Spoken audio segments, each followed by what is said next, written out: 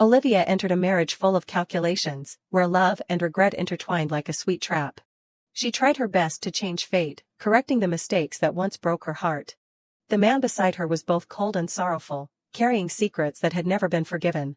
Between love and hate, Olivia had to choose whether to stubbornly hold on or let go to save herself. Please join Lisa Manhwa in following this fascinating story. The story begins with a view of Ruhern Street in the Franz Empire, appearing under the clear sunlight like a European fairy tale painting. On both sides of the street are rows of dark-framed wooden houses with sloping gray-tiled roofs. Looking through the curved glass window of a moving carriage, the city scenery drifts by like a film reel. In the dim light of the frame, only half of her face is visible, her chin resting lightly on the back of her hand as if lost in thought. Under the soft light, that face has a calm, contemplative look. It is the eldest daughter of the Madeleine ducal family, Olivia Madeleine. Sally bowed slightly, her voice filled with curiosity mixed with excitement, her eyes brightening as she looked at Olivia. Your Highness, you are going to the palace to see His Highness the Crown Prince. Again next Monday, are not you? She replied casually, that is right. Her voice carried a hint of girlish fantasy. Sally exclaimed with excitement, you just had an audience with His Highness last Wednesday, and now he is sending a carriage to pick you up again on Monday. It is so romantic, just like a fairy tale. Not stopping there, she asserted confidently, the Crown Prince must be in love with your Highness. In contrast to Sally's excited appearance, Olivia lowered her head slightly, her face showing a hint of sadness. She muttered to herself, romantic. On the opposite side, Leopold stared at Olivia with a doubtful gaze. Miss. He raised an eyebrow slightly as soon as he saw her. What are you doing here? The Crown Prince of the Franz Empire, Leopold Franz. Right next to him was Leopold's lover, Maria Edel. Leopold's voice rang out belatedly, carrying a superficial sense of regret. Ah, now that I think about it, today is the day I promised to meet you, miss. I have been so absent-minded lately that I even forgot my appointment with you. In that moment, Olivia's heart skipped a beat. The Crown Prince. The man who has been engaged to me since I was 9 years old. Like most nobles, our betrothal was arranged for mutual benefit. Between me and the Crown Prince, there has never been such a thing as love. Thinking of this, she unconsciously turned her head to look behind her. In Olivia's mind, a statement echoed, only my one-sided feelings. Even so, I continued to hope. I thought that if I tried a little harder, maybe one day he would notice me. Then Leopold casually took her hand, a sinister smile playing on his lips. I want to make up for today's mistake with a date. The corner of Leopold's mouth twitched slightly. He brazenly made a suggestion. How about next Monday? Meanwhile, Olivia mocked herself. I am no better than anyone else. Too naive when faced with love. The first time I met the Crown Prince was on his 11th birthday. That year's statement, simple and innocent, Leopold reached out to her naturally. What a nice name, Olivia. Back in reality, Olivia's footsteps almost froze. Leopold tilted his head slightly. He declared loudly, let us have lunch together next Monday. I will send a carriage to pick you up around lunchtime. The first date Leopold had ever proactively asked for. After a long while, she smiled unconsciously, feeling a little happy. My father will be very happy to hear this. Only one innocent thought echoed in Olivia's mind. Who knows, maybe he will praise me. Immediately after that, she and Sally strolled along the highway. It was at this moment that Sally stopped, her eyes fixed on the glass window. Seeing her cheeks flushed red, Olivia could not help but feel a little curious. Is it that beautiful? In front of the glittering display dress, Sally exclaimed softly, I think it is the latest design from Mrs. Plido. Is not it very sparkly and beautiful? Her eyes were almost glued to the glittering dress, and the thought arose in her mind, this outfit would definitely suit the young lady. Olivia turned to Sally, her voice gentle but firm. Sally, tell that store to come to the mansion next week. Hearing that, Sally could not hide her surprise. Is the young lady finally going to order a dress like that? Then she suddenly spoke, not for me, but for Athela. As soon as the words fell, she became completely angry, her voice rising urgently. Are you just going to keep caring about Miss Athela? She only wears dark colors. After saying that, Sally kept muttering, a bright dress like that would also suit the young lady very well. In that moment, the image of Athela suddenly appeared in Olivia's mind, her gently calling, sister. Returning to reality, she smiled slightly and made a suggestion, I will buy it later. Sally was still not satisfied. She gently made a sarcastic remark, the young lady is the Crown Prince's fiancée, but she is always so humble. Today, you just went out to check the mailbox and then went straight home, did not you? Seeing this, Olivia chuckled, that is right. At that moment, some nobles gathered in twos and threes, and some turned around and whispered, "Is that the noble lady?" The person next to her immediately spoke sarcastically. "That is right, it is that illegitimate child." Not stopping there, she continued with a sour tone, "Just looking at her makes me shudder. Is she worthy of being the crown prince's fiancée?" Those words just happened to fall straight into Sally's ears. She opened her mouth and screamed with a shocking voice, "Impudent." Meanwhile, Olivia maintained a calm face. She just ordered, "Stop it, Sally, this is not the first time this has happened." Hearing this, Sally hesitated slightly, but, "Young lady." Still the same as before, she just smiled casually, "I just do not want to make a fuss, let us go." Sally could not help but feel a little angry. They always gossip as if they are right. If it were me, I would not even bother opening my mouth. Immediately after that, she leaned closer to Olivia, not forgetting to remind her, "Don't worry about those rumors, let us go check the mailbox, there is definitely mail today, I am sure of it." Olivia's only secret hobby is writing letters. The fact that she started exchanging letters with a knight whose name she did not even know was purely coincidental. About a year ago, when the second son, Jade, went to the battlefield, Jade Madeline. Olivia wanted to help in some way and sent relief supplies. But Jade returned everything she sent. On a whim, she decided to send those items under the name Live Green. Recalling a while ago, Sally suddenly announced, "Young lady, the young master's unit said they are using the necessities you sent." Olivia stood up abruptly, feeling a little incredulous, "Really?" Then suddenly Olivia's expression turned stiff. Those relief supplies were never returned again. In that moment, she reassured herself, "Even if it is just a fake name, I am still very happy that he accepted them." Then, one day, Sally called out again, "Young lady, there is a letter that came without a sender's name." Olivia took the letter, her fingertips pausing on the line, "To Live Green, with gratitude." Since that day, for nearly a year, the letters had stopped. In another development, where the letters turned into old colors, signaling bad news, the letters were still sent regularly. Olivia's mind echoed with sad thoughts, "Although the letters have stopped for about 6 months, I hope he is still okay. I heard they are winning, so he is probably just busy. Even so, I still hope there will be mail today." It was at this moment that Sally suddenly grabbed her hand, exclaiming, "Young lady." Then Sally cheerfully made a suggestion, "Let us go check the mailbox and then buy a really pretty diary." At that moment, a shout rang out, attracting the attention of the two, "Where's the toll for passing through the gate? Do you think you are noble so you do not have to pay? Can't you understand human language?" Sally's eyes quickly darted towards the crowd. She sighed softly, "Oh my God, there are still people demanding tolls like that." At the same time, Olivia's expression also changed. She mumbled in her throat, "Seriously?" Immediately after that, Olivia suddenly ran forward quickly. Noticing the emergency situation, Sally hurriedly shouted, "Young lady, you can't get close to dangerous people like that. Let us take another route." The guards hurriedly ran after her. "Young lady." Meanwhile, Olivia had already arrived. At this moment, she stopped in front of the toll collector, her eyes coldly piercing. Sally could only call out loudly, "Young lady." Immediately after that, Olivia suddenly gave an order, "Stop it now." The man heard this and turned around. "What is that little girl saying? Hey, noble lady." He casually provoked, "You think you are good because you have backing, but do not think that a few guards can stop us. It is best not to interfere in this matter." Seeing this, Olivia did not hesitate to order, "Arrest them." As soon as the words fell, the guards quickly rushed forward to restrain the man. A loud scream immediately rang out. He roared as if he had been stabbed, "Where did you come from?" At this moment, the man's expression suddenly turned as pale as if he had seen something terrible. His body trembled violently, and he cursed inwardly, "Damn it." Then the man suddenly grabbed the person next to him, holding a knife close to his throat, "Don't take another step." Before the horrifying scene, Sally could not help but feel a little confused. What the heck? At the same time, Edwin frowned slightly. He coldly glanced at the man. Before the cold blade, Edwin did not flinch at all. He thought to himself, "What a mess. What are those knights standing there for? Why are they standing there like trees?" Edwin's eyes were fixed on the white hair that was bobbing in the crowd. "Who is that over there?" Then the corners of his mouth moved slightly, and hot breath immediately came out. After a long while, Edwin finally saw Olivia. In that moment, she turned around, her eyes looking straight at him. As soon as he saw Olivia, Edwin was slightly shocked. "No way." Seeing his body moving non-stop, the man hurriedly shouted, "What? Don't move."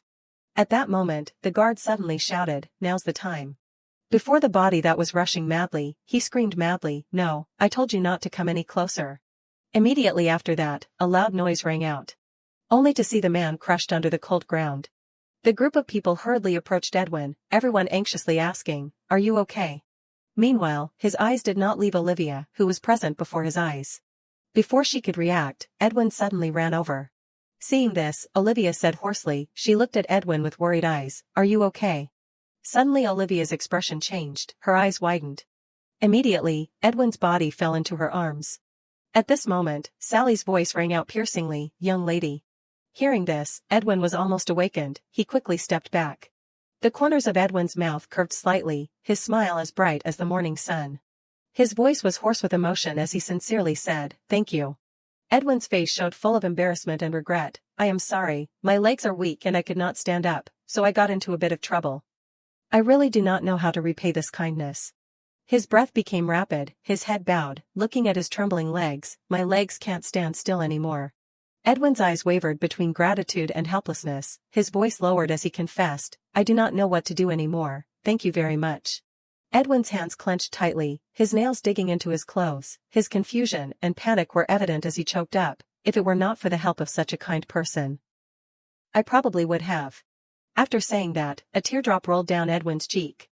Olivia paused for a moment, her eyes widening in surprise. In her head she could only think vaguely, "Is he crying?" He smiled awkwardly, "I do not know how to repay this kindness." Meanwhile, Sally looked at Edwin warily. "Just one teardrop, is he doing it on purpose?" Olivia's eyes quickly swept across the face of the man in front of her. This man. In her head, she thought, judging by the way he dresses, he seems to be a noble, but who exactly is he? There is no information about this man in the noble registry. On this side, Edwin still wore an awkward smile. Suddenly, a small detail made Olivia's heart skip a beat. Wait, red eyes, and black hair. She almost held her breath, memories and information overlapping. Duke Vikander. The man who won every war he participated in. Recently, he reversed the situation in the war with Heperdal, a battle that had lasted for 3 years. The hero of the battlefield, and the cold ruler of the north, Duke Edwin Vikander Lowell. The one called the bloodthirsty demon, who spread terror to everyone. Thinking of this, Olivia hesitated and raised her head to look at Edwin. Seeing this, he smiled innocently, a smile so innocent that it was suspicious. Olivia shook her head slightly, forcing herself to calm down. "It can't be this person." She continued with a forced expression, "I am very happy to be able to help." He looked up at Olivia, his expression unusually serious. "It is not just helping, you are my benefactor." Edwin sighed softly, a hint of regret flashed through his tone. "If only I could find my knight, then I could repay you right away." Olivia looked around, feeling worried in her heart. It is worrying to let him wander alone in such an insecure place. He is with a knight, not a mercenary. He must be a newly promoted noble. Above all, if he were a royal noble, he could not approach her so casually. "With that dirty blood," whispers suddenly rang out from behind, carrying a caustic contempt aimed directly at her. "Too rude, that bastard is so bold. Is that thing worthy of being the crown prince's fiancé? How pathetic." Olivia took a deep breath and said calmly, "I will say it again, I am fine. The important thing is, where did you and your knight get separated?" Edwin thought for a moment, then slowly replied, "In a place with a fountain and many carriages." Olivia was slightly confused. A place with a fountain and many carriages. Olivia muttered softly, her eyes lit up as she suddenly realized, could it be that place? Right in front of her was the Four Seasons garden. Olivia tried to be polite. She said softly, "I will go alone from here, I am almost there, so I won't get lost." Hearing this, he asked blankly, "You are not going with me?" Edwin quickly added, "As long as I find my knight, I will definitely give you very precious gifts." Olivia shook her head gently, "I appreciate your kindness." He was silent for a moment, then hurriedly asked again, "So, will we meet again?" She turned her head away from his eyes. "It is probably difficult." Hearing this, Edwin lowered his head, his voice filled with regret. "I understand. Then I will just have to look forward to another lucky chance to meet you again." After saying that, he once again looked at Olivia with a mesmerized look. Before leaving, Edwin turned back, his tone unusually serious, "And if there really is that day, so that I can repay this kindness, I hope you will allow me to do that." On this side, Olivia was completely stunned, her heart suddenly beating fast. Olivia stood still, watching that back figure. In her heart she could not help but utter a silent sentence, "This man really." In that moment, the image of Leopold and his lover seemed to be present right before her eyes. Olivia pursed her lips slightly, her heart aching unconsciously. Such words, even her fiancé has never said.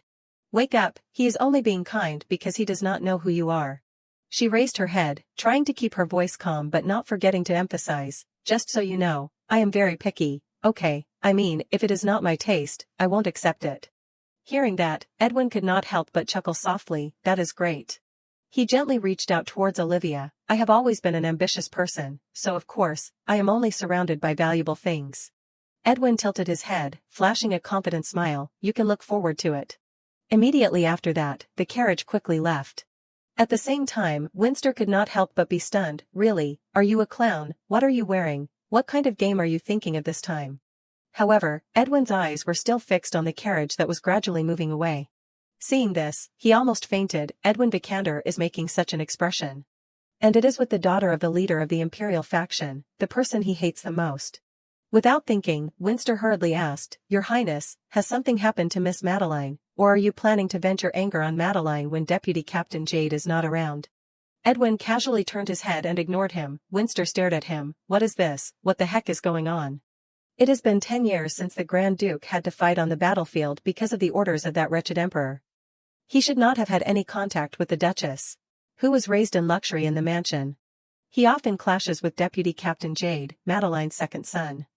Thinking of this, his inner self almost screamed, who would have thought he would meet the deputy captain's younger sister? Then Winster could not help but feel a little confused, but why? Edwin suddenly called his name, Winster. He quickly replied, yes. Edwin was silent for a long time, then he slowly made a suggestion, I do not want to go to the Imperial Palace. As soon as the words fell, Winster could not help but feel a little doubtful, what? His voice dropped, filled with disgust, if I go, I will just hear nonsense about repaying merits or making vows.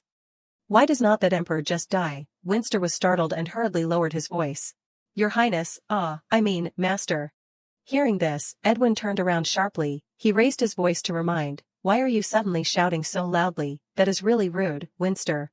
Seeing his serious appearance, he could only compromise, okay, now that I think about it, you really did not want to go in the first place. Edwin suddenly grinned, but it is better now than it was before. Winster did not forget to ask again, of course, we have prepared everything completely now, have not we? Look at how strong the Grand Duke is now. He continued, his tone getting faster and faster, as long as we regain the white crystal mine of the late Duchess. Winster lowered his voice, the sound still unable to hide his excitement, everything will happen exactly as you want, Your Highness, right. Hearing this, Edwin unconsciously smiled, as I want. At the same time, at the Madeline mansion, it was a towering building. Right now, Olivia slowly moved into the room. Sally's eyes were fixed on the bouquet of flowers on the table, young lady, it seems the Crown Prince sent flowers. She happily hugged the fragrant bouquet, the corners of her mouth curving up naturally, what a coincidence. Olivia thought to herself, I did not expect it to be the same flower I received from that night a year ago. Her eyes were fixed on the accompanying note, what does the card say? As soon as she saw the words inside, Olivia's eyes widened. The words quickly appeared clearly, I have written the meaning of these flowers, in case the Duchess does not know, the meaning of that flower is, my heart will always be towards you in the end. I am very much looking forward to next Monday. Olivia's face changed quickly, she happily hugged the fresh flowers. The corners of her lips curved up so radiantly that she could not help but be curious, what did they send today that made the young lady smile so brightly? In that moment, Olivia secretly affirmed, yes, this is the Leopold I used to know.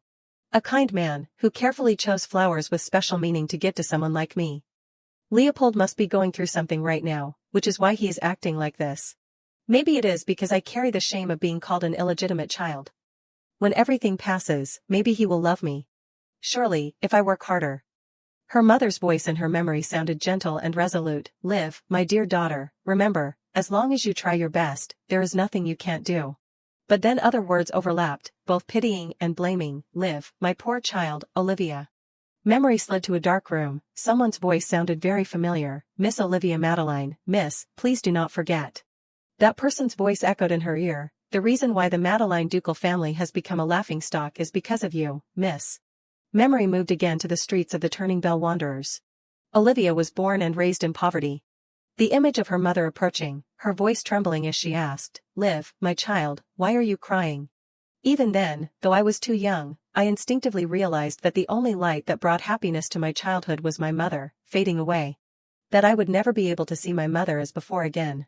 At this moment, her mother suddenly brought news, Liv, listen carefully, soon, your father will come. Hearing this, she could not help but feel a little doubtful. Father, you said he was dead. She bowed her head and apologized, while admitting, I lied, I am sorry.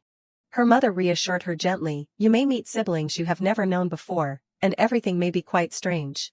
Saying this, she cried and smiled brightly, but believe me, you will feel much better there, and you will be happier, live. You know that, do not you, as long as you try your best. Olivia's eyes glistened slightly, she said with a trembling voice, everything I want will come true. After saying that, she approached and kissed Olivia's forehead, my dear daughter, I hope you will live a happy life there. Suddenly the sound of rain poured down, she stood motionless in front of a tombstone. On that fateful day, a strange man appeared, his voice echoing, you are Olivia, are not you? I came here after receiving your letter. Immediately after that, Olivia hesitantly stepped into a new land. The place that her mother mentioned was very vast and luxurious. Instinctively, she turned to look at the person next to her. Olivia's eyes were fixed on the body in front of her, and also the father I had always longed to meet. Olivia did not hesitate, she quickly approached, are you my father? Contrary to expectations, he gave Olivia a disgusting look. Then the father turned and let out a long, disgusted sigh. The father seemed to make no effort to hide his distaste for Olivia, coldly saying, what a nuisance. In that moment, she quickly realized, I am not welcome at all. Even so, Olivia trailed after her father. As the door opened, a beam of light shone directly on Olivia's face. Upon seeing him, Hazel quickly stepped outside, oh, you are back. Her eyes fixed on Olivia's face, her voice trembling slightly, Gio.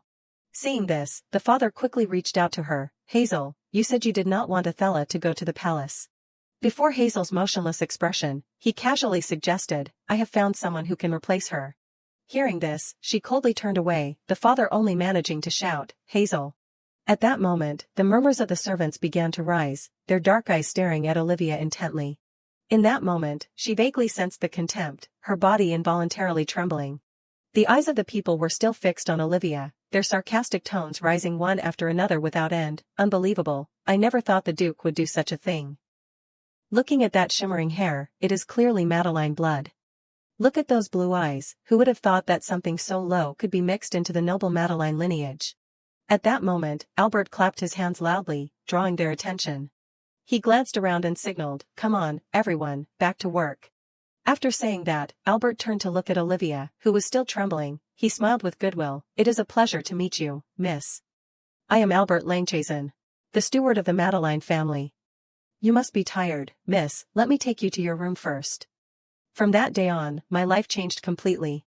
In a small corner of the mansion, a maid turned and whispered, did you see her blue eyes, her mother was just a street dancer. The person next to her spoke sarcastically. She is completely different from Miss Athela. Hearing this, the other quickly understood, no wonder she was crying so loudly yesterday, that is her true nature.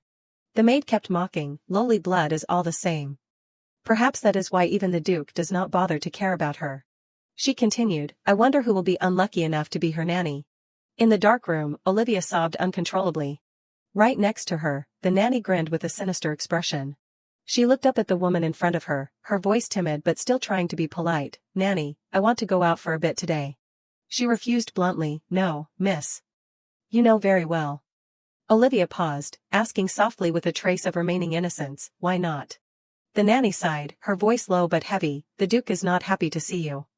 You know very well that it is because of you that the Duchess is bedridden, right? She could not help but feel a little confused, what do you mean?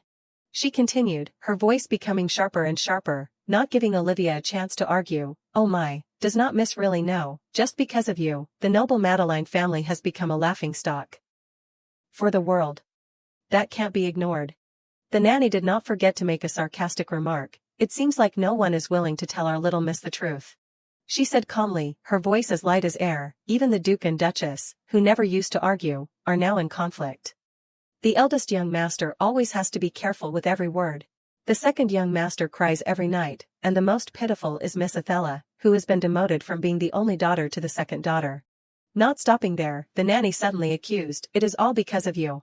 Her thin fingers caressed Olivia's silver hair, her words like a cold knife, now that I think about it, maybe it is all because of that hair. Wasn't it thanks to that silver hair that you were brought? Here, she tried to speak, her voice weak but firm, no, I came here because I am his daughter. The nanny narrowed her eyes slightly, her eyes full of sarcasm, replying mercilessly, "Do you think you would have been able to set foot in here if it were not for that hair?"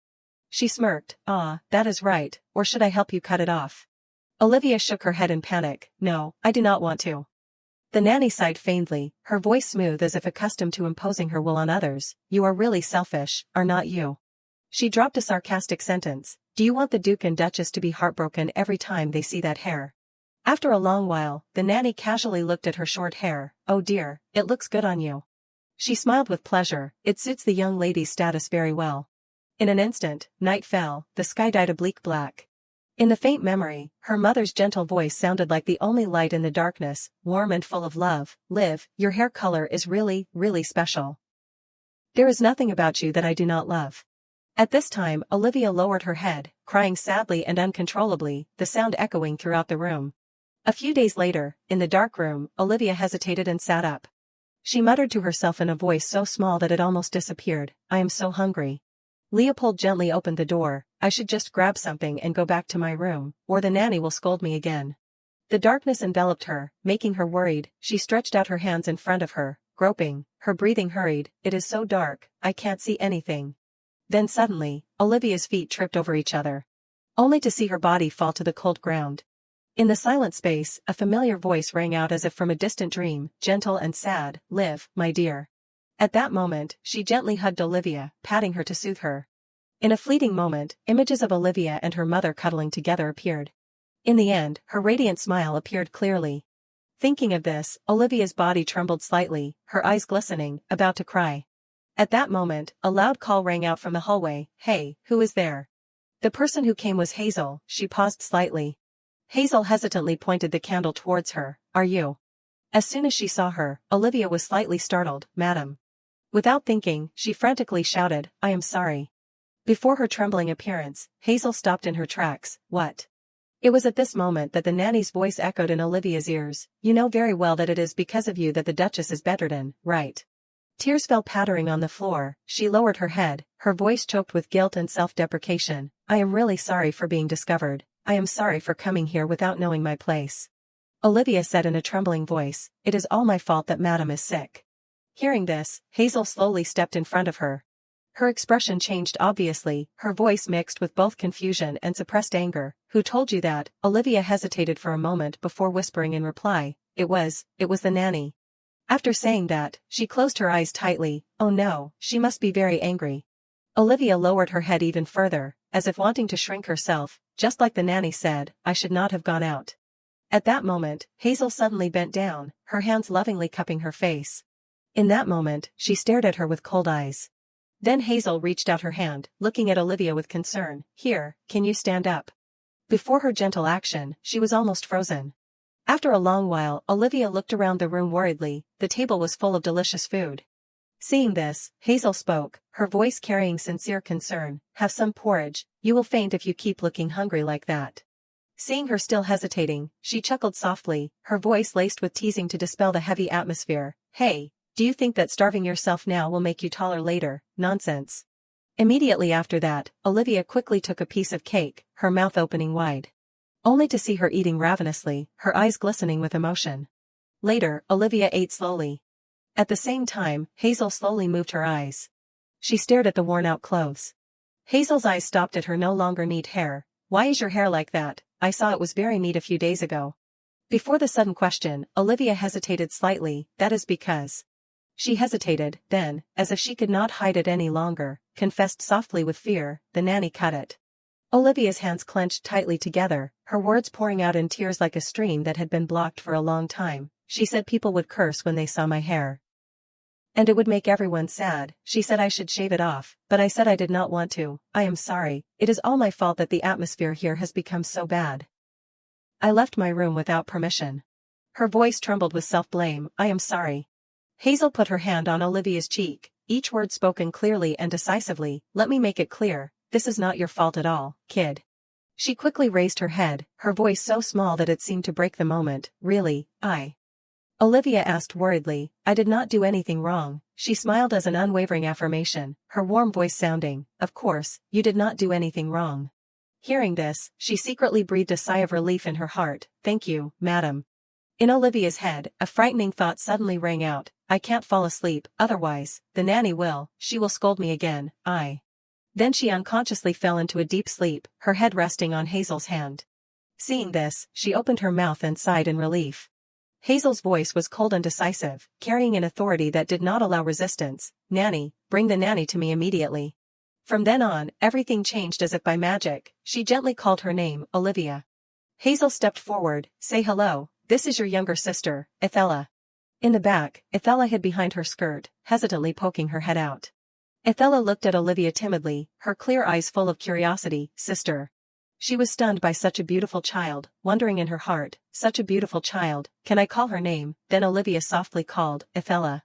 After a moment of hesitation, she carefully added, Miss. Hazel shook her head slightly, her voice carrying a rare determination, I have sent the nanny away, honey. There is no need to listen to people like that. This is your younger sister. Just call her name directly. She looked at Olivia for a long time, then said gently, come on, let us take a walk together. As they walked, Hazel recounted in a calm voice, Olivia, you also have 2 older brothers. She pointed and introduced each person slowly, this is your 11-year-old eldest brother, Conrad, this is your 8-year-old second brother, his name is Jade.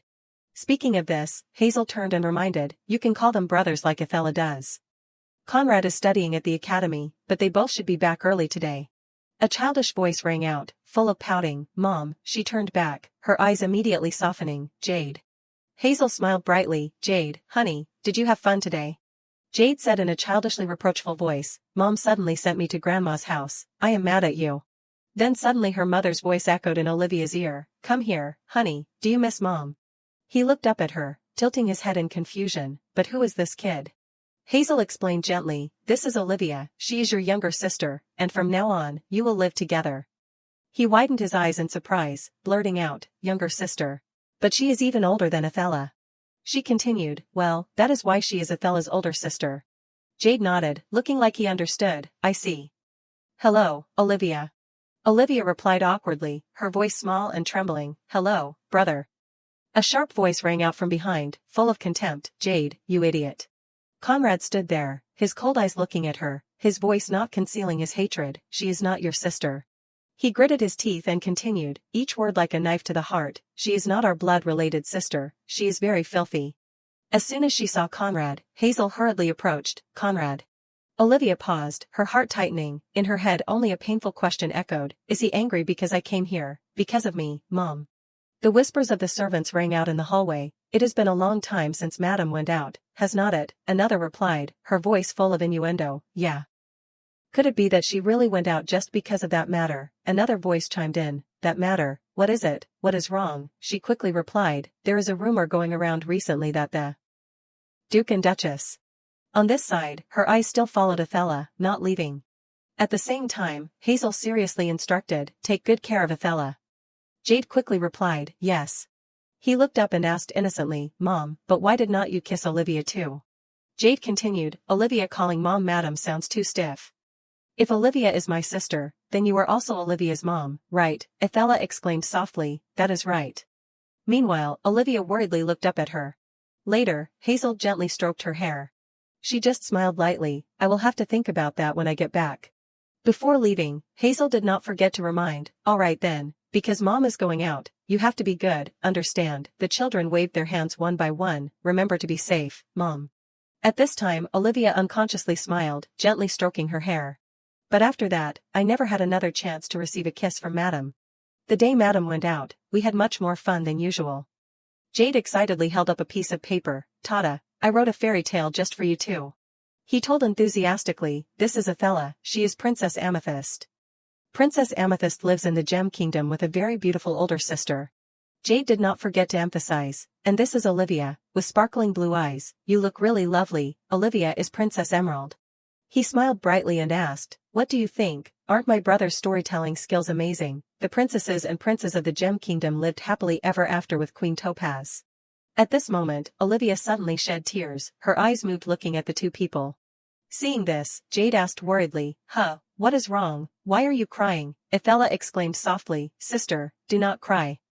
In that moment, her mother's voice rang out. Live, honey, live a happy life in that place. Then suddenly Athela burst into tears, her body trembling non-stop. Seeing this, he was slightly flustered. Athela, why are you crying now? She honestly replied. If you cry, I will be sad too. Jade hurriedly made a suggestion. Olivia, I will give you this, so please do not cry anymore. She thought to herself, I am not alone anymore. The thought that I might have gained a family was shattered in less than a day. Conrad shouted a shocking sound in the room, it is all your fault. His voice was urgent, sharp as a knife, not giving Olivia any chance to defend or resist. If you had not come here. In that moment, Conrad said coldly, if you did not exist. The accusations from him continued to pour down mercilessly, carrying distorted hatred and despair. It is all your fault. Conrad's voice trembled with anger, because of you, our mother. That night, lightning struck fiercely. Only to see a skirt lying scattered on the ground. Inside a room, a group of people bowed their heads one by one. Curious and pitying voices rang out like knives, digging deeper into the tragedy. Oh my God, how tragic. I heard she was on her way to file for divorce. The carriage overturned on her way back after visiting her parents, right? Another person spoke, her voice full of regret but also indifference. It must be because she was thinking of the children that she did that. Athela said in a trembling voice, where's Mom? She glanced around and called, Mom. Athela grabbed Olivia's hand, her voice trembling, Sister, something is wrong, why has not Mom come back, I miss her. The scene became chaotic, servants running back and forth, urgent calls for the doctor mixed with cries, quickly bring a wet towel here, has the doctor arrived yet? Athela screamed in despair, her heart-wrenching call in the stuffy room, Mom. Cries overlapped, chaotic calls, Athela, let go of me, Athela, sister. She leaned forward, Sister, the maid hurriedly called, Athela. At the same time, her body was pushed back. Olivia almost shouted, get out of the way, let me go see Athela. The father growled, how dare you? His eyes widened, each word as if spitting out from accumulated hatred, how dare you, don't use that filthy mouth to call my daughter's name. Hearing this, she fell silent, not daring to resist. The father's face was now wet with tears. His voice continued, cold and cruel, like an undeniable verdict, that day, if you had not accidentally met Hazel in the hallway. The father gritted his teeth, then Hazel would not have known anything. Only to see one of his hands clenching the glass shard tightly. The father gritted his teeth, the pain turned into resentment. In the end, it was your bad luck. He resentfully complained, that destroyed my family. In that moment, her last image appeared in Olivia's subconscious. The last words fell like a fatal blow to her. And killed Hazel. After saying that, the father coldly turned and left. On this side, Olivia was still sitting still, her eyes glistened. Inside, Athela looked at him innocently, Dad. She said in a trembling voice, is sister okay? The father just tried to comfort her, Athela, do not cry anymore. His eyes turned to Olivia, his voice full of disgust, don't drag Athela into your bad luck either. In that moment, she wondered, her heart aching suffocatingly, is it really because of me, is it because I came here? Suddenly, Hazel's voice echoed, it is not your fault at all, honey. As soon as the words fell, Olivia clutched her chest painfully. Pulling her back to the present, Sally's voice sounded worriedly in her ear, young lady, young lady, young lady. She asked worriedly, what are you thinking about? Olivia quickly denied, nothing. She reminded her out of habit, anyway, dinner is ready, are you coming down? In an instant, the afternoon sun shone down on the land. Inside the room, Ethel smiled, brother, I have finished eating, really. Hearing this, Conrad reminded, you have only eaten half of it. She quickly justified, I really ate it all. Is eating this much enough to prepare for the debut party? Then he took out a piece of paper, Jade sent a letter this morning, but I guess you do not care. Athela made a displeased expression, oh my God. She immediately changed the subject, brother, today's steak is especially delicious. Hearing this, Conrad smiled unconsciously, okay, here's the letter for you. Athela immediately frowned, her expression childish but full of resentment, her voice higher than usual because of waiting too long, seriously, you are the worst. We have been looking forward to hearing from Brother Jade for so long. She turned to Olivia, right, sister, Brother Jade. She thought to herself, I hope he is still okay.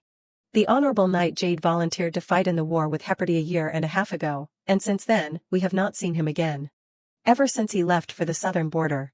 Other knights have returned with new ranks or on leave, while Jade only occasionally sends letters reporting news.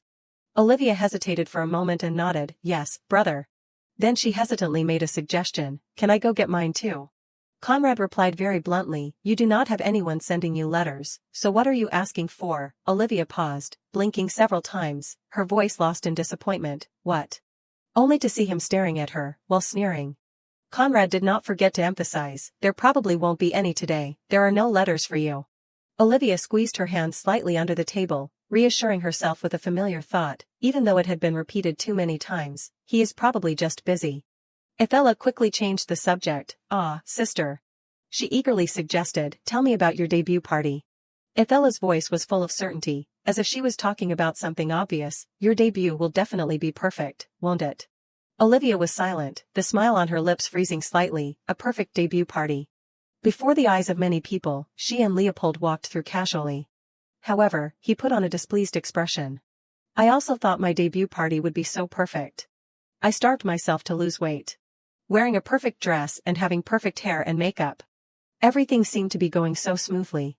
In that moment, Olivia eagerly turned to look. Leopold, the first dance is about to begin. Suddenly he turned and walked straight towards Maria. Leopold casually bowed his head. May I have the honor of being the one to dance the first dance with you? As soon as the words fell, whispers rose. Oh my God, how pathetic, until Leopold invited the Duchess Nordian to dance the first dance.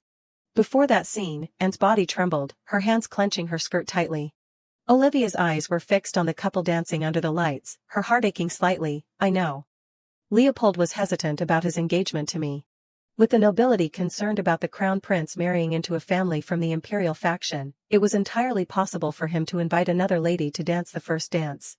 Olivia's heart seemed to skip a beat, but still. At the same time, the nobles turned their scornful eyes on her, beginning to discuss noisily. It seems the relationship between the Duchess and His Highness is not very good. If the Duchess is treated like that, then the noble faction can breathe a sigh of relief. Olivia's gaze drifted into the distance, as if she was standing still in that ballroom that day. Her voice broke, she swallowed hard, her throat aching from holding back too many unspoken words. Please. Olivia looked around desperately, she screamed frantically in her throat, anyone, please. Olivia's hand clenched her skirt, her breath hurried, the shameful memory squeezing her chest. Talk to me. Immediately after that, she kept telling herself, each word stabbing into herself, I desperately hoped, do not embarrass yourself anymore. Olivia, smile, I have to smile. At this moment, Ethella called her name loudly. Olivia, she startled when she heard her name. Olivia paused, forcing a smile to hide the remaining absent-mindedness on her face. Ah, it is nothing, I am sorry, I was just thinking about that day. Saying this, she did not forget to reassure, Ethella, I am sure everything will be better than my turn. She leaned closer, her clear eyes carrying sincere worry. Really, then I will go with you, sister. At this moment, Conrad suddenly slammed the teacup down on the table.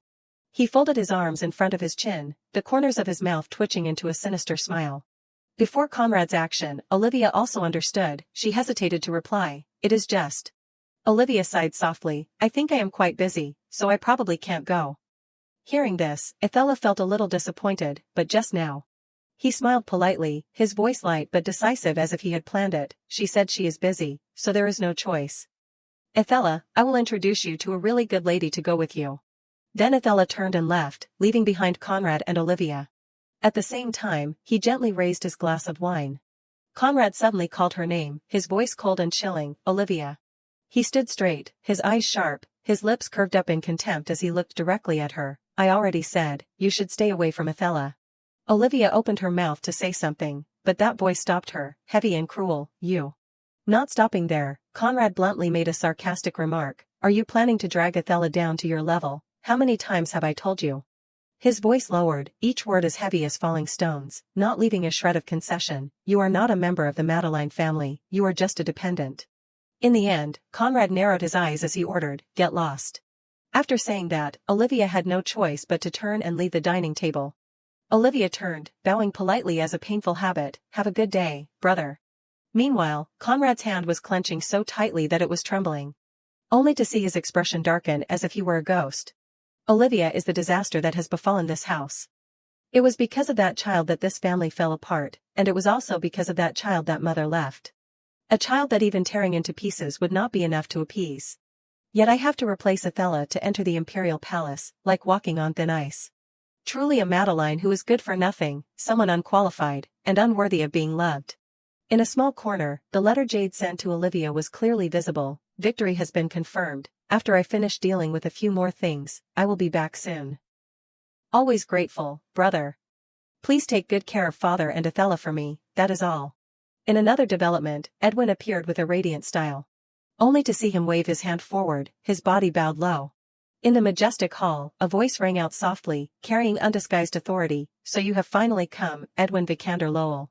Standing in front of Edwin was the Emperor of the Empire. At this moment, he squinted, his expression extremely natural. Finally, Edwin spoke in a respectful tone, "Your servant greets the son of the Empire." The Emperor chuckled casually, his voice ringing out softly, "I heard that the Grand Duke was always at the forefront. In this war, truly worthy of the name Vikander." He bowed slightly, his voice calm, without a hint of complacency, "You flatter me." He frowned slightly, carrying a mixture of amusement and contempt, "Grand Duke Vikander, it took me a full 10 years to tame this kid." Based on the oath of the king to the founding emperor, they were once extremely arrogant. The emperor rested his chin in his hand, his eyes cold, a mocking smile curving his lips, but now, they are probably just the emperor's hunting dogs. Then he spoke, his tone light as if he was bestowing a favor, "Ah, that is right, the Grand Duke is about to be officially summoned to court, we should hold a magnificent victory banquet. But now that I think about it, you are already over 20 years old, are not you?" The emperor's voice suddenly became dangerously gentle, "You should get married and ensure an heir soon." Edwin maintained his position, he replied decisively, "Your servant has no intention of doing that." Hearing this, he frowned, his mouth laughing loudly, "Come on, listen to me for a bit." The emperor's voice lowered as if coaxing, "Actually, the white crystal mine is now part of the princess's dowry. Although it is not very useful now, it is the last inheritance of the late Grand Duchess, the white crystal mine. A mineral mine given as compensation for the responsibility of the late Grand Duke, who disappeared on the battlefield, and also the only chain that binds the Grand Duke." The emperor tilted his head, a half-smile carrying discreet contempt, "Ownership is not unimportant, but if he marries the princess, it will be even easier to manipulate him." He continued, "If you are married, you can freely enter and leave the mine without asking the imperial palace for permission first, right?" The emperor kept telling himself in his heart. "But the mine will still be owned by the royal family." The corner of his eye curved up, "If you are forced to keep that mine, then you, Vikander, will forever be dancing in the palm of my hand." A smile slowly bloomed, stretching to the point of chilling. The emperor looked at Edwin coldly, "Forever?" On this side, he raised his head, looking directly into his eyes, without a hint of fear. In another development, a voice echoed in the bustling street, breaking the tense atmosphere with excessive noise, hot news here." At the same time, Olivia sat still inside the room. Her hands gently touched the luxurious necklace, her eyes revealing joy mixed with confusion and alienation. "Does something so luxurious really suit me?" A few hours ago, Athela widened her eyes, her voice breaking with unrestrained excitement. "What, the crown prince personally asked you out on a date?" Olivia smiled shyly. "It is just going out for a bit." She was so happy that she screamed, "Just, oh my god, this." Athela kept exclaiming, "It is too wonderful, but sister, you are not planning to go on a date in those clothes, are you?" Hearing this, she could not help but feel a little confused. "What, does it look strange?" She smiled awkwardly, "It would be better if you changed your dress. You look beautiful in everything, dark colors are also pretty, but bright, vibrant colors will definitely suit you more." Sally on the side also nodded in agreement, "That is right, young lady, bright colors would suit you much more." Athela smiled, she kept rambling, "There is no time now, so there is no choice, but we will go choose a new dress later, okay?" At this moment, a cold voice rang out from behind, carrying undisguised sarcasm, "Do you really think that dress suits her? Actually, the Duchess is not the bright type at all." After a moment of silence, she made a suggestion, "Then how about this one?" Olivia paused, touching the fabric lightly, her voice growing smaller in surprise, "Athela, this is..." She could not help but exclaim, "It is really beautiful, go ahead, sister." Athela gently pushed her back, "I told you, you suit bright things like this." She smiled brightly, her voice high and cheerful like a bird singing, "Have fun, and tell me about the date." Olivia stood alone, her hand placed on her chest, her heart beating fast with both anticipation and fear. "It is the first time I am going on a date outside the imperial palace. Not inside it. I hope His Highness the Crown Prince will also notice and cherish me more." After a long while, the door slowly opened, sunlight shining directly inside. Seeing this, she turned her head to look towards the light. Before her eyes was Leopold, he appeared with a solemn expression. Then Leopold slowly turned his head to look at Olivia. He lowered his voice, a very noble tone ringing out, "Greetings, little son of the Empire." Hearing this, she lowered her center of gravity, bowing her head slightly in greeting. In that moment, Leopold stared at Olivia with an emotionless gaze. "Olivia Madeline." Just a few days ago, Her Majesty the Queen shouted frantically, "The Imperial faction has forced Madeline's bastard daughter to become the Crown Prince's wife. How dare they treat the Crown Prince like that, forcing him to take a wife from such a lowly background?" Another voice chimed in, "At least today, you must spend time with the Duchess. Even if she is just a bastard, she is still a member of the Madeline family." Next was Maria's coquettish appearance. She pretended to be heartbroken. "Just because of that bastard, I can't become your highness's wife." Returning to reality, Leopold's eyes did not leave her. He thought to himself, to be honest, dealing with this woman. Before Olivia's smile, Leopold coldly made a decision. Is too easy. Thinking of this, Leopold became even more annoyed. How annoying. In the end, you are always too punctual, which makes me the one who is late. Olivia replied hastily, her voice stuttering with tension. That was not my intention. She blurted out quickly, I just wanted to meet your highness as soon as possible. He chuckled softly, his voice carrying a hint of teasing. I am just kidding, you are too naive. The atmosphere between the two suddenly became awkward. Olivia paused, the smile on her lips slowly freezing. Just kidding. Meanwhile, Leopold still squinted and smiled naturally. Then he called coldly, Ah, Bertin. He quickly approached, Yes, your highness.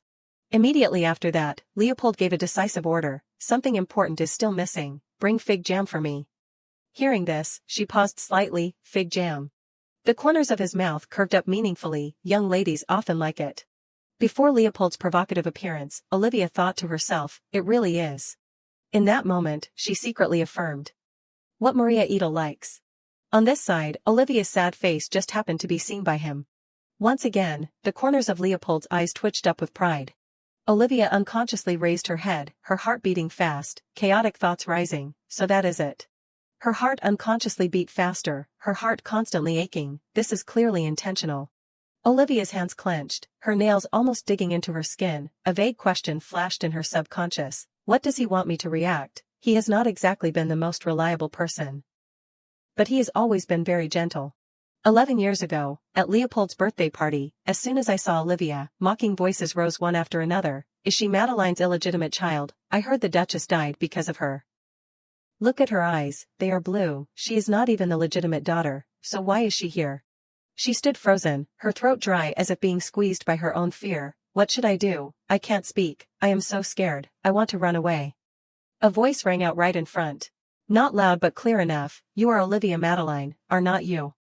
Olivia startled, raising her head in a panic. Leopold tilted his head, his eyes softening, the corners of his lips curving as if savoring a rare name. What a beautiful name, Olivia. From the first moment we met, it was inevitable that I would love him, my fiancé, was my saving light in every moment. And so, Olivia did not mind bowing her head and admitting, I really like fig jam, that is all I could say. He squinted slightly, his smile pausing slightly, as if realizing something was not right. Ah, now that I think about it, it seems it is not you. Hearing this, she did not reply, her lips pressed tightly together. Finally, Leopold stood up, he casually suggested, my fiancé seems tired, perhaps she should go home and rest early. Olivia paused slightly, her heart sinking as she finally understood the true meaning behind his words, so this is what Leopold was alluding to. Before Leopold left, she suddenly said, as always, your highness is very kind. Hearing this, he turned sharply, what? Olivia continued, thank you for spending time with me, even though you did not want to. In that moment, her heart ached, of course, that kindness has already been given to someone else. This is my last pride, but, Olivia slightly squeezed her hand, her fragile self-esteem touched for the last time, she smiled faintly, you do not need to send me flowers anymore. As soon as the words fell, Leopold's body almost stiffened. He stopped, his eyes darkening, his voice lowering with pressure, flowers. Leopold's voice carried a cold contempt, are you trying to make me beg? Saying this, he did not forget to remind, if you want that, you should have learned to wait, like a true lady. Leopold stepped closer, as if suddenly remembering something interesting, by the way. He unexpectedly brushed her clothes lightly, have I told you yet? Finally, Leopold whispered in Olivia's ear, those bright colors do not suit you at all. A few seconds later, the door slammed shut coldly.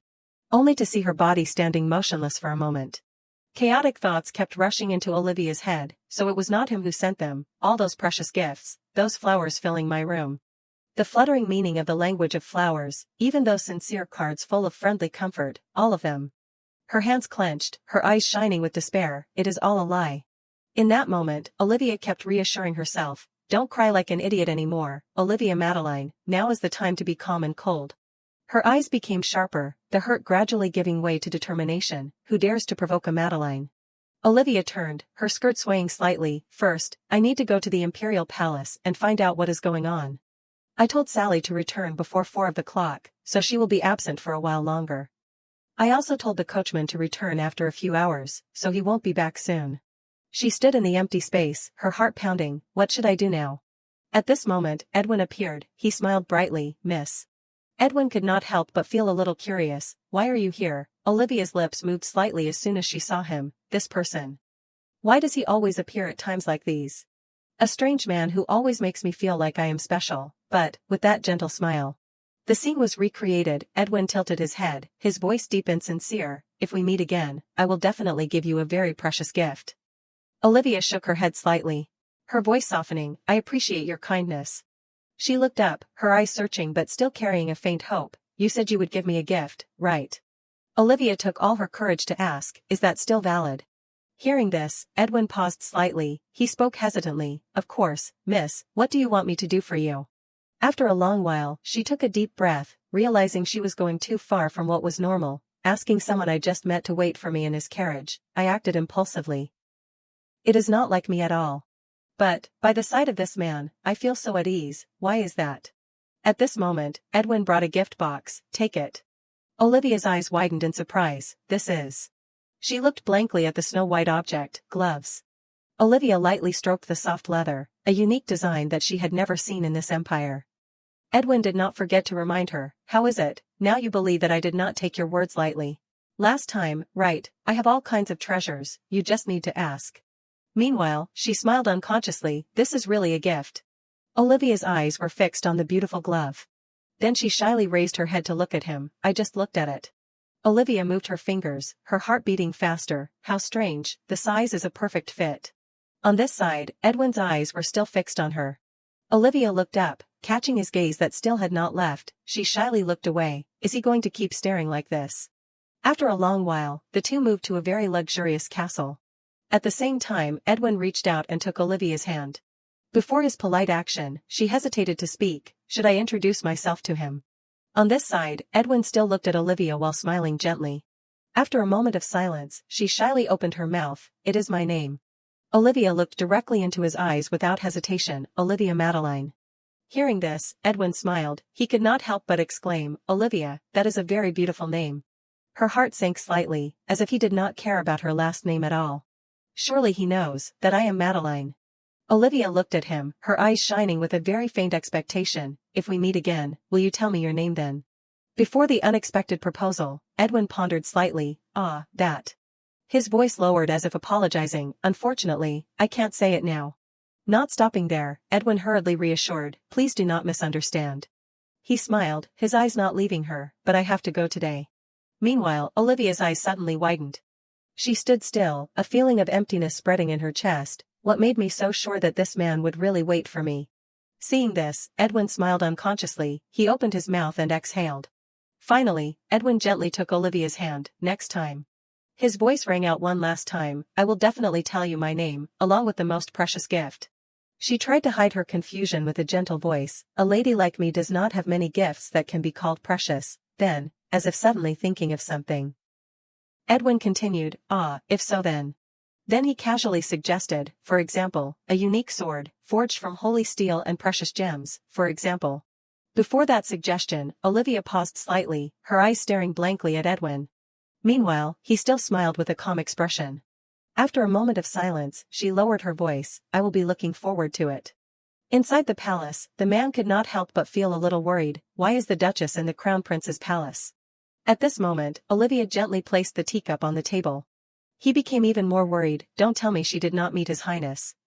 The man spoke hesitantly. Duchess, why did you come here? Her voice was strangely calm, as if she had prepared beforehand. I just refused His Highness the Crown Prince. Olivia leisurely enjoyed her tea, then continued, I just need to confirm one thing. She paused for a beat, then continued, do you know that on the days His Highness the Crown Prince does not meet me, on Wednesdays? Saying this, Olivia lowered her voice, he will send flowers and fruits in place of his absence, right? The man quickly replied, that is right, Duchess. Receiving the answer, Olivia casually placed the teacup on the table. Then she emphasized each word, but His Highness seems to be completely unaware of that. Olivia frowned slightly, her eyes darkening, is it his servant who dared to mock me? The man startled, quickly shaking his head, no, Duchess, no, absolutely not that, mock you, absolutely not, she raised her voice to question, then you were the one who sent that card. He paused, a blank expression clear, card, what card are you talking about? Before the man's surprised expression, Olivia was no less surprised. After a moment of silence, she opened her mouth and let out a dry laugh. Olivia continued, her voice not loud but enough to make the person opposite nervous, so even the chief steward was not aware that among the gifts sent from the imperial palace, there was a card that had been forged under the crown prince's name. At this moment, a figure was lurking behind the door. Returning to Olivia, she opened her mouth and exhaled. Olivia breathed lightly, as if reassuring herself, okay, whether it is flowers or gifts, in the end, all of that is not important, as long as they comfort me, then I will accept them. Then she suddenly emphasized each word, however, it is not just the card. Olivia raised her voice, as if mentioning a seemingly unrelated matter, recently, your youngest son has been appointed as a trainee servant at the Taya's palace. In another development, at the Taya's palace. That palace has always been managed by the crown prince's fiancés, and that is also the place that will be used by the crown princess when she becomes the empress. Recently, Miss Olivia has been given the right to manage that palace. Olivia paused, then continued, each word clear, I am not an official crown princess yet, and I believe you understand better than anyone that I do not have the right to order you. But when it comes to the Taya's palace, it is a different story. Her voice lowered as she mentioned the core point, what is the big deal about exceeding authority a little with the servants? Immediately after that, Olivia shouted in a voice that shook the space, someone dared to tarnish the honor of a person with the name Madeline, and I have to sit still and endure it. No, no, Duchess, hearing this, the man spoke hastily, I will investigate who that is, please, I beg you, be generous and forgive me this time. She breathed softly, her eyelids closed slightly as if reassuring herself, how lucky, that was the person who always pitied me, if it was not him, things would not have gone so smoothly. Now that I think about it, he reacted very strongly when I mentioned his youngest son. Could that be the instinct of a father, are children really that precious to them? In that moment, Olivia unconsciously whispered, her throat dry, my father. His cold expression when he looked at her was still deeply imprinted in her mind. In another development, the father's voice rang out solemnly, his body bowing appropriately, Duke Madeline. He spoke loudly, but still respectfully, your servant greets the moon of the empire, I request an audience with Her Majesty the Queen. Her Majesty the Queen bowed her head slightly in response, welcome, Duke. As soon as she saw the father, she smiled brightly. He went straight to the point without hesitation, I heard you had something you wanted to discuss. Hearing this, Her Majesty the Queen chuckled softly, getting straight to the point, are not we? Not stopping there, she casually said, although it is a shameful rumor, you must have heard it, about Olivia, that obedient girl who is rumored to often date the crown prince alone. The Queen laughed softly, the laughter echoing throughout the space, actually, that is not a serious problem. She leaned forward, her voice feigning gentleness, I just wanted to comfort the girl for fear of Olivia being disappointed, so I told the chief steward to send a gift.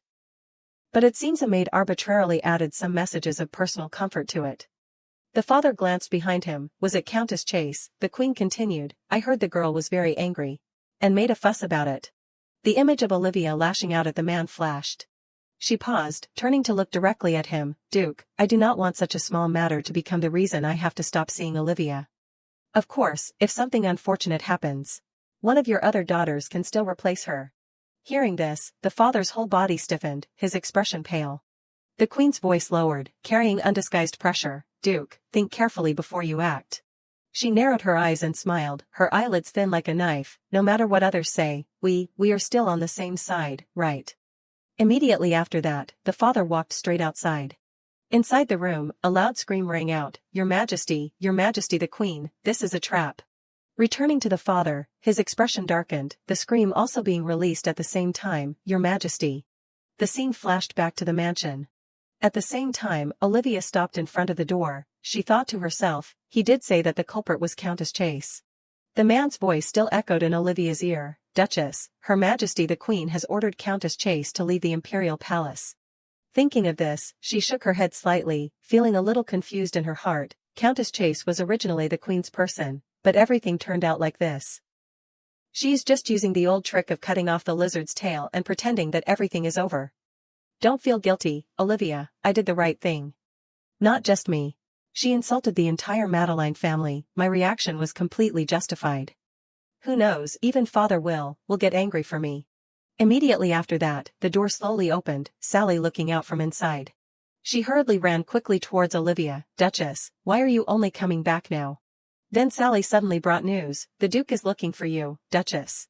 As soon as the words fell, Olivia ran frantically, her heart pounding rapidly. It has been 14 years since I stepped into the Madeline family.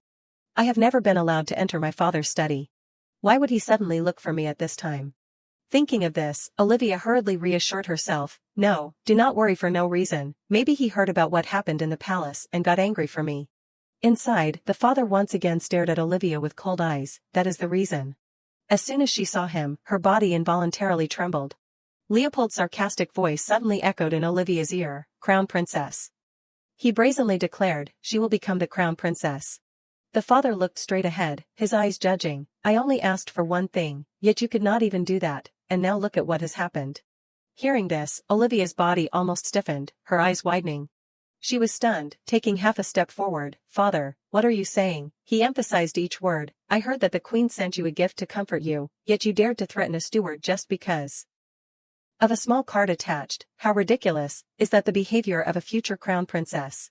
Olivia said in a trembling voice, but still trying to stand straight. Father, you are misunderstanding, that was not an ordinary card, someone impersonated His Highness the Crown Prince to mock me and insult the Madeline family. Then suddenly the father changed his tone. Why?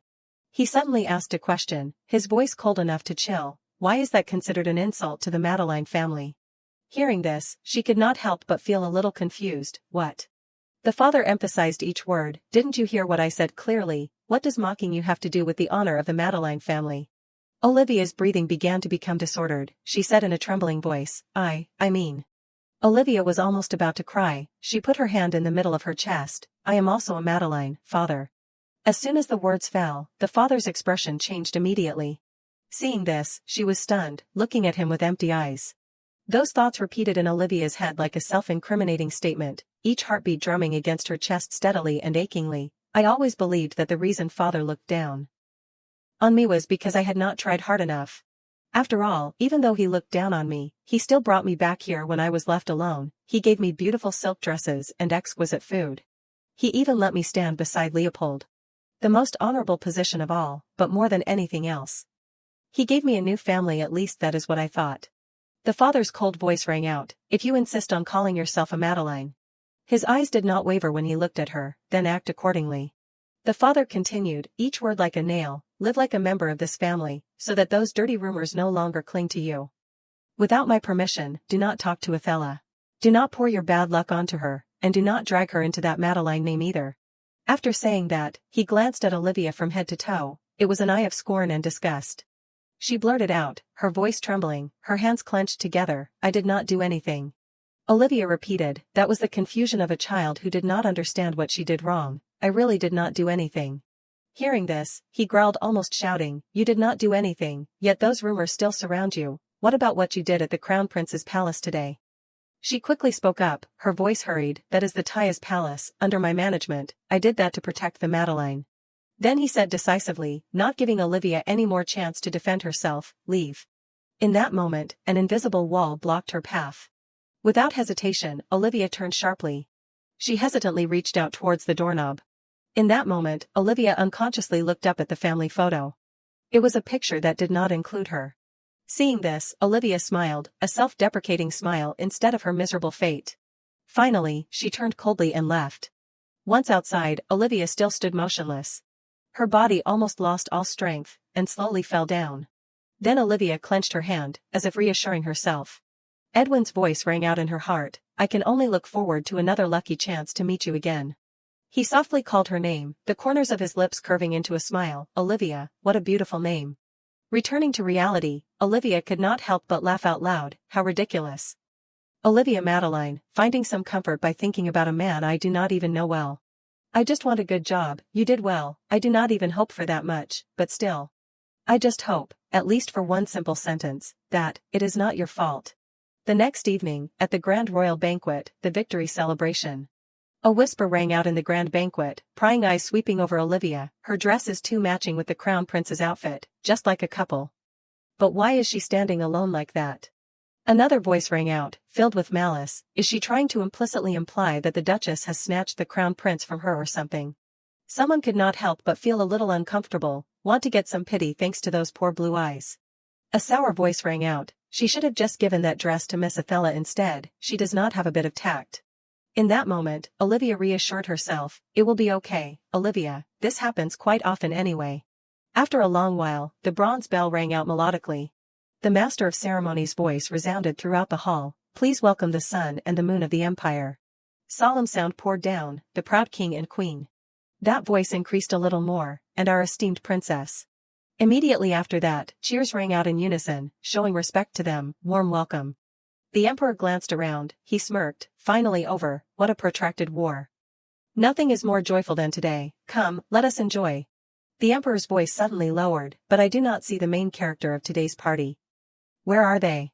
The person next to him bowed slightly, whispering, probably. Whispers started to spread rapidly, what, they have not arrived yet, what the hell is going on, please welcome the Grand Duke Edwin Lowell Vikander. At this moment, the screams became louder and louder, along with the royal knights and the entire Vikander cavalry. After a long while, a cavalry unit marched straight into the hall. Seeing this, Olivia immediately became nervous, she glanced around, Jade must be among them, where is he?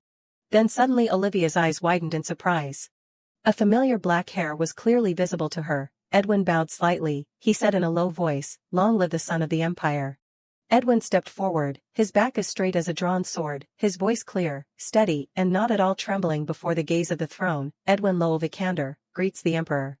On this side, Olivia's eyes still could not leave him. Her gaze was fixed on Edwin, her eyes wide, this person. The emperor narrowed his eyes, his gaze sweeping over the row of knights standing behind as if checking each sword. My knights have finally arrived, this banquet is being held to honor you. Why are you so late? Edwin bowed his head a little lower, his voice calm but not at all cowering. Your servant apologizes, we could not use ordinary swords for a swearing ceremony under the witness of your majesty. He suddenly offered a gift, I have brought heirloom, the heirloom of the Vikander family. Hearing this, the group began to stir, that is that sword, the treasure of the Lowell family that became extinct more than 30 years ago. I heard his majesty has always longed to have that sword. Right, even in Vikander, they would rather give up the precious white crystal mine than present that sword. His voice lowered, carrying a bit of nostalgia and ambition. I was also worried, because the greatest knight of the empire has never sworn to dedicate his honor to any lady. But it is good that the Grand Duke is finally willing to fulfill the oath of a knight. The emperor's eyes sharpened, power weighing down the atmosphere, because today, you will be paired with a lady worthy of you. In the name of the emperor, I will grant you a wish. He thought to himself, now Vikander will be completely in my hands. At this moment, the toe of his foot turned towards Reina. The emperor said decisively, now, Grand Duke, fulfill your oath.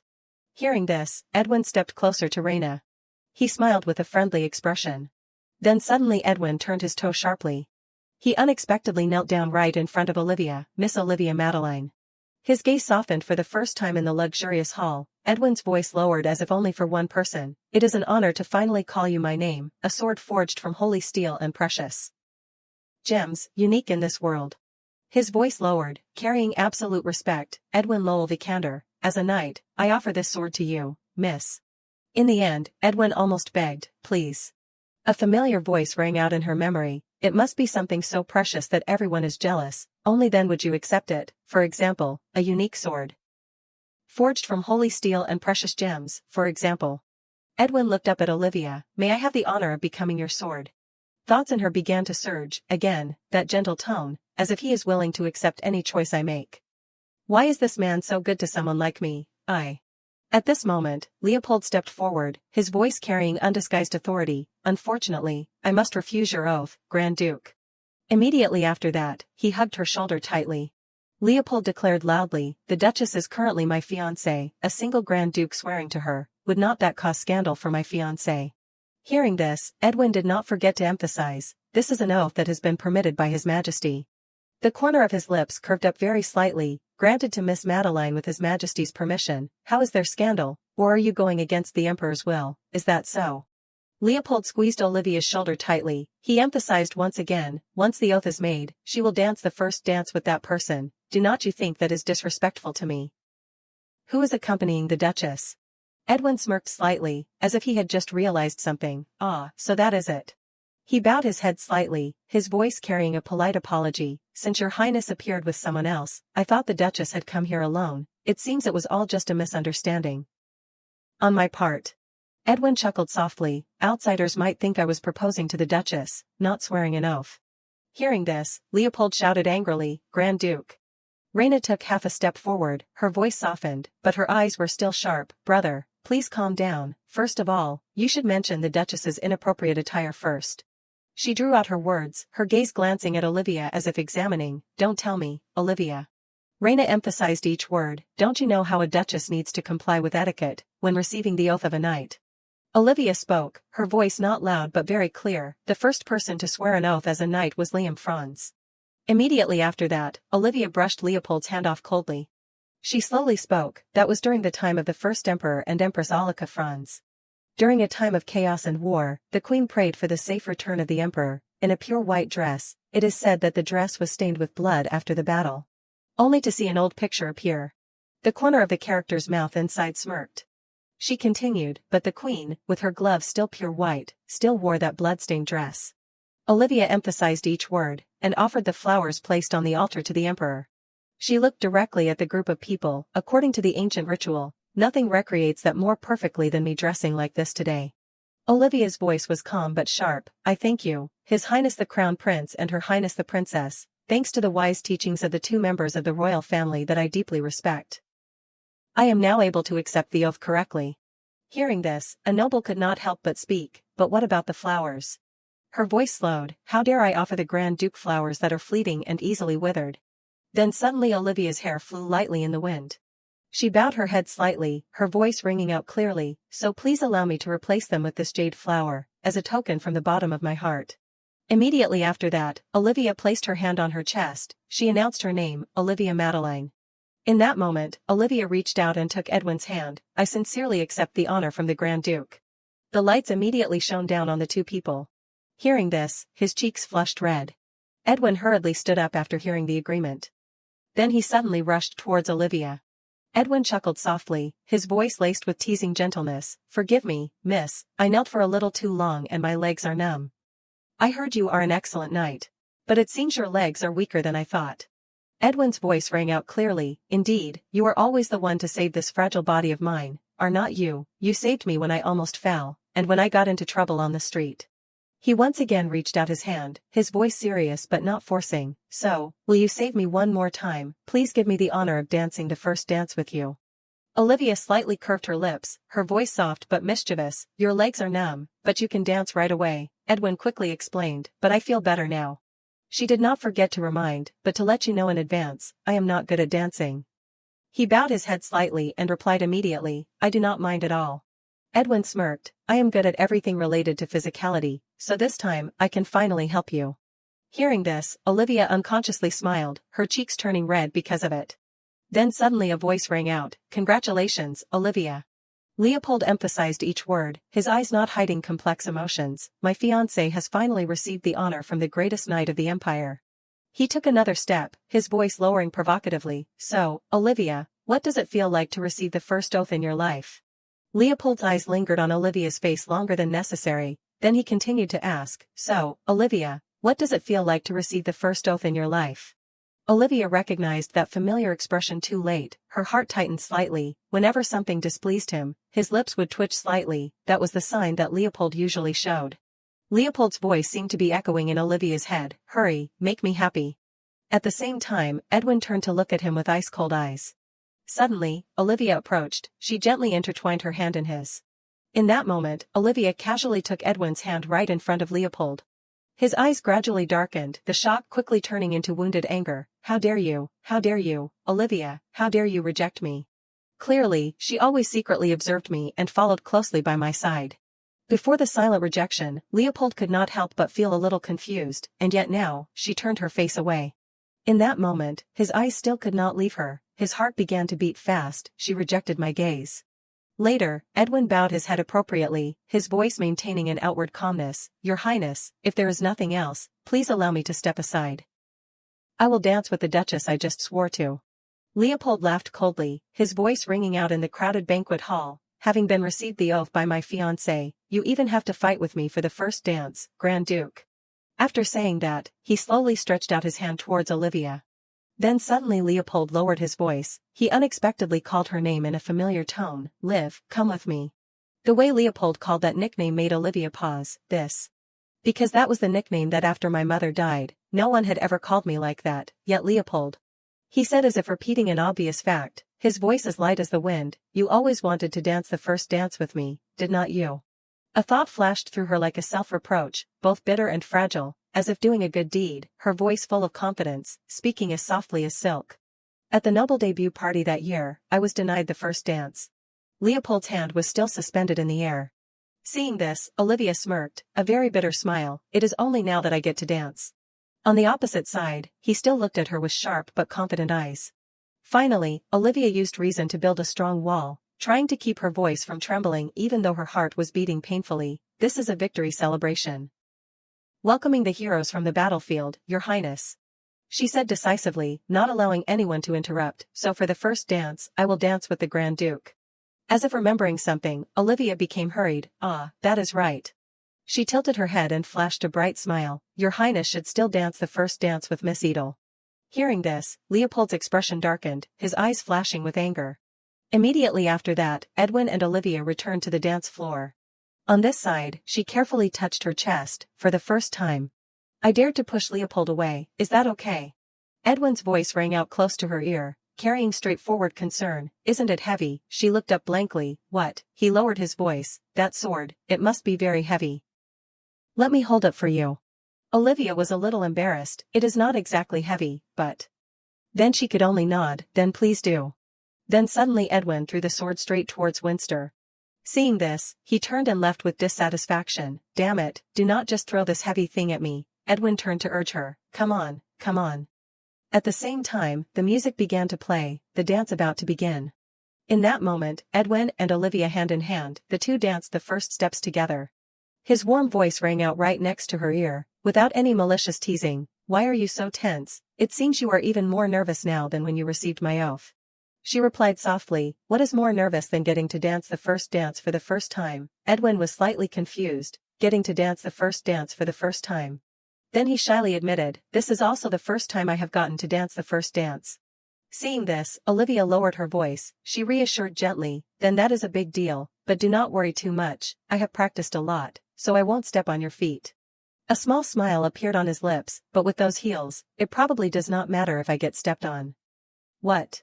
Edwin said half-jokingly, his eyes shining with rare mischief. If my legs are destroyed, you have to take responsibility, okay?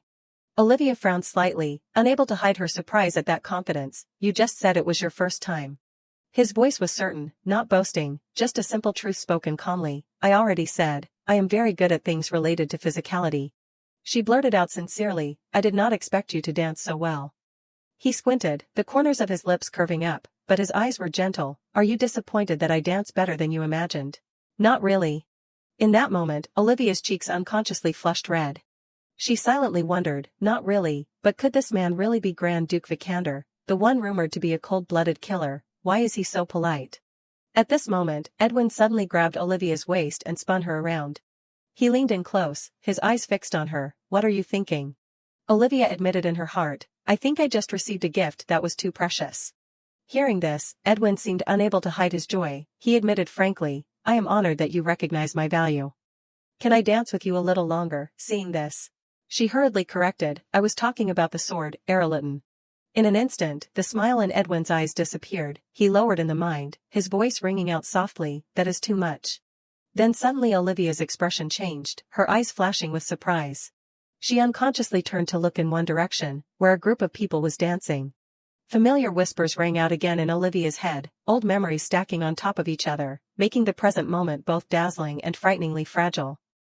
Olivia Madeline is always ridiculed for her last name, her blue eyes, and the Grand Duke swore allegiance to me. She always told herself to be careful, she did not want to bother others, so she kept her distance from even Othello, and yet now she is foolishly smiling so brightly. The thought rang out like a cold sentence, everything needs to stop now, it can't continue. Olivia tried to keep her voice calm, that is probably enough, you can talk. The surprise flashed by quickly, Edwin asked confusedly, what? Finally, he admitted, his voice still even, without regret or hesitation, actually, I did not plan to swear allegiance to you from the beginning, I have my own plan. That short pause made the atmosphere heavy, even Olivia's breathing unconsciously slowed down. It is okay, Olivia, whatever you say, do not show disappointment. Edwin continued, but just as I was about to just give the sword, I suddenly realized, I decided to give the most precious thing. This sword may be precious, but it is not the most precious thing. Then suddenly he grabbed her hand, warm breath coming, so what should I do? The words were uttered smoothly by Edwin, without changing his expression, the most precious thing, will become a gift for you. After saying that, he looked directly into Olivia's eyes with his eyes as red as rubies. Immediately after that, Edwin backed away, leaving her still standing motionless. Olivia was dizzy, her heart beating so hard that it ached. How can he say such words without changing his expression? Leopold suddenly said, you must be very happy. Suddenly, he went to stand right in front of her. Seeing Leopold's angry expression, Olivia replied quickly, yes, your highness is also. The question she blurted out after a moment of hesitation. Happy, right? In a small corner, Edwin put on an uncomfortable expression, his jealous eyes looking at Olivia. At this moment, Winster hurried over, Captain, I brought the Ererton. Edwin did not care, he unexpectedly questioned, why does the waltz have regulations about time? He paused slightly, yes. After a moment of hesitation, Winster explained, because, you have to change partners while dancing. No, that is not important, what was that just now? It should have been an oath to Her Highness the Princess, you said you would bow your head one more time, for the white crystal mine. Hearing this, the anger in Edwin became clearer, he repeated the statement, why do you have to change partners? Seeing Edwin's pouting mouth, Winster was silent and did not answer. Suddenly a shout rang out, what about the white crystal mine, Captain? He could not help but feel a little confused, what the hell are you thinking that you are acting like this? Winster's eyes immediately shifted, he stared blankly at Olivia, could it be? Winster prayed silently, oh God, the plan to conquer the princess for the white crystal mine is as good as gone. His inner self almost screamed, but would not the captain act recklessly without any countermeasures? The captain must already have a plan, right, Captain? On this side, Leopold and Olivia were dancing together under the lights. Her lips twitched slightly, her eyelashes trembled lightly, the smell of tobacco. His voice lowered, carrying forced restraint, be grateful to Maria. Leopold said casually, his voice as light as air, if it was not for Maria trying to soothe my mood, I would have really gotten angry. Hearing this, Olivia could not help but laugh, I guess so. Then the two still held hands, their feet dancing lightly on the floor. Olivia's face revealed a rare discomfort. Suddenly, her shoe scraped hard on the ground. Olivia paused, her brows furrowing slightly, the tempo is too fast, my feet. Seeing this, Leopold immediately approached, he sarcastically said, if you are clumsy, then at least pretend to be proficient, Duchess. The discrepancy between dream and reality made her dizzy, even though this is what I always dreamed of with Leopold, I never imagined things would turn out like this. I have always dreamed of facing Leopold in a gentle gaze, right in the middle of the magnificent hall under the eyes of thousands of people. In contrast to the fantasy in her dream, Leopold's cold eyes once again pinned her deeply. Finally, Olivia's footsteps once again lifted and joined the dance with him. Suddenly, she stepped back, her body bowing low respectfully. Seeing this, Leopold coldly turned to face behind him. He casually turned towards Maria, smiling with a happy expression. On this side, she silently looked at the ill-matched couple right in front of her. Finally, Olivia retreated to a small corner. She quietly sat down on a chair. Suddenly, Maria's voice rang out sarcastically, congratulations on your first dance, Duchess. As soon as she heard the familiar voice, Olivia immediately raised her head, Maria, Miss Edel. She bowed her head slightly, thank you, miss, you are so thoughtful to congratulate me on my first dance. She said gently, of course, you are the Crown Prince's fiancé. Maria tilted her head, her voice as soft as velvet, but each word was carefully chosen, it is only natural that I care, right? Suddenly, Olivia clutched her mouth and groaned, she paused slightly, oh dear. Maria intentionally emphasized the two words, forgive me, Duchess, because I just visited the balcony, so the scent may still linger a bit. Intentionally mentioning the balcony, the public dating spot for lovers, in front of me like this is because. She leaned in a little closer, her voice lowered. You already know, His Highness the Crown Prince is always persistent with that kind of cigar. You coughed when you smelled the cigar. Your bronchial tubes are quite weak, or is it because? Her concluding words fell lightly. You rarely smell cigars. Olivia's eyes stopped on the face of the person opposite, a lovely fair face, blue eyes shining brightly, plus golden blonde hair. All of it made her look like a child who grew up in love. Maria smirked. Right, Duchess? Only one thought remained in Olivia's head, completely different from me. After a moment of silence, Olivia chose to counterattack. She said calmly, that is right, His Highness the Crown Prince rarely smokes in front of me. How good, miss. Before her stunned expression, Olivia emphasized each word. It seems your bronchial tubes are very healthy. Not stopping there, Olivia smiled faintly. Do you want to become Leopold's lover? She lowered her voice soft but still loud enough. In our Franz Empire, polygamy is not recognized. Saying this, Olivia once again turned to look directly into Maria's eyes. So in the end, the position you can reach is only Lady Countess Roalt. There are two paths for a young lady who has become a lover: either continue to live the life of a lady like now, or find a suitable marriage and secretly live the identity of an unofficial lover.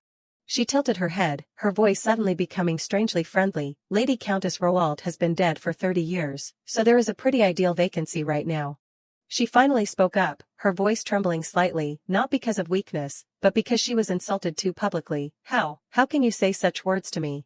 Olivia immediately replied, her eyes sharp looking at Maria. If you do not intend to become a lover, then why do you keep showing intimacy with His Highness the Crown Prince in front of me?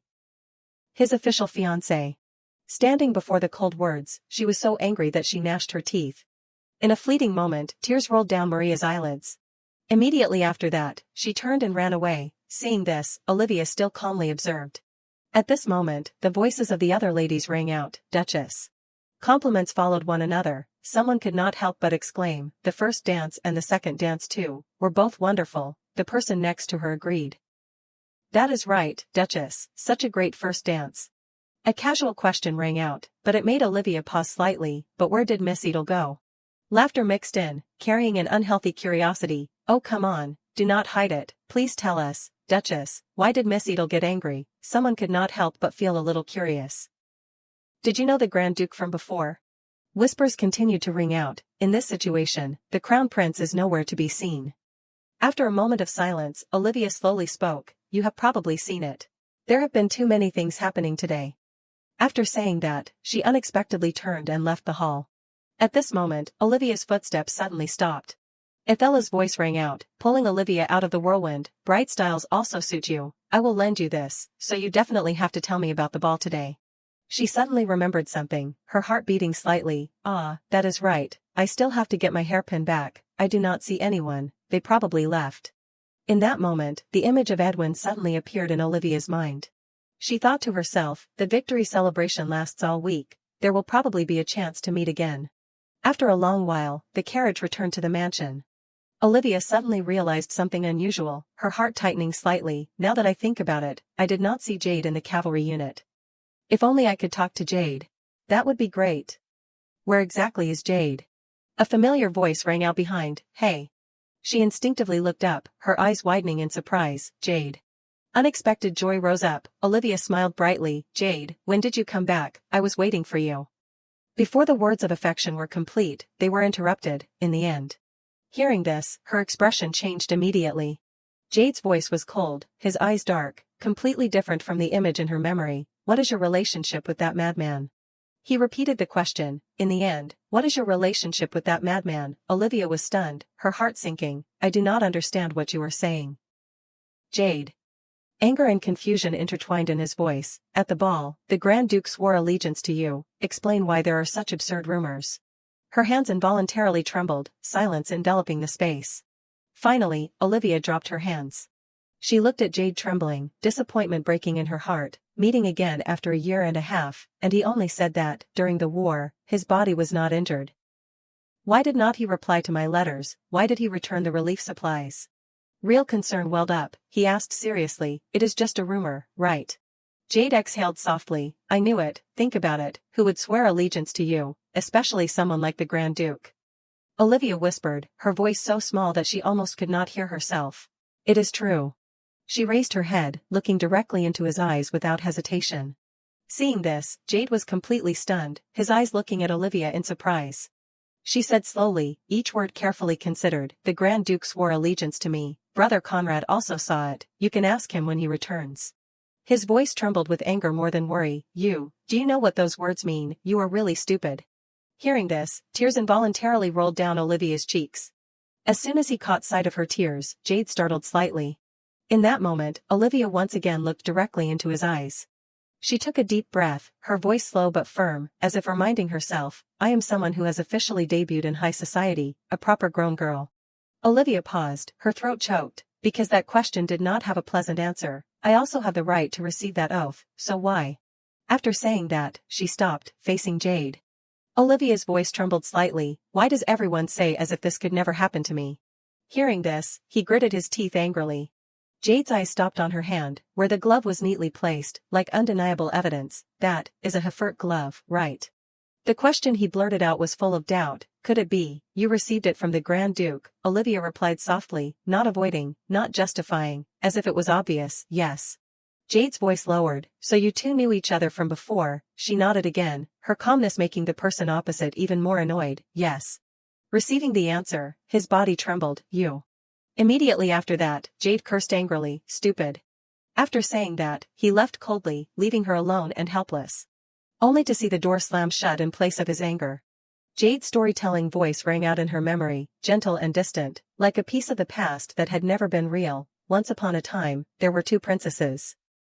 Princess Amethyst and Princess Emerald, the two princesses both had a very wonderful older brother.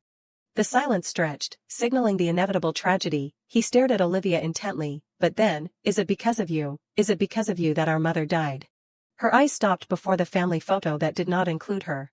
Olivia said in a very formal voice, welcome back, Jade. In another development, only to see the maid trembled. At the same time, the bouquet of flowers fell straight to the floor. Reina unexpectedly stomped on it frantically. Reina Franz, the princess of the Franz Empire, angrily bit her fingertip.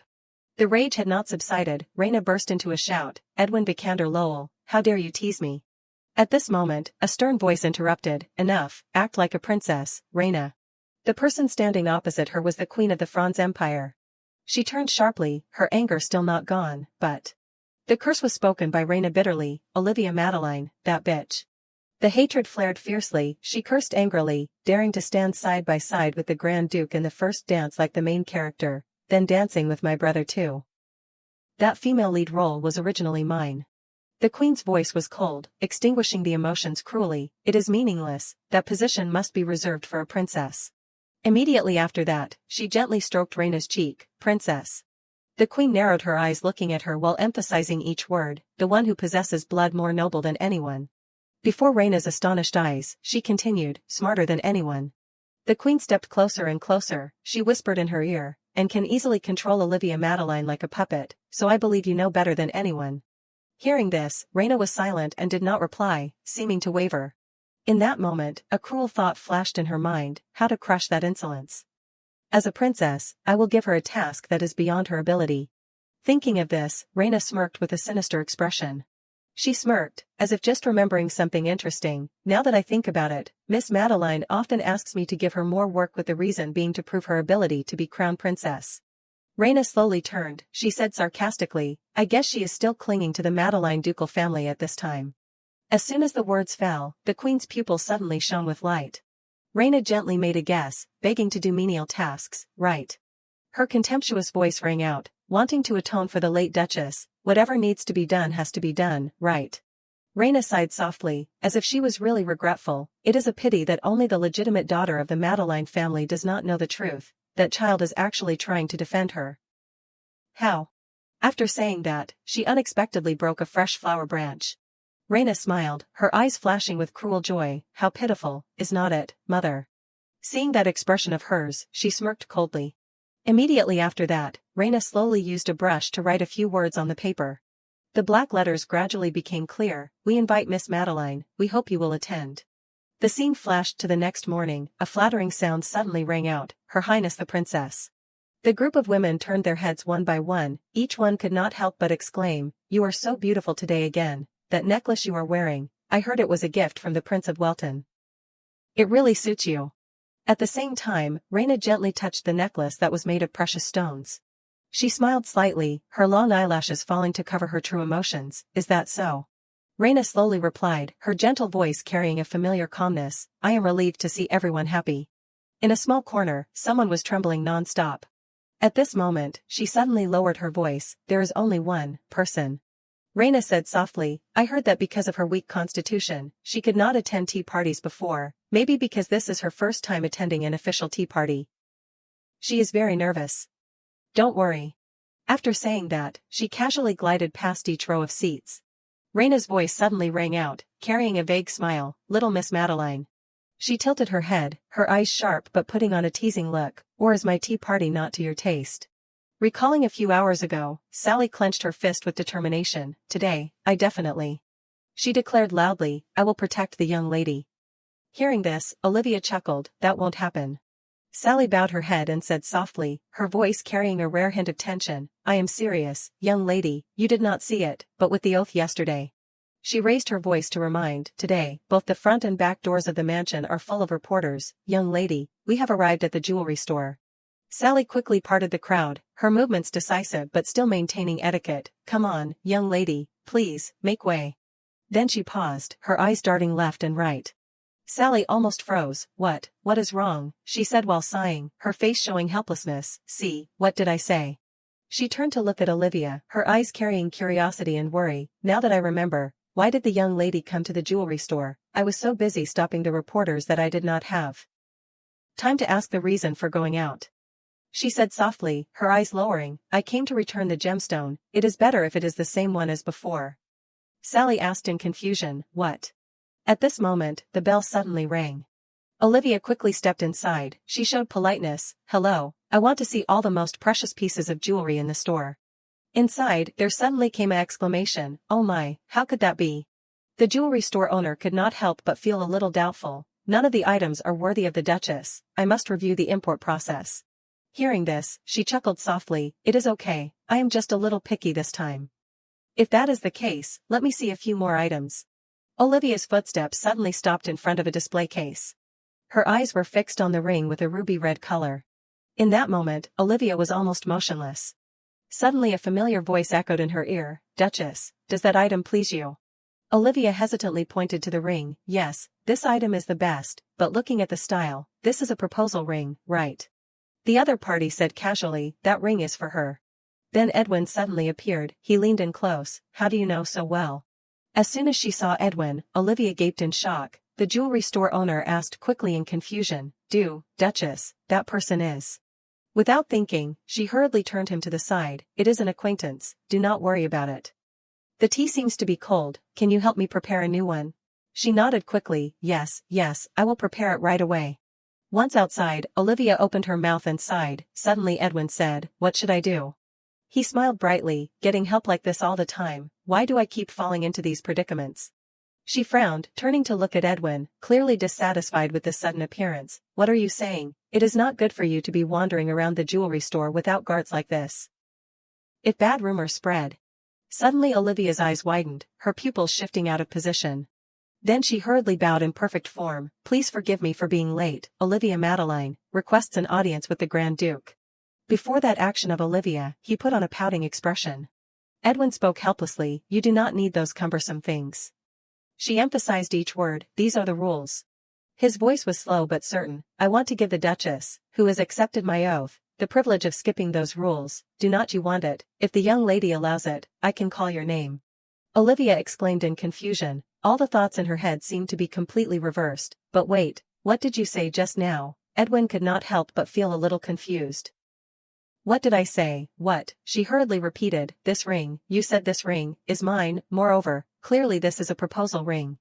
He replied neatly, without hesitation, "That is right, how did it just happen to please the young lady?" Edwin's voice lowered, carrying a deep meaning that made the surrounding space heavy. "This is an inherited item, just temporarily sent back before giving it to the young lady to see." As soon as the words fell, Olivia's eyes once again opened involuntarily. Her gaze stopped on his reddened ears. Olivia pursed her lips tightly, she frantically denied, don't tell me, no, impossible. Olivia, do not misunderstand. Finally, Olivia hurriedly turned and left, don't joke like that, you do not know who you are being paired with. Complex thoughts suddenly ran through her head, just yesterday, he was also the #1 groom on the continent that the emperor wanted to marry the princess to. A war hero, and also rich, Grand Duke Edwin Vikander. Before Olivia could react, Edwin casually admitted, what if those words were to imply a proposal? Before that sentence, she suddenly panicked, her voice ringing out urgently, to me. His sharp pupils suddenly fixed on Olivia.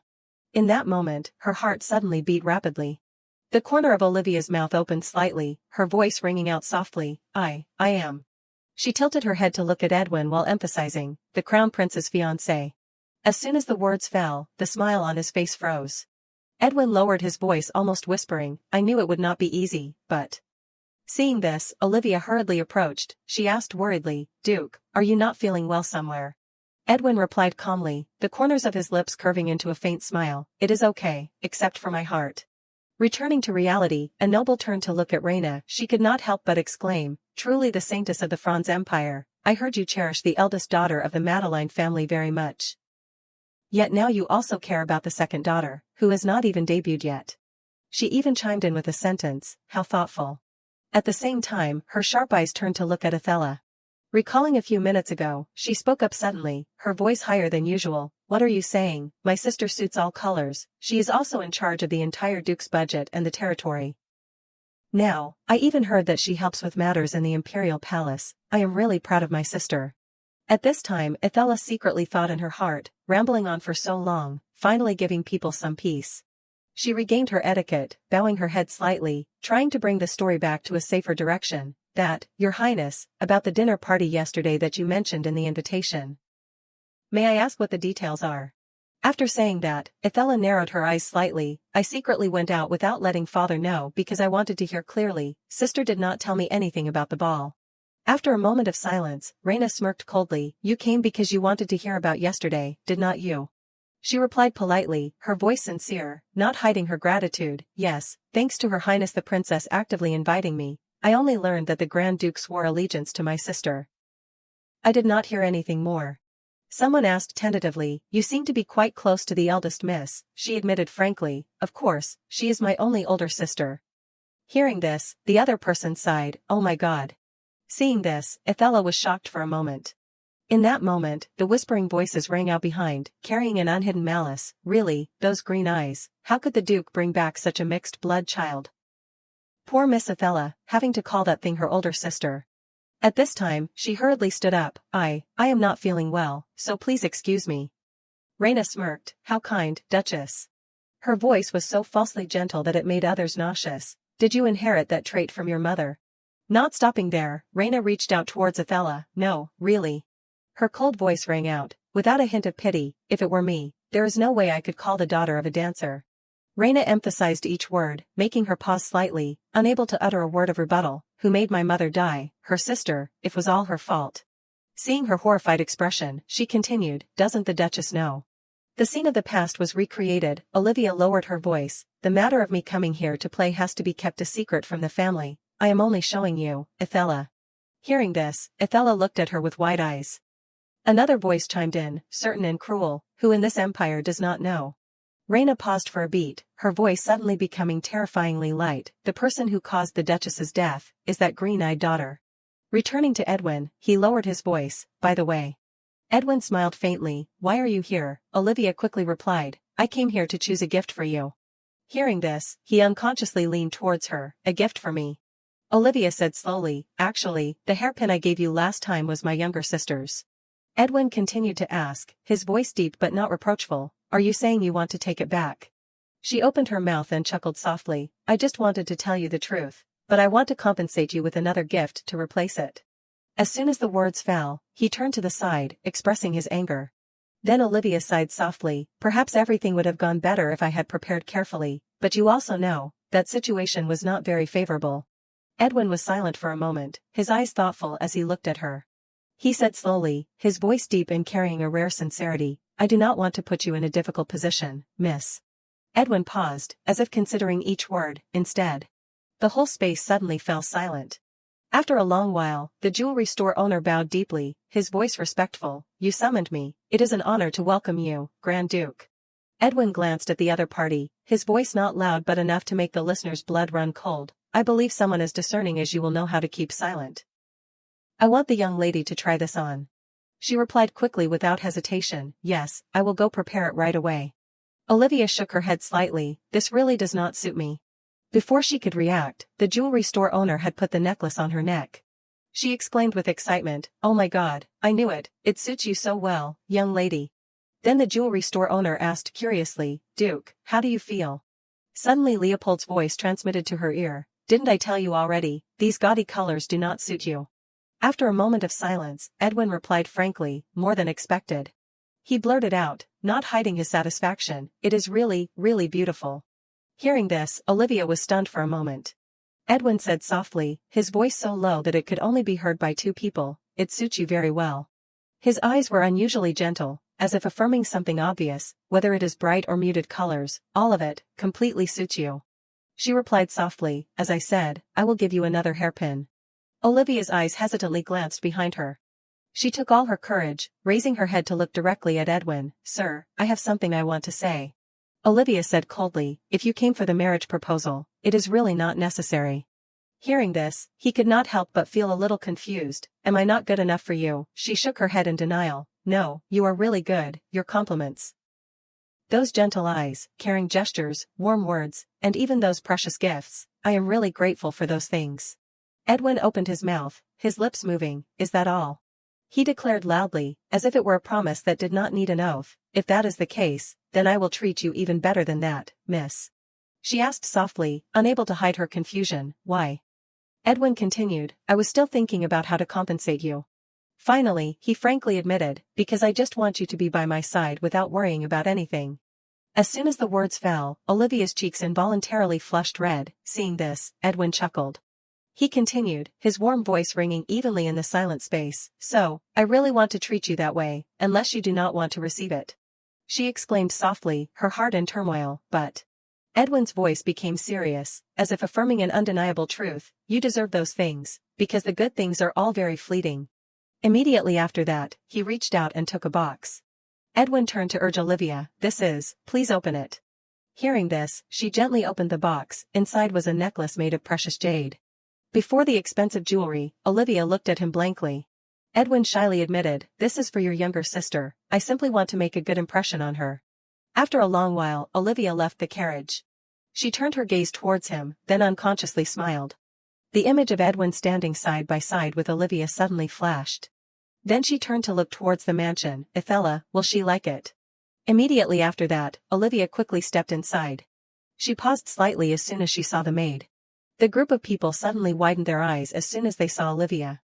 The maid's voice rang out coldly, "Miss Ethella is waiting for you, her sister, you should go and see, right?" Immediately, she ran frantically, "Ethella, what is wrong?" Suddenly Olivia paused, her eyes horrified as she looked ahead. At this moment, Ethella appeared with a disheveled appearance. She lowered her head, her body trembling slightly. After a long while, Ethella raised her head to look at her. "Sister," she asked with empty eyes, "could it be that everything that happened is because of you?" Ethella emphasized each word, "Did our mother die because of you?" Hearing this, Olivia's hands completely dropped. The gift box in her hand followed and fell straight to the ground. The pendant shone a light that died away later. Olivia's green eyes widened in that moment, her gaze reflecting confusion. Her silver hair fell with her hurried breath, her heart shaken violently. Under the cold dim light of the hall, Olivia tremblingly reached out towards her. "Ethella." She took a step forward, her voice trembling but still trying to be gentle, her hand reaching out into the air. Can you listen to me for a bit?" Ethella coldly slapped her hand away, her eyes full of fear and hatred. "Don't touch me, how disgusting." Only to see a long scratch on the back of her hand, fresh blood immediately flowing out. Then Ethella shouted, her voice trembling with resentment, "Everyone is right, those with green eyes are all liars." She emphasized each word, making her pause slightly, unable to utter a word of rebuttal, "Even you." Not stopping there, Ethella continued to shout, "You do not need to pretend to care about me, why are you doing that?" She shouted in despair, "It is all your fault, my mother suddenly died, it is all your fault." In the panic and pain, leaving a suffocating atmosphere covering the cold room, Olivia stood motionless. These words were said by her. A maid came forward in a panic, her voice hurried, her hands trembling wanting to shield Athela. Miss, please calm down, miss. After a long while, she bowed down, her body frozen and unmoving. At this moment, the father's voice rang out with pressure, his cold eyes sweeping over everyone in the room. Where is Athela? A soft call rang out from Olivia. As soon as he saw her, his eyes turned into cold bullets. The father clenched his fist, his voice suppressing his anger, each word pouring contempt over Olivia. Even keeping this a secret from Athela you could not do. In the end, you let her know these painful things. He said casually, if I could, I would have erased you from her life long ago. Another voice chimed in, hey, Olivia, you. Conrad quickly put his hand out to stop. Enough, go see Athela first. He moved worriedly, his tone ringing out hurriedly, has the doctor arrived yet? In that moment, Olivia's body turned into a statue. Her body trembled slightly with the cold wind. Olivia once again turned to look at the family photo. Her eyes stopped at that picture for a long time. Then Olivia looked absent-mindedly at her own sad face. In that moment, she smirked, a very bitter smile. After a long while, the door slowly opened. Winster exclaimed in horror, his face pale as he recognized her reckless actions. Young lady, do not tell me that. The young lady came all the way here by herself. Olivia did not reply, she put on a blank expression. At this moment, the horse stopped right behind. As soon as he saw Olivia, Edwin leaned towards her. Miss, do you want to see me off for a while? His hand slowly reached out, a small glittering object lying in his palm. As I promised you, this hairpin. Then suddenly Edwin's expression changed. Olivia bowed politely, her voice respectful. Good evening, Grand Duke. Edwin's sharp gaze quickly recognized the undisguisable signs of abnormality. Why are your eyes like that, and your hand is also? She said in a weak voice, I am. He nodded slightly, it is like something happened. Hearing this, Olivia admitted frankly, indeed, some things did happen, sir. Finally, she said hesitantly, would you mind helping me a little? Hearing this, the corners of Edwin's mouth curved up. He smiled, his voice gentle but his eyes shining with rare protectiveness. If it is you, I am willing to do anything. Olivia reached out and grabbed Edwin's sleeve. Then please help me. She said in a light but empty voice, ringing out in the large hall, I have nowhere to return to now. The scene shifted to Edwin's mansion. Inside, Olivia curled up on the cold bed. The intimate images between her and Athela suddenly appeared in her mind. At one moment, she exclaimed, Sister. Thinking of this, Olivia involuntarily squeezed her skirt tightly. Her eyes were glistening, her face carrying an indescribable sadness. Immediately after that, Olivia slowly closed her eyes, tears running down her eyelashes. The next morning, Edwin clutched the piece of paper in his hand. I am very grateful for your help, but I still have my engagement, so I should return to the Crown Prince's palace soon. I will send my regards to you when appropriate. The servant bowed and reported, his voice hesitant, Sir, the young lady left the mansion very early. He smirked coldly, then replied, I know. Edwin smiled unconsciously, his eyes gliding over each word. He could not help but exclaim, even your handwriting is very beautiful. The neat words appeared on the pale paper, wishing you all the best, live green. Whispers rang out in the hallway, curious and malicious eyes glancing at each other. I heard someone saw her entering the Taya's palace with a strange carriage this morning. What is going on? It seems she was still crying too. Someone could not help but feel a little confused. Is she planning to stay here for a few days? Could it be that she does not even have a proper place to live? Someone did not bother to hide their dissatisfaction. I can't understand why the queen wants her to be in the palace. Is a mudblood worthy? On this side, Olivia thought to herself, if the rumors do not affect the Madeline family, then I should feel somewhat at ease. She unconsciously remembered the angry look of her father. Next was Jade's rage along with Conrad's weariness. And finally, Athela's empty expression as soon as she saw Olivia. Returning to reality, she smirked coldly, Baroness. Olivia suddenly asked, do I look like I am crying? She paused slightly, her tone somewhat hesitant, that. Olivia's voice gradually regained her composure, help me prepare makeup, today is. At this moment, a footstep stepped inside the hall. The words she spoke slowly, Wednesday, I have an appointment with His Highness the Crown Prince. Later, Maria took hold of part of Leopold's arm. Seeing this, he smiled brightly, a rare happy smile. Meanwhile, Olivia asked absent-mindedly, so I should not be rude either, right? At the same time, the couple casually walked shoulder to shoulder. The two laughed loudly together, the laughter echoing in the clear sky. In a small corner, the group of people turned to look at each other awkwardly. At this moment, Olivia's eyes suddenly flashed with sharpness. Her voice suddenly lowered, her eyes stopping as she looked at the familiar empty space. My teapot is gone. Baroness stammered without making sense. This. Olivia coldly questioned, Baroness, do you know how important this teapot is? She emphasized each word. This is the type of teapot that is only served specifically for His Highness the Crown Prince at Tyas every Wednesday. There are not even more than 2 of those in the entire kingdom. Hearing this, she hurriedly turned around. Duchess, please let me go find it. Duchess, where are you going? Thoughts flashed through her head like a warning. If I do not stop, what is about to happen? Then all the things I have protected so far. Hazel's appearance suddenly appeared in Olivia's subconscious. A cruel thought flashed in her head. I will lose everything. A short moment of silence passed in Olivia's mind. So. At the same time, a youthful voice rang out, carrying curiosity mixed with undisguised calculations. I heard that today, the young lady of the Madeline family will come to the Tyas palace. Only to see Maria leaning her head on Leopold's shoulder. He replied indifferently, his attitude nonchalant as if everything was within expectations. Perhaps. Olivia's eyes stopped at the familiar teapot. In that moment, the whole space almost froze.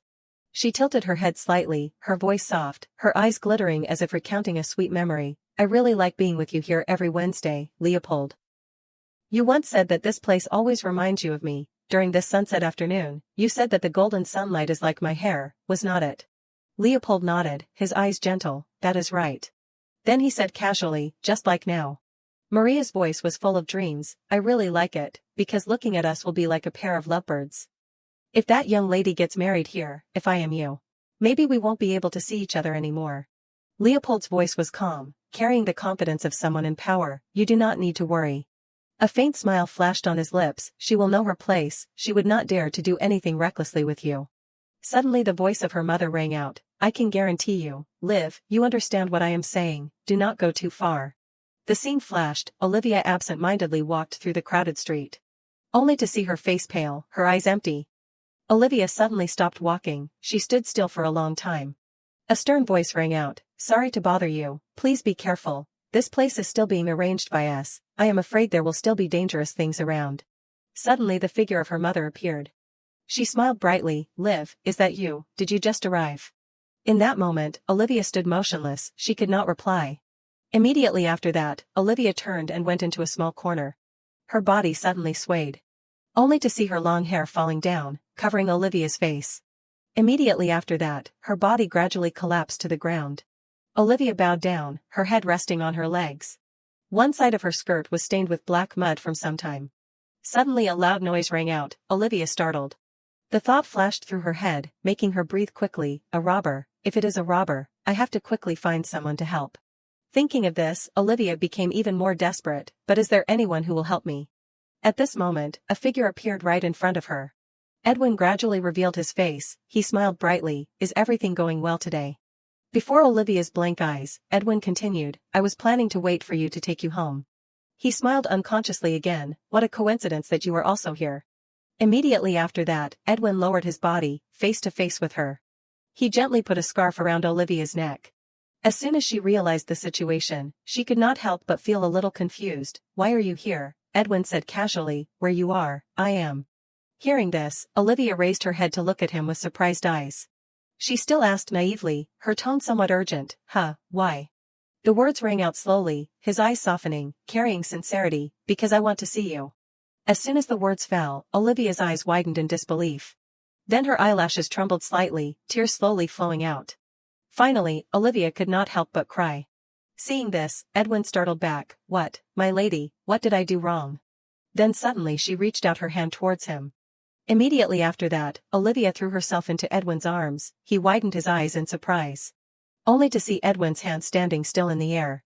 She blurted out, her voice trembling, now, I have nowhere to go anymore, nowhere, what should I do now? He immediately spoke up, his voice decisive, as if wanting to cut off the pessimistic line of thought that had just begun in her, that is impossible. Edwin continued, everyone at my mansion is looking forward to the day they see you return, of course, I am the one looking forward to it the most. The question was uttered gently, so this time, do you want to return with me? After a long while, Olivia completely fell into a deep sleep. Winster bowed his head slightly and reported, Sir, the young lady has fallen asleep. When I heard you left the heavily guarded mansion alone, I could not believe my ears. A sigh of relief came from him. How lucky that you found the young lady. Then Edwin slowly asked, what do you think about a woman who sent letters and supplies again and again but did not receive a reply? The words appeared in his memory, gentle and firm, carrying a wish that did not expect a reply, wishing you a fruitful success, live green praise. Winster raised an eyebrow slightly. His voice mixed with surprise and doubt. Again and again, if it were me, I definitely would not send any more. I would do the same, but she continued, she is the type who always does good things without asking anyone to know, and even more so does not want to be remembered in writing. Is the person who always sends precious supplies but does not leave a clear name, only silently helping in urgent situations. That woman is always hiding using the name Live Green, leaving behind so many doubts. The letters become more and more full of thoughts, each sentence only wishing for everything to return to peace, to be able to reunite with loved ones, even the times walking on the street with her fiancé. Praying that all the knights on the battlefield can feel those happy moments. Thinking of this, Edwin unconsciously smiled. At this moment, a voice rang out, attracting his attention. The voice suddenly rang out, cold and full of anger. What are you doing? Jade frowned, his eyes full of contempt. Why are you bringing those useless letters to me? Edwin asked curiously, what is wrong? The person quickly replied, a letter from the vice-captain's sister has arrived. Immediately after that, he shouted coldly, throw all this garbage away. The piece of paper just happened to fall on the tip of his shoe. Seeing this, Edwin gently bowed down. His eyes suddenly changed as soon as he saw the piece of paper. Edwin's heart beat fast, as if the scattered pieces gradually fit together, the same type of lace, the same fragrance, all, every time, are very similar, Olivia Madeline's. The writing, a woman who does not know shame, a stain on the Madeline family, a mud-blood brat with different blue eyes. But she said that she lived very harmoniously at the family mansion. He whispered softly to himself, the corners of his lips curving into a bitter smile, that is right, you are a liar. Hoping that the war is stable, we can meet on Rohirrim Street. Recalling a few days ago, Edwin chuckled, I did not even have time to say a final goodbye. Olivia's appearance suddenly vanished in his mind. And then we officially met. Finally, Edwin instructed in a calm voice, be good to the young lady, so that she feels comfortable while she is here. Winster hesitated to speak, his attitude respectful but his words still not hiding his doubts. May I ask why you are doing this? Forgive me for saying these things to you. But, even if you have feelings for the young lady, he hurriedly reminded, then she is also the eldest daughter of the Madeline family, the family that supports the royal family, and also the crown prince's fiancé. Winster continued, in Bikander, there are also many people who hate that Duke Madeline. Edwin replied immediately, without hesitation, I also do not like him. He emphasized again, as if it were so obvious that it did not need to be hidden, that Duke, I also do not like him. Edwin's voice softened, but I do not think I can hate the young lady. He said slowly, his memory seemed to be drawn back to the harshest days. During the time on the battlefield, people often called her a goddess because she always sent food supplies. Everywhere praised her like that. Winster could not help but feel a little confused, impossible. Edwin lowered his voice, as if giving an absolute command, keep this a secret, just like we did not know anything. If they knew it was the young lady, she would be admired a lot. His eyes darkened in an instant, but if, no matter what, it won't change. The declaration rang out decisively, Edwin smirked, she will be my wife. In another development, Hannah carefully bowed low. She said slowly, good morning, young lady, starting from today, I will serve the young lady, my name is Hannah. Hannah hesitantly looked up ahead, let me help you, young lady. She exclaimed softly, seeming not used to Olivia's presence, oh my. Meanwhile, she stared at Hannah with empty eyes. She looked at Olivia in surprise, are you already ready? You came back very late last night. She replied softly, a faint smile flashing, I am used to it. Only to see Olivia's eyelashes drooping, hiding her sad eyes. She suddenly remembered the cold tea.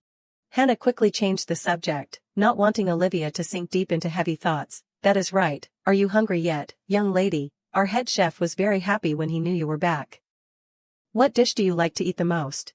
Hearing this, she suddenly hesitated, that. Olivia's voice lowered, carrying a discreet curiosity, does he often eat breakfast? She replied quickly, her voice even, as if too familiar with that habit, that is very erratic, sometimes he eats, sometimes he skips it. After a long while, Olivia peered out from behind the wooden door. At this moment, Edwin lowered his voice, what are you looking at? She replied casually, I am looking at him. After saying that, Olivia turned sharply, her eyes looking at him in surprise. Seeing this, Edwin was stunned for a moment. Immediately after that, he flashed a bright smile. Edwin casually glided past her, then asked with satisfaction, "Were you looking for me?" He smiled, his voice softer than usual. "If I knew you were waiting, I would have come back sooner." Immediately after that, Edwin carefully pulled out the chair for Olivia. Then he kept rambling on. "I thought that eating meat in the morning would make my stomach uncomfortable, so I told them to prepare light meals."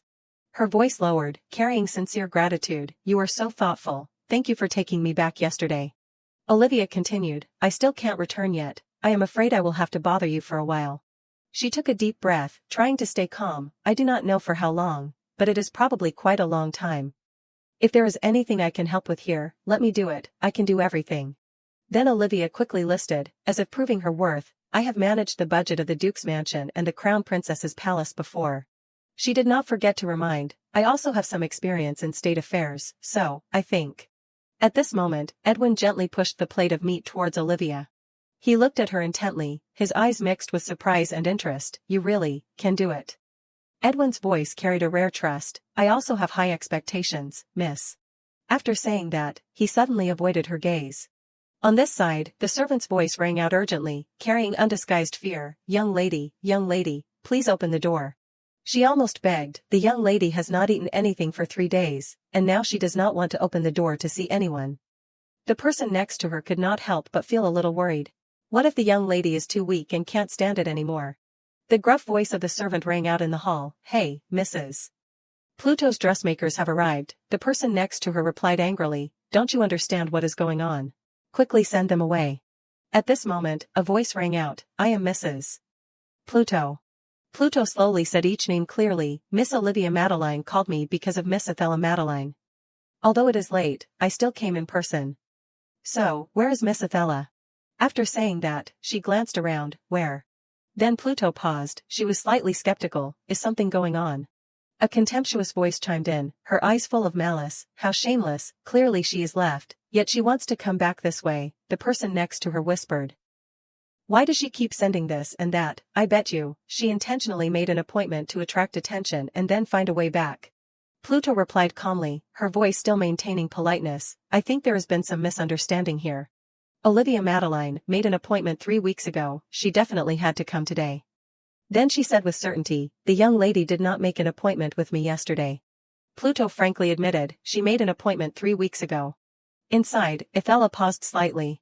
She continued to explain, her voice even but not at all weak. "Not that she made an appointment with me yesterday, she made an appointment 3 weeks ago." Afraid that the group of people would not believe her, Pluto said quickly, "We had arranged to come here since last week, but there were some problems with the schedule. So we only arrived today." The person blurted out, "Are you trying to trick me?" Seeing this, Sally knelt down on the ground, she almost shouted, "This is the truth." Sally explained painfully, 3 weeks ago, the young lady was passing by there and thought that this tailor shop would be suitable for Miss Athela, so she made an appointment. You can say whatever you want, but the young lady would definitely not invite Mrs. Pluto just for herself. A malicious sentence rang out in Athela's subconscious. There is no way she would treat the daughter of the woman who caused her mother's death as a sister. Inside, Athela completely collapsed, she tightly hugged her ears. Then Athela's hands gradually dropped. She suddenly remembered the happy images between herself and Olivia. Thinking of this, Athela angrily gnashed her teeth. Immediately after that, she swung the necklace strongly into the air. "I do not need this trash." Then suddenly, Athela remembered Olivia's absent-minded eyes when looking at her. That expression of hers made Athela's heart waver slightly. Finally, she squeezed the necklace tightly in her hand. A soft call rang out, trembling and weak, "Sister." On this side, Edwin smirked while saying slowly, "These will be some things I want from the young lady." Hearing this, Olivia's body trembled slightly. She raised her head to look at him. "As long as it is not illegal, everything is fine." Before the unexpected request, Edwin paused slightly. Then he could not help but chuckle. Edwin waved his hand. "Just 3 things, I only need 3 things. 1, please eat enough." His voice lowered, carrying concern. 2, please get enough sleep. 3, do the things you want to do. Edwin added, not forcing, only quietly making a promise, "And if you do not mind, then you can ask me for anything." After a moment of silence, Olivia could not help but feel a little confused. Is he joking? She tried to reassure herself, "No, it does not seem like it." Olivia's nose turned sour, emotions rising out of control. "I feel like I want to cry." She said in a trembling voice, I am going out for a bit, just a bit. Seeing this, Edwin put on a surprised expression. He paused, his voice slightly drooping, carrying a hint of undetectable hurt. You do not want to be by my side, Olivia hurriedly explained, her hand waving slightly. No, I just want to go out for a bit. At the same time, Winster chuckled, it took so much effort to bring you all the way here, really. Edwin turned and scolded softly, be quiet, Winster called her. He angrily questioned, why are you here? He replied with a nonchalant tone as if it were obvious, someone told me to welcome the young lady on time, so I am here. Edwin snorted lightly, you only know how to listen at times like these. Winster did not forget to remind, I already said it yesterday, right? After saying that, he laughed loudly, oh my god, I am dying of laughter. Immediately after that, Winster declared loudly, everyone at the Grand Duke's mansion. He and Hannah bowed one by one, are all very welcoming to you, young lady. In an instant, several days had passed continuously. At the same time, Edwin asked worriedly, is there anything here that makes you unhappy? Olivia quickly replied, no. She thought to herself, delicious food, a comfortable bed, there is even a perfect library too. Olivia smiled softly, a rare sense of security spreading in her heart, and many other things. Her eyes stopped on his face, although he is very busy. How long has it been since I was able to comfortably eat with someone like this? Hannah suddenly spoke up, yet you keep sighing all the time. Olivia startled slightly, I am. After a moment of thought, she explained quickly, it is probably because I do not have a diary by my side, I usually have a habit of writing a diary.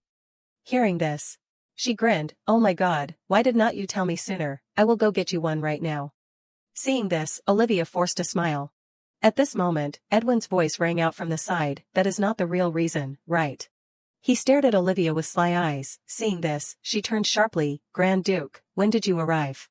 Edwin stepped closer, he did not forget to remind, are you still keeping the promise between us? Hearing this, Olivia nodded quickly, yes, I am fine, I am eating very well. He tilted his head to look at her while emphasizing, only when we eat together, I can believe that. I can't know how you sleep, but I believe you will sleep soundly. Edwin suddenly turned into a kitten, he said in a coquettish voice, then what about the third thing? He huffed, full of resentment, you did not ask me for anything, so it is considered breaking the promise, right? I can also go get you a diary. Standing before a series of questions, her voice involuntarily trembled, everyone here is very enthusiastic, I really do not need anything more. Edwin blurted out, nonsense. He unexpectedly questioned, are you sure there is nothing? Hearing this, Olivia was silent and did not reply. After a moment of hesitation, she denied, a smile curving her lips awkwardly, there is nothing, honestly, I do not want to bother you, asking for too much will make me seem demanding. I have been taken care of too well already. Saying this, Olivia lowered her head to avoid his gaze, she frankly admitted, I am planning to return to the Duke's mansion tomorrow. Edwin asked worriedly, you really want to? She nodded affirmatively, yes, perhaps the dresses and jewelry have been delivered today. Tomorrow is the closing of the victory celebration. As the Crown Prince's fiancé, I must attend. If I am not there, all the blame will fall on him. A complicated thought flashed through Olivia's head at the same time, in any case, I must avoid that from happening. Seeing Edwin silent, she cautiously looked up, are you angry? He immediately denied, no, just a little confused. After a long while, Edwin spoke, his voice slow, each word as if placed down very carefully so as not to startle her. Miss, I have always wanted you to be able to rely on me a little. But you choose to shoulder everything alone. I really do not understand, I am the person who always craves precious things, miss, since meeting you, perhaps you are the most precious thing that I have. Always craved to have. His voice lowered, almost a plea, so please tell me, what is it that a precious person like you always desires? The scene shifted to the next day, the closing day of the victory celebration. At the same time, Leopold coldly approached the father, Duke. He tilted his head to look at him with sharp eyes, a demanding tone ringing out, Olivia, where is she? There are rumors everywhere that my fiancé has disappeared. And because of that, I am now in. The father then affirmed with certainty, her personality is not that impulsive. Hearing this, Leopold interrupted, I know that, but the problem now is, where is she? She must come today, because as my fiancé, I have to meet the king with her. Saying this, he became even more annoyed, out of all the days, why did it have to be today, such an important day? In that moment, both Leopold and the father had the same question, Olivia Madeline, where are you? At this moment, the announcement rang out loudly, we are honored to welcome the hero in battle, Grand Duke Edwin Vikander Lowell, and accompanying him is. The eyes of the crowd immediately gathered, whispers rose up, the person walking beside him, Miss Olivia, Madeline. At this moment, Olivia gradually appeared, only to see the sparkling necklace on her neck. The voice of the servant rang out solemnly, "Together, enter the main hall." In that moment, Olivia raised her head to look at the opposite side. Only to see her taking Edwin's arm, the two moving slowly. Immediately after that, they walked together towards the Emperor and Empress. He quickly saluted, "Greetings, Your Majesty, the most noble son." Seeing this, he could not help but feel a little surprised. "Grand Duke, I did not expect you to come with a companion today." Edwin raised his head, his voice calm, his eyes not avoiding, "That is thanks to Your Majesty's grace." His voice slowed, creating a silence that made the entire hall unknowingly quiet. "Do you still remember the request that you granted me on the first day of the banquet?" Immediately after that, Edwin unexpectedly made a suggestion. "Please allow me to marry this precious daughter, Olivia Madeline." As soon as the words fell, whispers flooded in like a wave. "What is going on? Did the Grand Duke just propose to Miss Madeline?" The person next to her immediately denied.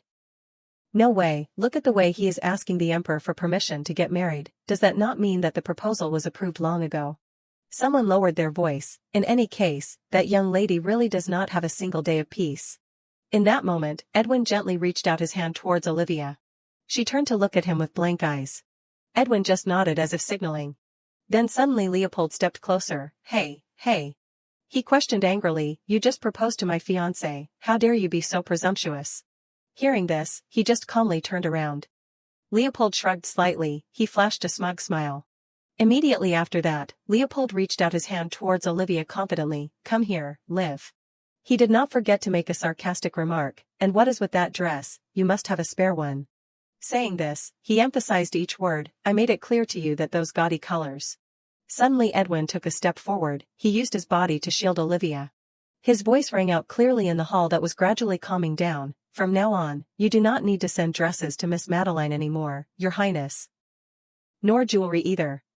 Leopold paused slightly. "What?"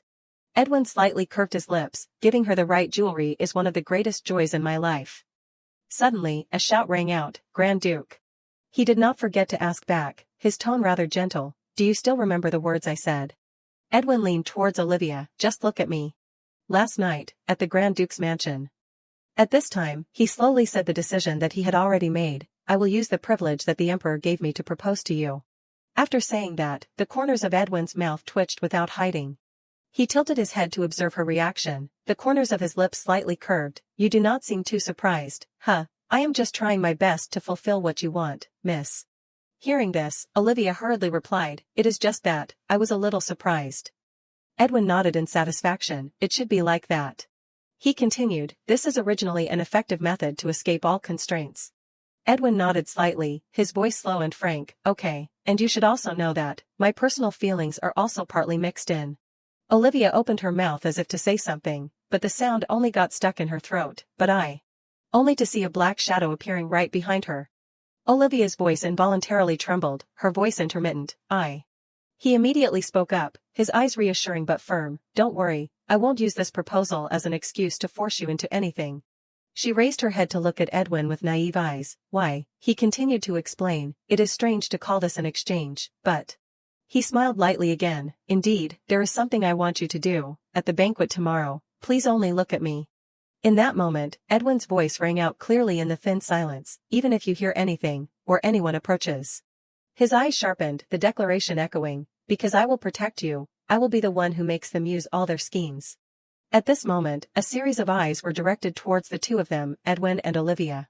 The father suddenly took a step forward. "Your Majesty, I think we still need to clarify a few things." He appeared with a stern expression mixed with anger. The father leaned slightly forward. "May I speak with my daughter for a moment?" The Emperor smirked. "That would be best. Now then, everyone, please continue to enjoy the banquet." He said decisively, "Duke, please talk to the young lady." Hearing this, Edwin gently put his arm around Olivia's shoulder. He asked softly, his eyes not leaving her, "So then, what do you want to do?" Olivia's eyes wavered between confusion and fear. I do not know." She swallowed hard, her voice breaking a little. "This is the first time my father wants to talk to me, and it is at a ball. Do I look like a fool?" Before that question, he affirmed with certainty, "Of course not." Edwin raised his head to look at the father. "It is just that, I think that the Duke here is extremely lucky." His eyes stopped for a moment, as if to let the words sink in deeper, because he just received the final grace. He immediately bowed his head before Edwin. Greetings to the great hero, Grand Duke. I want to talk to my daughter for a moment. May I have your permission? As soon as the words fell, he angrily bit his lip tightly. Edwin did not change his expression at all. He coldly reminded, her permission is more important than mine. After saying that, Edwin turned to look at Olivia with a smile on his face. She gently raised her head, her voice small but clear. What is the matter? He only left behind a short sentence, but did not allow it to be refused. First, let us go to another place. Just as the two were preparing to leave, Edwin lowered his voice. Duke Madeline. He said coldly, his voice loud enough, don't miss this opportunity. Saying this, Edwin smirked coldly. You understand what I mean, right? He quickly replied, yes. After a long while, the father and Olivia quickly walked outside. Then suddenly he grabbed her shoulder. The father shouted angrily, what are you doing? His eyes pressed tightly on Olivia, as if wanting to dig out every thought left in her. What did you whisper to him? Why did Grand Duke Vikander propose to you, the fiancé of the Crown Prince? Hearing this, Olivia completely froze, her empty eyes looking at the father. Olivia's father glared with scary eyes and shouted angrily, I only asked you for one thing, to become the empress without any obstacles. Are you so useless that you can't even do that simple thing? As soon as she saw this appearance of him, Olivia was stunned and looked blank. Immediately after that, she lowered her head. Tears gradually appeared on her face, flowing down her face. As soon as he saw that, Olivia's father was so startled that he was surprised and bewildered.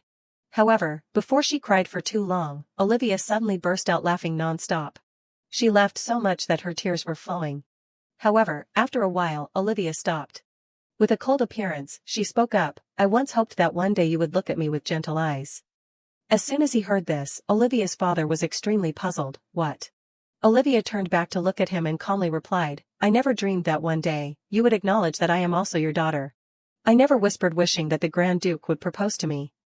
Despite trying for so many years, His Highness the Crown Prince is still indifferent to me. His fiancé, and caused trouble by continuously showing affection to Miss Edel in public. Do you believe this? The more he listened to her words, the more threatening Olivia's father became. Shut up. However, Olivia still did not care about those things, only calmly continued, you brought me to this large mansion, sent me to the imperial palace as the fiancé of His Highness the Crown Prince instead of Othello. It was you, the Duke, who is standing right here. After listening for a while, Olivia's father shouted angrily, be quiet.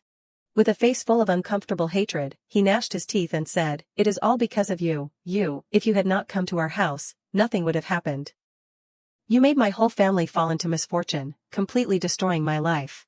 It is all because of you, all of it. While saying that, Olivia's father clenched his palms tightly to the point of trembling.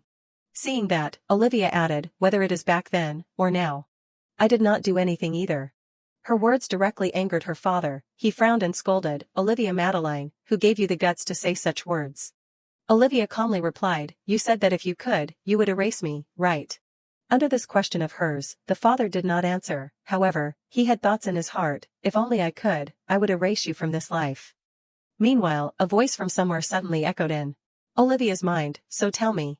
What is the most precious person right in front of me craving? While taking her hand, Edwin gently asked. At that time, Olivia was suddenly stunned to the point of absent-mindedness. It was completely different from Othello's scary and cold appearance. And both of Olivia's brothers. Even Maria, Leopold's lover. Finally, no one else, it was the one who betrayed Olivia, Leopold. After remembering all the people who had treated her badly, Olivia could not help but have tears in her eyes as she gently asked, can you really help me achieve what I crave? While kneeling down in front of her, Edwin affirmed loudly, Miss, I told you, I am always willing for you. Under the situation before her, Olivia was speechless. After a while, her tears flowed down, followed by words slowly ringing out gently, if that is the case, I also want to erase everything that belongs to Madeline now. While saying that, she was thinking in her heart, what I have been craving for so long, what I once loved. As soon as she thought of this, Olivia spoke loudly, I will erase the entire Madeline from my life. Can you help me, Duke? Scene change, Olivia's eyes flashed a trace of absent-minded contemplation as she looked forward. However, in the next second, she revealed sadness on her face and lowered her eyes. Olivia's hand at this time was holding a red string. She was all alone, with the string by her side. Everyone had left without saying goodbye. Returning to reality, Olivia's father suddenly shouted loudly, Olivia. At this moment, a figure suddenly appeared from somewhere, followed by a cold voice, "Enough. If you continue to threaten my precious fiancé, then you will turn all of Vikander into your enemy, Duke." The person speaking was none other than Edwin, the Grand Duke, with a scarily cold face. Under this situation, Olivia could not help but look stunned and surprised, while her father helplessly gnashed his teeth without saying a word. Immediately, Edwin changed his expression, smiling brightly at Olivia. "Let us go, miss." While saying that, he flashed a gentle smile. At this time, Edwin only had Olivia in his eyes. He seemed to be able to clearly feel the fleeting tremor on her face. At this moment, Olivia suddenly bowed her head, causing Edwin to feel somewhat suspicious. While hooking her arm onto his arm, Olivia gently reminded, "Let us go back to the banquet hall together." That made Edwin extremely curious. "Not going home?" Olivia smiled and replied, "I spent so much effort preparing today. Shouldn't there at least be a dance?" Although she said that confidently, her hands that were hooking onto Edwin were trembling non-stop. As soon as he felt that, Edwin suddenly looked behind, then flashed a cold smile and said, "If that is the case, you will grant me the honor of dancing the first dance again today, right?" Edwin said while glancing at Olivia's father who was standing behind. At the party, everyone was dressed in magnificent and luxurious clothes. They seemed to be full of curiosity and looking in one direction. It was Olivia's place. She with a beautiful and pretty face was attentively dancing with her love. Olivia slowly opened her eyes. She looked at the group of people in the distance who were looking up at the two of them. As soon as he saw that, Edwin asked worriedly, "Are you uncomfortable anywhere?" Olivia replied, "It would be a lie if I said no." As soon as he heard that, Edwin sighed wearily and said, "Me too, actually." Before he could finish speaking, Olivia asked, Why are you too?" Edwin immediately explained, "His Majesty the Emperor left without agreeing to my request. I prepared everything for tonight." As soon as she heard this, Olivia burst out laughing happily, asking back immediately, "It seems this should not have happened today, right?" Leopold stood far away. As soon as he witnessed the conversation between the two of them, his expression darkened. Edwin immediately sensed that. He could not help but force a smile and said, "The Crown Prince is glaring at me very intensely from behind. I am very happy to be dancing with the young lady. I just saw that it was." As soon as she heard that, Olivia was extremely curious. "What should we do?" At this moment, Leopold suddenly flashed a sinister smile. In the next second, a hand from somewhere directly reached towards Olivia and Edwin, while Edwin was attentively talking, "If you want, I." However, before he could finish speaking, Jade had directly slammed his hand onto Olivia's shoulder with a face full of annoyed anger. Jade said sternly, "Come out here and talk. I want to talk to Olivia. Please step aside, Duke." As soon as he heard those words, Edwin laughed sarcastically and questioned, "The deputy commander always speaks concisely, huh, skipping over the long time no-see greeting." Jade replied with a troubled expression, "Ever since the victory celebration, when I heard the intelligence about the remnants of Haperti was fake, I threw it aside." In contrast to his appearance, Edwin was extremely calm, replying, "Sounds great." At this time, Jade asked again, "Probably because you were worried that I might hinder your oath to Olivia, so you gave us fake information just to get rid of me, right?" While hooking his arm onto Olivia's shoulder, Edwin said loudly, "No way." Right away, he bowed his head gently to ask Olivia, "So then, miss, shall we go back according to the plan?" Seeing that the two of them did not give him any face, Jade felt even more annoyed and upset than ever before, shouting, "Olivia." Just as she was leaving, Olivia turned her head to look at him. In the next second, she spoke up with a somewhat absent-minded tone, There is nothing to say." These words of Olivia's caused Jade's expression to directly darken. In the next second, he lunged straight towards Olivia. While grabbing her hand, he questioned aggressively, "Where have you been all this time?" "At the Grand Duke's mansion." Resisting must have a limit. After all, since Athela fell ill, the atmosphere in the house has not been good. As soon as she heard these words from Jade, Olivia's eyes became absent-minded. She asked again with a bewildered appearance, "Resisting?" Jade replied helplessly, "That is right, do not make things even more complicated, come back with me. If this is not resisting, then what is? Stop the foolish actions immediately." As soon as his sentence ended, an extremely stern tone rang out, "You want her to return." Olivia's eyes at this time seemed to have changed a bit, becoming sharper and more solemn than ever before. She asked suspiciously, "Return to where?" As soon as he saw this appearance of Olivia, Jade was frightened, and could not help but break out in a cold sweat as he stammered in reply, "Then, of course." Right away, his line of thought appeared, for the sake of the national situation, Grand Duke Vikander must swear an oath with the princess.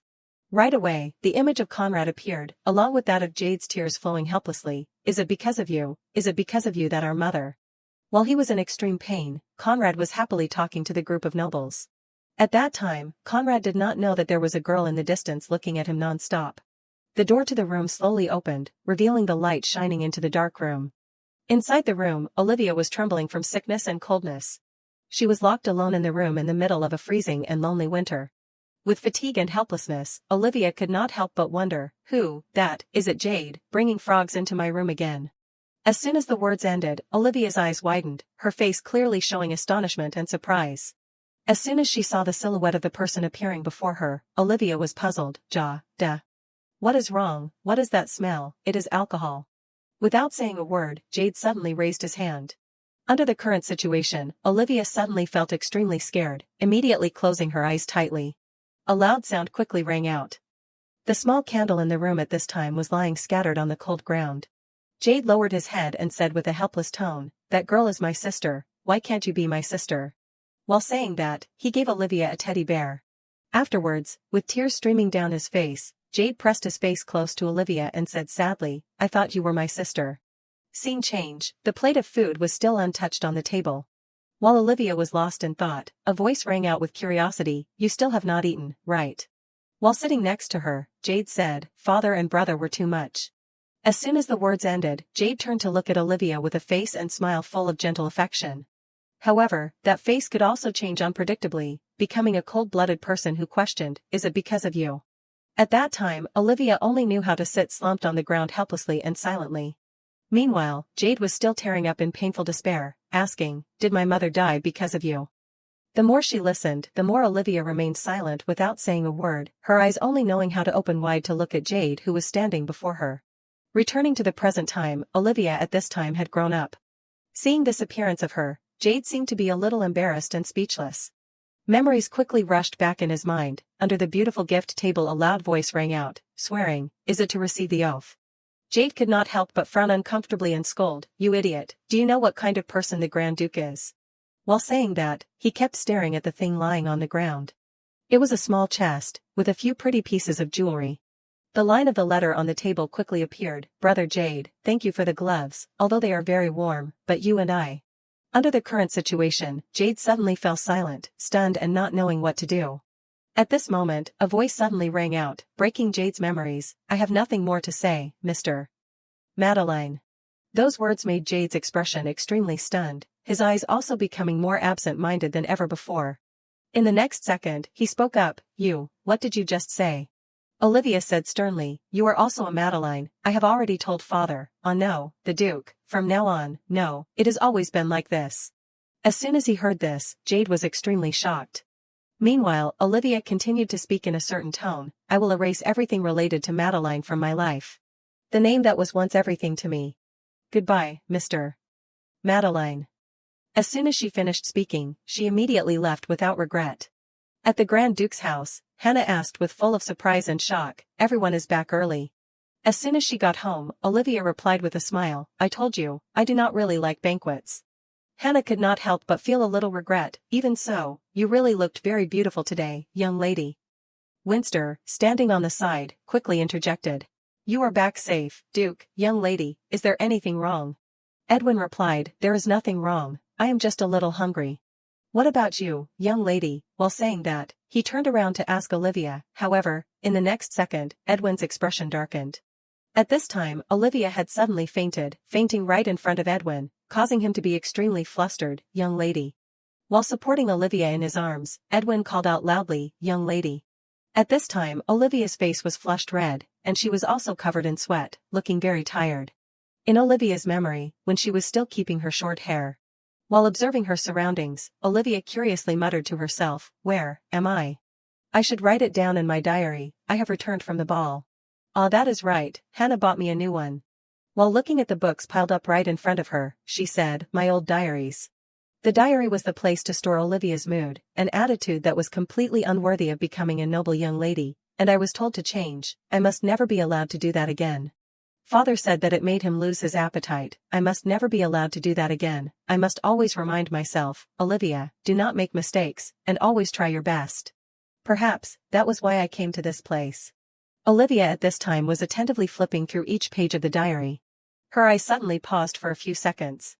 It was the thoughts in the diary that made even Olivia surprised. I did not do anything. I did not do anything. As soon as she read this, Olivia's tears flowed down. Not only when she was young, she was also painfully sad when she grew up. Olivia cried out loudly like a child in the middle of a pure white sand dune. At Edwin's place, he was full of worry asking, "How serious is it?" The doctor quickly replied, "Lack of sleep, malnutrition, and dehydration. In general, none of the indicators are stable." As soon as he heard this, Edwin looked at Olivia, who was lying on the bed, exhausted and drenched in sweat, and continued to wonder. She was fine until she went to the party. So why did she suddenly collapse? The doctor replied, "If there are no other specific reasons, then it is probably because she suppressed too many things for a long time. Perhaps it is because the young lady finally let go." "Have you seen the back of the young lady's hand?" Edwin immediately remembered the image of Olivia's slender hand, and replied, "I know." As soon as he finished speaking, he frowned helplessly, thinking to himself, "I do not know how much she has endured in that weak body. And after all that, she was still worried about us, under the name Live Green, even though she herself had more than enough to worry about. It is all because of those damn idiots.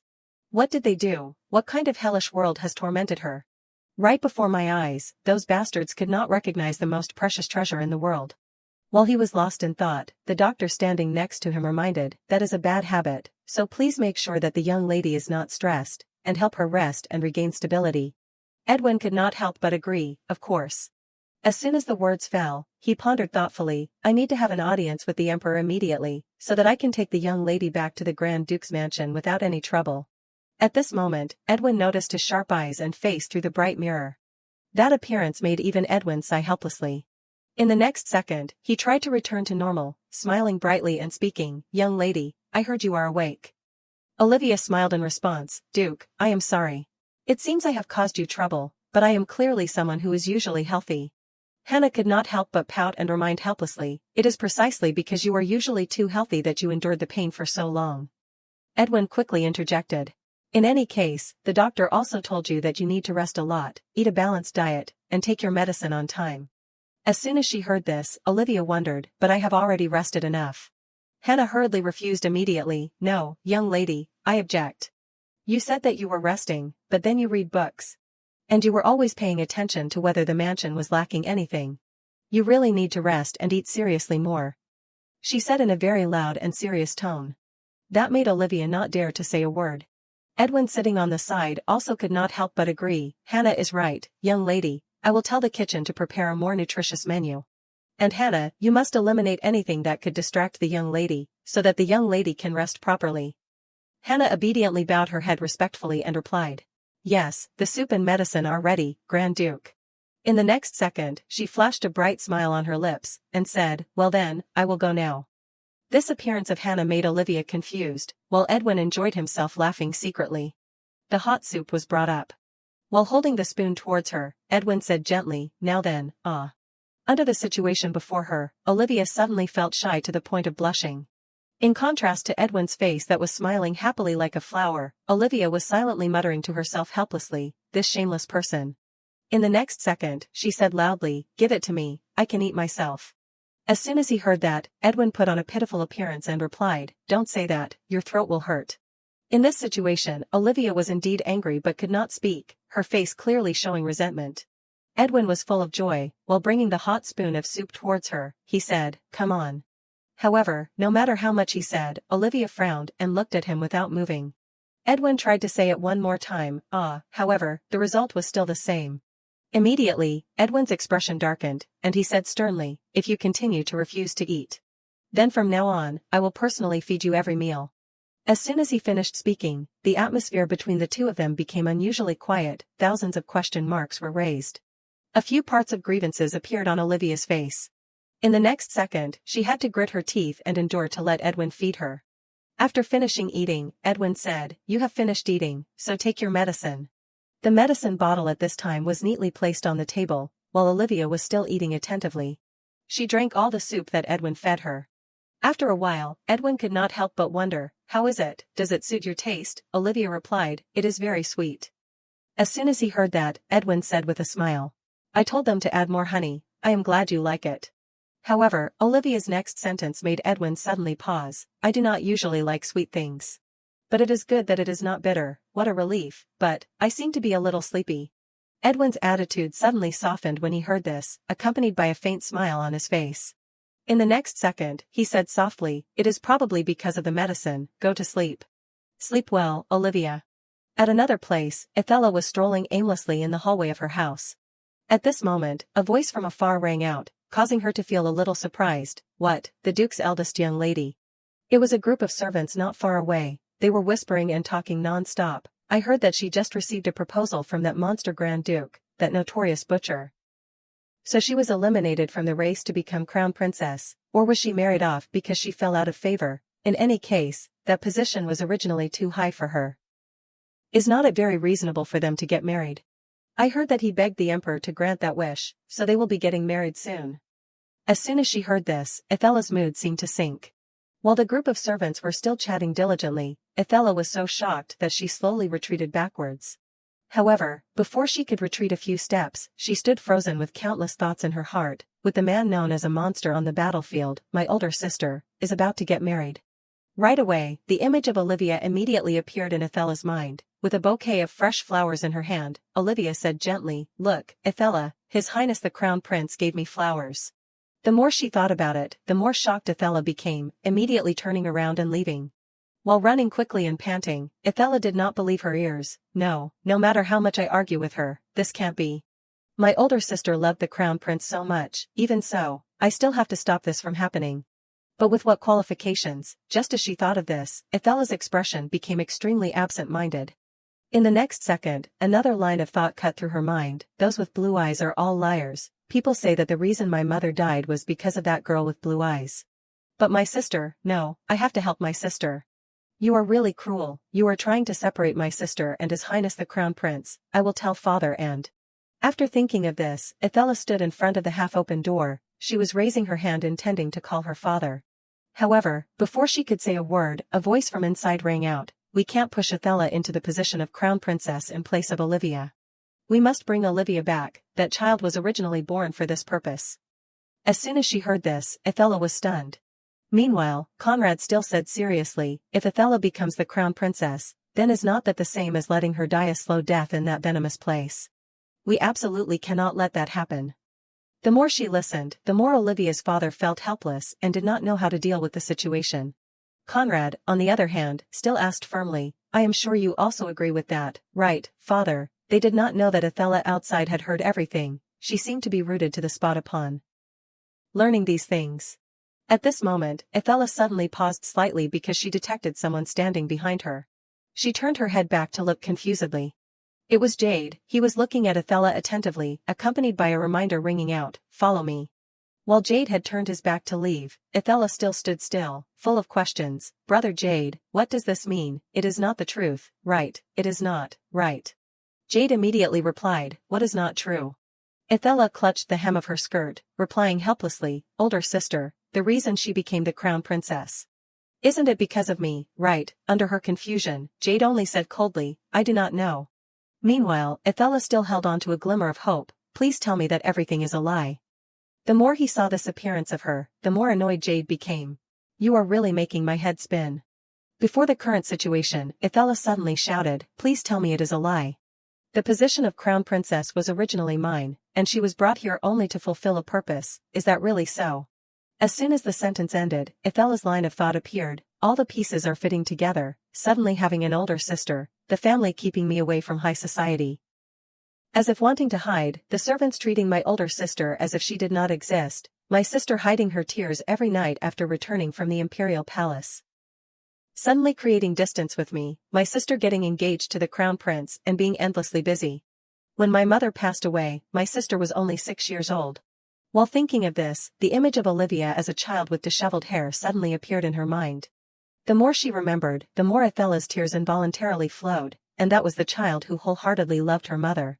As soon as she thought of this, she immediately turned and left, causing Jade to frantically call out, Ethella, Ethella. At another place. With a pen as light as a feather, the words were slowly written out. As soon as she heard a sound, Olivia turned her head back to look. It was Edwin, he had just entered the room and said with a smile, are you feeling much better? Olivia replied with a bit of annoyance, yes, Duke, thank you for your concern. But, is not this a bit too much? As soon as he heard this, Edwin wondered, too much what? While pointing to the bookshelf in front of her, Olivia said helplessly, confiscating all my books. People should read books when resting. Edwin immediately retorted, who reads when they are recuperating? You have to lie down quietly. Under this situation, Olivia could not help but sigh helplessly and said, that is resting, but I am already healthy. At this moment, the doctor suddenly appeared with a book in his hand, and spoke with a hasty voice, books, the young lady has not recovered enough to read yet, she needs more rest. Olivia quickly replied, look, my voice is fine, and... However, before she could finish speaking, Edwin interrupted, but the doctor said that it is still not allowed. Shall we go eat together? While saying that, he flashed a bright smile. Edwin reminded, you must eat a full meal, otherwise, I will have to. Before he could finish speaking, Olivia blushed with embarrassment and replied, okay, I understand. While they were busily chatting, a subordinate from outside suddenly came in to report, Duke, excuse me for the urgency, a letter has been sent from the Imperial Palace. Letters from the Emperor's Palace sent to you, Duke, and 2 letters from the Crown Prince and the Princess sent to the young lady. As soon as he heard this, Edwin complained with full of helplessness, the whole family had to send them at the same time, huh? As soon as she received the letter, Olivia smiled brightly. The hot teapot was placed neatly on the table. The two of them, Olivia and Edwin, suddenly glanced at each other without saying a word. After a while, Olivia said helplessly, sure enough, family is still family. Edwin could not help but wonder before this, what is wrong? Perhaps the letter sent to the young lady is also a summons to the palace. Olivia laughed sarcastically and said, correct, to the T. As soon as the thought ended, she secretly thought in her heart, the handwriting is clearly different from the previous letters, so this is a real letter from Leopold. Cold, without any affection, no care, nothing at all. At this moment, Edwin's hand suddenly touched Olivia. With a smile on his lips, Edwin wondered, should we reply together? He smiled so happily that he closed his eyes tightly. That made Olivia, who was sitting opposite him, extremely puzzled. At the Imperial Palace, a voice rang out, Princess, Your Highness. Crown Prince, Your Highness, there is a reply from Miss Madeline. As soon as he heard this, Leopold was suspicious, really, what is written inside? The subordinate replied with a stammering tone, that. Meanwhile, Reina was attentively listening. However, in the next second, her eyes widened terribly because of the current announcement, that she is seriously ill to the point that she can't attend. Not only Reina, even Leopold was extremely surprised to receive this information. Right away, he spoke up with a face full of coldness, say it again. Olivia's pure figure lightly appeared in the sunshine-filled world. It was completely the opposite of the scene of being locked up in Reina's cold room. With a face full of resentment and discomfort, she could not help but gnash her teeth and think, Olivia Madeline, this insolent thing. I still have to prepare the decorations for the next summer banquet, how dare you refuse my decree, if the banquet I hold can't compare to the quality of last year. Those nobles will start to doubt me. While thinking, Reina was worried to the point of trembling. With her hand clenching tightly and helplessly, Reina muttered to herself, even having to write a reply about aid for the area, damn it, she is not even coming to the banquet. I can't vent my anger on her. And she dares. Then also receiving a proposal from the Grand Duke, that cheap green-eyed thing, that position is mine. The princess possesses a precious treasure, do not worry, that person will kneel before the princess soon. As soon as she thought of this, Reina suddenly looked up at the sky, afterwards she looked down with a sigh of helplessness on her lips. In just a moment, she had turned around sharply, shouting with an angry tone, when will Miss Madeline come here? The subordinate seeing this hurriedly replied, Your Highness, perhaps you should calm down a bit. Reina did not care about that, only angrily shouting, bring Madeline here to me. Under the current situation, the subordinate only knew how to obediently reply, yes, Your Highness. After a while, Olivia had arrived as Reina ordered. As soon as she appeared, Olivia said indifferently, I have arrived. As soon as she saw her, Reina frowned and replied immediately, this matter. Before she could finish speaking, Olivia interrupted, making Reina full of surprise, Tristan's granary, the trading territory, the Le Carle necklace, and the white crystal mine. These words of Olivia made Reina puzzled. Young lady, what do you mean by saying these things? What did the Grand Duke tell you that you dare threaten me? Under the current situation, Olivia suddenly confidently flashed a smile on her lips. Then she gently asked back, so you understand that this is a threat, huh? Immediately, Reina's words from before suddenly appeared in Olivia's mind. If the young lady works hard, I can suggest you dance with my brother. Should not you prove your qualifications to be the Crown Princess? You only need to pass a small test. If the young lady can resolve the problem for an area suffering from famine in the spring. Just as she was lost in her thoughts, Reina suddenly stomped her foot and shouted, "How dare you? Do you have evidence? Kneel down and beg for my forgiveness right now." Between the words of an unofficial young lady and the words of a legitimate princess like me, who do you think people will believe? Olivia did not bother to explain much, only raised a detailed information sheet and said, "This is my personal spending record." This directly made Reina stunned, her eyes suddenly becoming full of absent-mindedness. Olivia said loudly, "While your highness often frequents underground auctions to find the Lacarle necklace, this is a record of how I used private funds to restore the trading territory, which was in a slump." Although she said that, Reina stubbornly did not believe it. "Don't lie. Are you saying you disobeyed my orders and created a second record? The female servants I sent to follow you did not say a word." Olivia continued to explain, "It is not a second record, it is a record of my private assets. Her Highness told me to handle it with personal funds first. And I am simply recording those transactions." As soon as she heard these words, the paper in Reina's hand was crumpled up. In the next second, she laughed sarcastically and spoke, "Such things can be fabricated." In contrast to Reina's attitude, Olivia was extremely calm, replying, "Your Highness, I do not intend to reveal this information." That made Reina a little confused. "What?" Olivia said loudly, "I am only here to ask for one thing." As soon as she heard this, Reina's expression could not hide her surprise. In just a moment, a sinister smile bloomed on her face.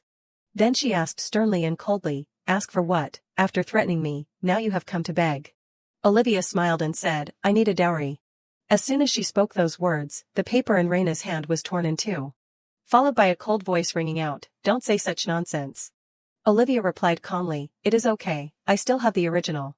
As soon as she heard that, Reina threatened, "Give it here, now." Olivia did not care about that much, still saying leisurely, "If your Highness is kind enough to prepare a dowry for me." Under this situation, Reina could not help but wonder, "And if I refuse?"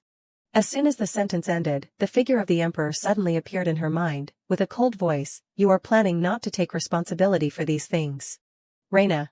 The more she remembered his image, the more Reina was so scared that she broke out in a cold sweat, muttering to herself, If she reveals these records, my father's trust in me will."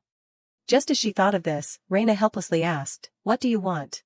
Immediately, Olivia suggested, "What about the Maneri territory?" Reina hurriedly retorted, "That is too much.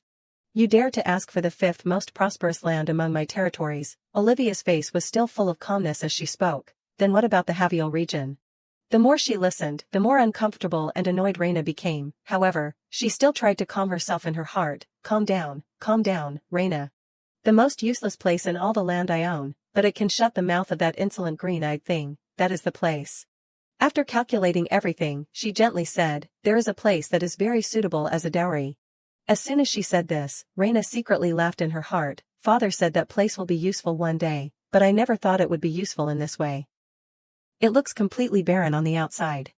Right away, Reina asked, "That place, you know it, the White Crystal Mine, remember it? He will be very interested in it. That is." The more she listened to these words, the more confusion and worry appeared on Olivia's face. Her heart could not help but secretly think, "I have never paid attention to that abandoned mine. What caught my attention is that it only exists in confidential records, being removed from the ledgers, despite the value it should have, a place that only the royal family can access." In just a moment, Reina's proud image appeared in her mind. "Do I have to worry about such things? Am I not busy enough?" The words from the subordinate also quickly rang out in Olivia's mind. "Young lady, as you know from the visit last time, the mineral vein here has been depleted for a long time." After a series of intertwined thoughts, she was full of confusion. It is a completely useless place, so why? While Olivia was lost in her thoughts, Reina flashed a sinister smile. In the next second, she approached Olivia and smiled. "Think carefully, young lady, all my territories are quite far from the Bikander borderlands, right? In order to manage it, that mine, located right in the north, is not at the best choice. Decide quickly, young lady." Under the current situation, Olivia could not help but feel uneasy and worried to the point of clenching her hand tightly. Edwin was fully enjoying playing with his little bird. In the next second, he turned his head back with a curious expression. In just a moment, a smile had bloomed on Edwin's lips, accompanied by gentle words, "Young lady, you are back." Olivia, while running quickly towards him, replied awkwardly, "I am sorry, it took longer than expected." "Now then, let us go. I will take you on a tour of Taya's palace." "At the majestic Taya's palace?" The two of them, Olivia and Edwin, were leisurely strolling inside the grounds.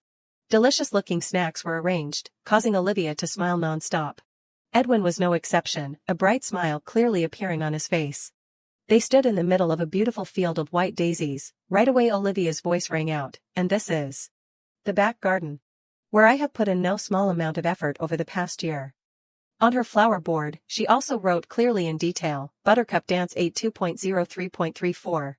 While looking at the flowers blooming with the colors of her own planting, Olivia said happily, "I have worked at Taya's palace before, but I only got full control about a year ago. Since that time I have been taking care of Taya's palace day and night. Being given full control has a very special meaning, you know, so I am like a child, really." After hearing her words, Edwin could not help but praise, "It is really very beautiful. Especially this pink rose. And you must have written the words on the board yourself, right? Buttercup Dance 82.03.34, I think so, the handwriting looks very familiar." Under Edwin's question, Olivia immediately agreed. She replied with a somewhat stunned expression, "My handwriting." At this moment, Baroness suddenly appeared right behind them, gently calling, "Young lady, Grand Duke. Grand Duke, what brings you to Taya's palace, the palace of the future crown princess, in other words, a place that no outsider is allowed to enter?" Olivia replied calmly, "I allowed him to enter." As soon as she heard that, Baroness was extremely confused. "What?" Olivia explained leisurely, "That means that I, the owner of this place, personally allowed and welcomed him as a guest. And even before. Wasn't there an uninvited guest who came here before?" Under her words, Baroness suddenly darkened her expression, not daring to say a word. Immediately, Baroness tried to persuade, "But, the crown prince will be arriving soon." Olivia did not care about that, directly turning to leave, "It is past dinner time. I will contact you again and visit on another occasion." As soon as she saw her getting into the carriage and leaving, Baroness hurriedly called out, "Young lady." Inside the carriage, Edwin said with a bit of discomfort, "That really is a wonderful place, I wanted to admire it more, if only that person had not ruined it. By the way, young lady, you won, huh?" Under his question, Olivia suddenly smiled lightly and replied, "That is right." That made Edwin smile happily and add, "I told you, did not I? I only know about victory, and my young lady will be the same." Olivia suddenly clutched the piece of paper in her hand, replying with a somewhat confused expression, "No matter what I say, I won't show it to the Duke." As soon as she said the words, she worriedly muttered to herself, "At least not now. That place is too desolate for humans to live in, and even less valuable as a tourist attraction, after I develop it a little more." Edwin, on the other hand, did not understand her intentions, his face revealing innocence, blankness, and absent-mindedness. In the next second, he laughed and said, "You do not think I will steal the young lady's victory, do you? I was hoping for something that was not material." As soon as she heard that, Olivia blushed a little shyly and replied, "Then try saying it." Edwin said, "How about calling me by a more intimate name?" As soon as he finished speaking, Edwin attentively looked at the person before him without looking away. That made Olivia unexpectedly surprised, "Huh?" Edwin explained with a smile, "You always call me Duke, why do not you try a different way of calling me? Surely, you know my name, right?" Olivia replied thoughtfully, "Of course, I know." Just as she thought of Edwin's handsome and suave appearance, Olivia could not help but secretly think, "It is an honor to be able to call your name Edwin Vikander Lowell." While she was extremely shy, Edwin, on the other hand, was full of joy and teased, "I can't hear anything. How can I hear it when you speak so softly? Why do not you try calling my name?" Olivia said irritably, "I just called it." As soon as the words fell, her eyes flashed with shock. It was Edwin. From some time he had sat very close to Olivia, with gentle words ringing out, "But I still have not heard it." The distance between the two people at this time seemed to be non-existent, making Olivia shy to the point of blushing. Meanwhile, Edwin still continued to say, "Anyway, we are getting married soon. And it is completely normal for a couple to address each other by their given names." Olivia said hesitantly, "And if I do not do that? It might look even more awkward, right?" Under her question, Edwin only smiled and looked attentively. At this moment, a voice suddenly rang out from outside, "Duke." Edwin wondered, "What is wrong?" The subordinate replied quickly, "There is a carriage stopping in front of the Duke's mansion. I think you should go down and take a look." As soon as he heard this, Edwin was taken aback, immediately asking back, "A carriage?" As soon as he finished speaking, he peeked out to look. His hand suddenly paused for a few seconds. In the next second, Edwin pulled down the curtain, then said softly, "The moonlight is too bright, the night air is also a bit chilly, it is best to pull down the curtains. This made Olivia a little suspicious. Why suddenly? At this moment, a voice from outside rang out, "Leave." As soon as she heard that voice, Olivia asked worriedly, "His Highness?" Meanwhile, that calling was still ringing out, "Olivia." Outside, Olivia, under the current situation, Edwin sitting beside her only knew how to sigh helplessly. Olivia gently lifted the curtain. The person who was continuously calling her was none other than her brother, Jade. With a face full of grievances, Jade asked softly, "Is it okay, Em?" As soon as she saw this expression of him, Olivia was stunned. Feeling that she was a little hesitant, Edwin immediately asked, Are you planning to talk to the young master?" At this time, Jade was still standing quietly waiting outside. Olivia, while turning to look at Edwin, said gently, "It is okay, I will send him away and he won't come here again." As soon as he heard her say that, Edwin's face revealed disagreement. However, he still had to sigh and comply, "If that is what you want, miss." Immediately, Olivia got off the carriage. Before she could speak, Edwin quickly spoke first, "You have chosen a terrible time, Commander Madeline." Jade replied coldly, "Greetings, Grand Duke." As soon as the words fell, he noticed his younger sister who was standing beside Edwin, Olivia. Immediately, Jade called out, "Olivia." Regardless of how he called, Edwin still whispered into Olivia's ear to remind, "I will keep my distance, just call if you need me." Jade seemed to be able to clearly hear each of those words, immediately clenching his palms and questioning, "What do you see me as? You are acting as if I am a thug." While saying that, he muttered to himself, worrying like that should not come from him, an outsider.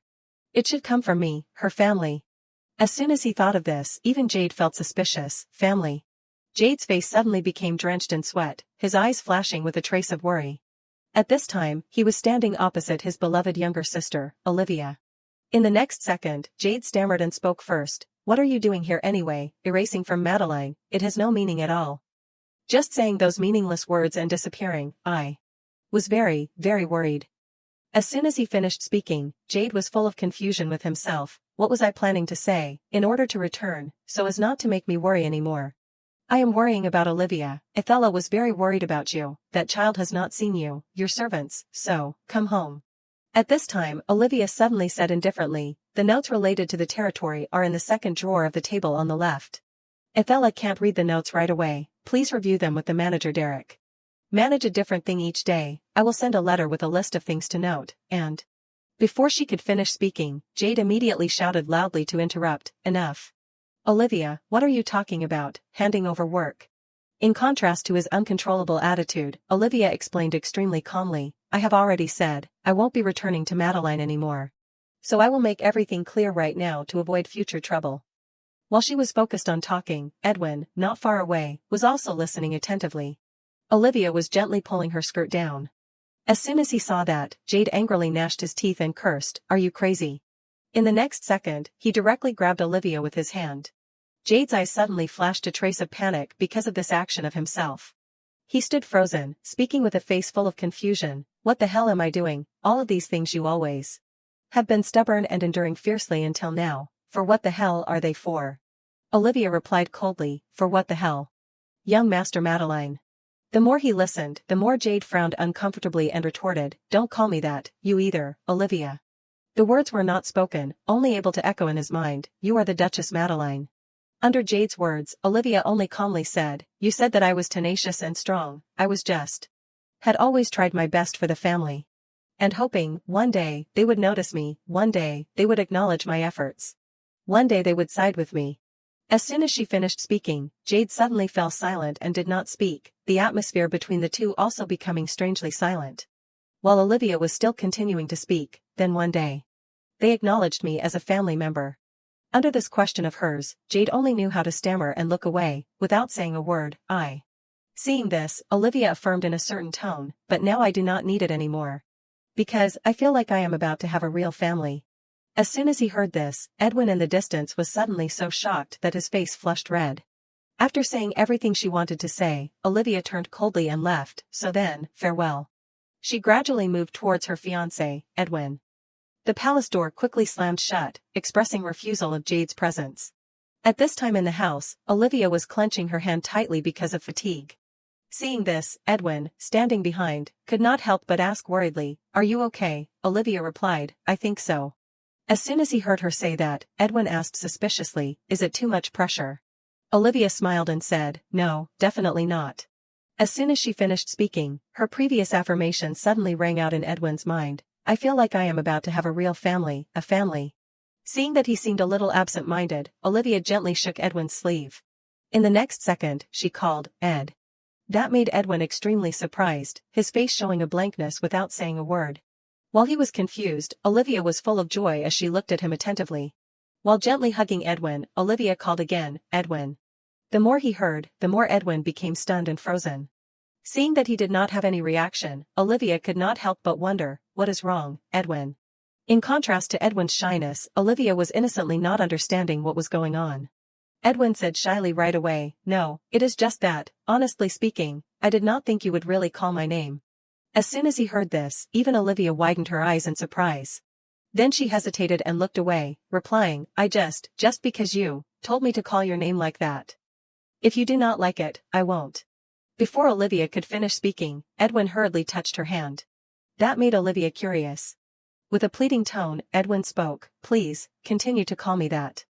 Olivia could not help but wonder before this, is that okay? The atmosphere between the two people at this time became more intense than ever before, the fire of love seemed to be burning brightly in their hearts.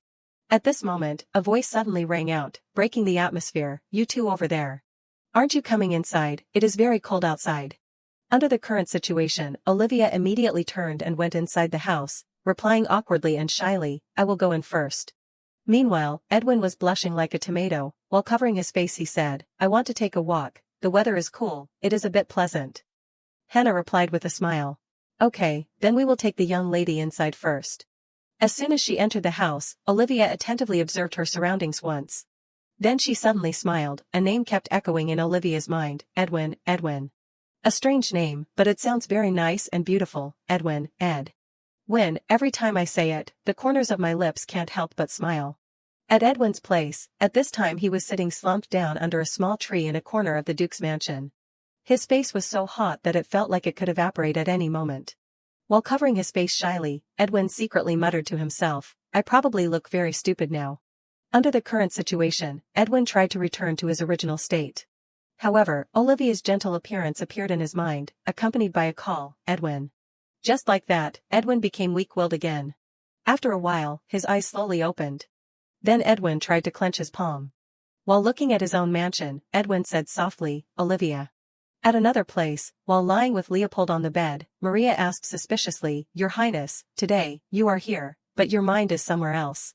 Leopold immediately touched her face and replied, I am sorry, Maria, there is a bit of a complicated matter. As soon as she heard this, Maria quickly understood the problem, asking back, is it because of the young lady? Leopold said helplessly, that is right, I think she saw me with you last Wednesday. And because of that, she recklessly cancelled our engagement. Under this sentence of Leopold's, Maria's eyes suddenly narrowed to show calculation. Right away, she took the opportunity, with a gentle and innocent face, asking, Your Highness, so then, our relationship, and the young lady.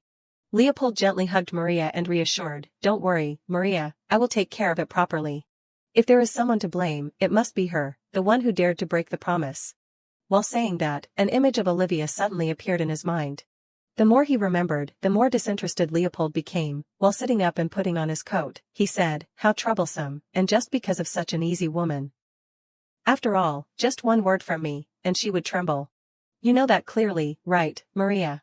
Maria did not reply, only staring at him with eyes full of coldness. At Olivia's place, she was attentively looking at the hot cup of tea before her with a cold face.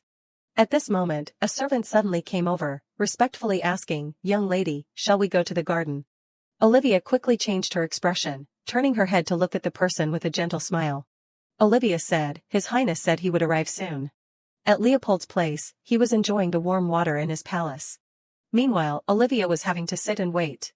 After hearing her say that, the subordinate hurriedly replied right away, Even so, young lady. Olivia did not care about those things, only silently with her own thoughts, He is making me wait again, like always. At this moment, a few subordinates suddenly announced loudly, Glory to the Empire's little son, glory to the Empire's little son. Leopold slowly walked towards Olivia. As soon as she saw him, Olivia quickly stood up. Then she respectfully saluted, Glory to the little son. As soon as he saw that, Leopold wondered greatly, why so formal? Is it because you left early yesterday that you feel guilty? Olivia, as soon as he said this, Leopold's expression immediately changed completely. He looked at Olivia with piercingly cold eyes. Olivia said softly, about our engagement. Before ending it, I wanted to see you one last time. Under this sentence of hers, Leopold suddenly flashed a sinister smile. Immediately, he laughed loudly. In contrast to Leopold's appearance of enjoyment, Olivia did not have even a hint of joy on her face. After laughing heartily for a while, Leopold regained his calm demeanor. Then he sarcastically said, why not just say it frankly, you saw me with Maria, and are now acting jealous like this. These words from Leopold made Olivia extremely suspicious, just that. Immediately, countless images between those two suddenly appeared in her mind, along with the times that Leopold had treated her badly. I was not expecting an apology anyway. I only hoped that in the end I could keep a bit of basic etiquette. The image of Maria and Leopold naked and hugging on the white bed, this Olivia also knew clearly. The more she remembered, the more her eyes sank. Seeing her like that, Leopold glided past and reminded, then from now on, you won't have anything to do with the Grand Duke anymore, right? Leopold immediately turned his head to call, Olivia. Seeing that Olivia did not say anything, Leopold added, well then, Olivia, how lovely it is that you are so obedient. And now you say you want to cancel the engagement. Do you really believe the Grand Duke's words, still so naive at 19 years old? Olivia laughed sarcastically to interrupt, I am 20 years old, Your Highness. As soon as he heard this, Leopold asked back with a face that did not have much concern, really, you are already 20. At this moment, a laugh from somewhere suddenly rang out, causing him to be a bit surprised and confused. In the next second, Leopold turned his head back to look. It was Olivia, she was chuckling right before him. This appearance of Olivia directly provoked Leopold, causing Leopold's expression to quickly darken.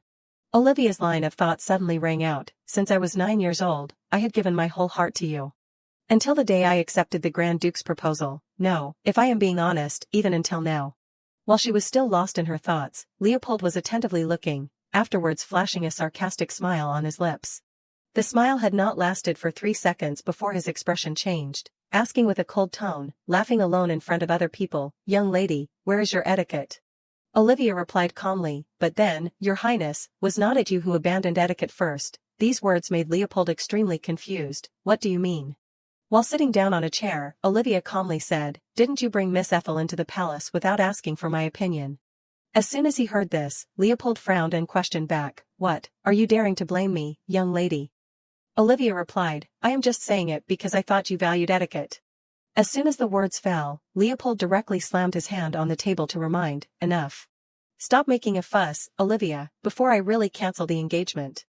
I will go now, and you should also restrain yourself, do not act rashly. After saying all the words, Leopold uncomfortably thought to himself, I have said enough for her to understand, especially since she was too eager to hold on to the engagement. In contrast to his calculation, at this time Olivia suddenly fell silent for a while. Then she affirmed loudly, the engagement will be cancelled. As soon as he heard that, Leopold frowned, revealing his displeasure. He quickly smiled sarcastically and spoke, by whose authority? Olivia replied, by your words and my will. After all, His Highness already has someone else he wants to make Empress. I know my place clearly, and so does His Highness. The more she listened, the more uncomfortable Leopold became, immediately standing up and questioning, this jealousy has gone too far, young lady, are you eavesdropping? Olivia said calmly, eavesdropping, not at all, at the exact time that you scheduled a meeting with me. At my own palace. You were having a date with Miss Ethel, Your Highness, so then. The more she said, the more Leopold could not control his emotions, directly shouting to interrupt, young lady. While Olivia was still panicking because of his current attitude, a hand suddenly appeared, blocking right in front of her. That person was none other than Edwin. He seemed extremely worried about the current situation. Even so, Edwin still had to bow respectfully, I greet the little son of the Empire. Leopold did not care about that sentence, only asking uncomfortably, what is this insolence?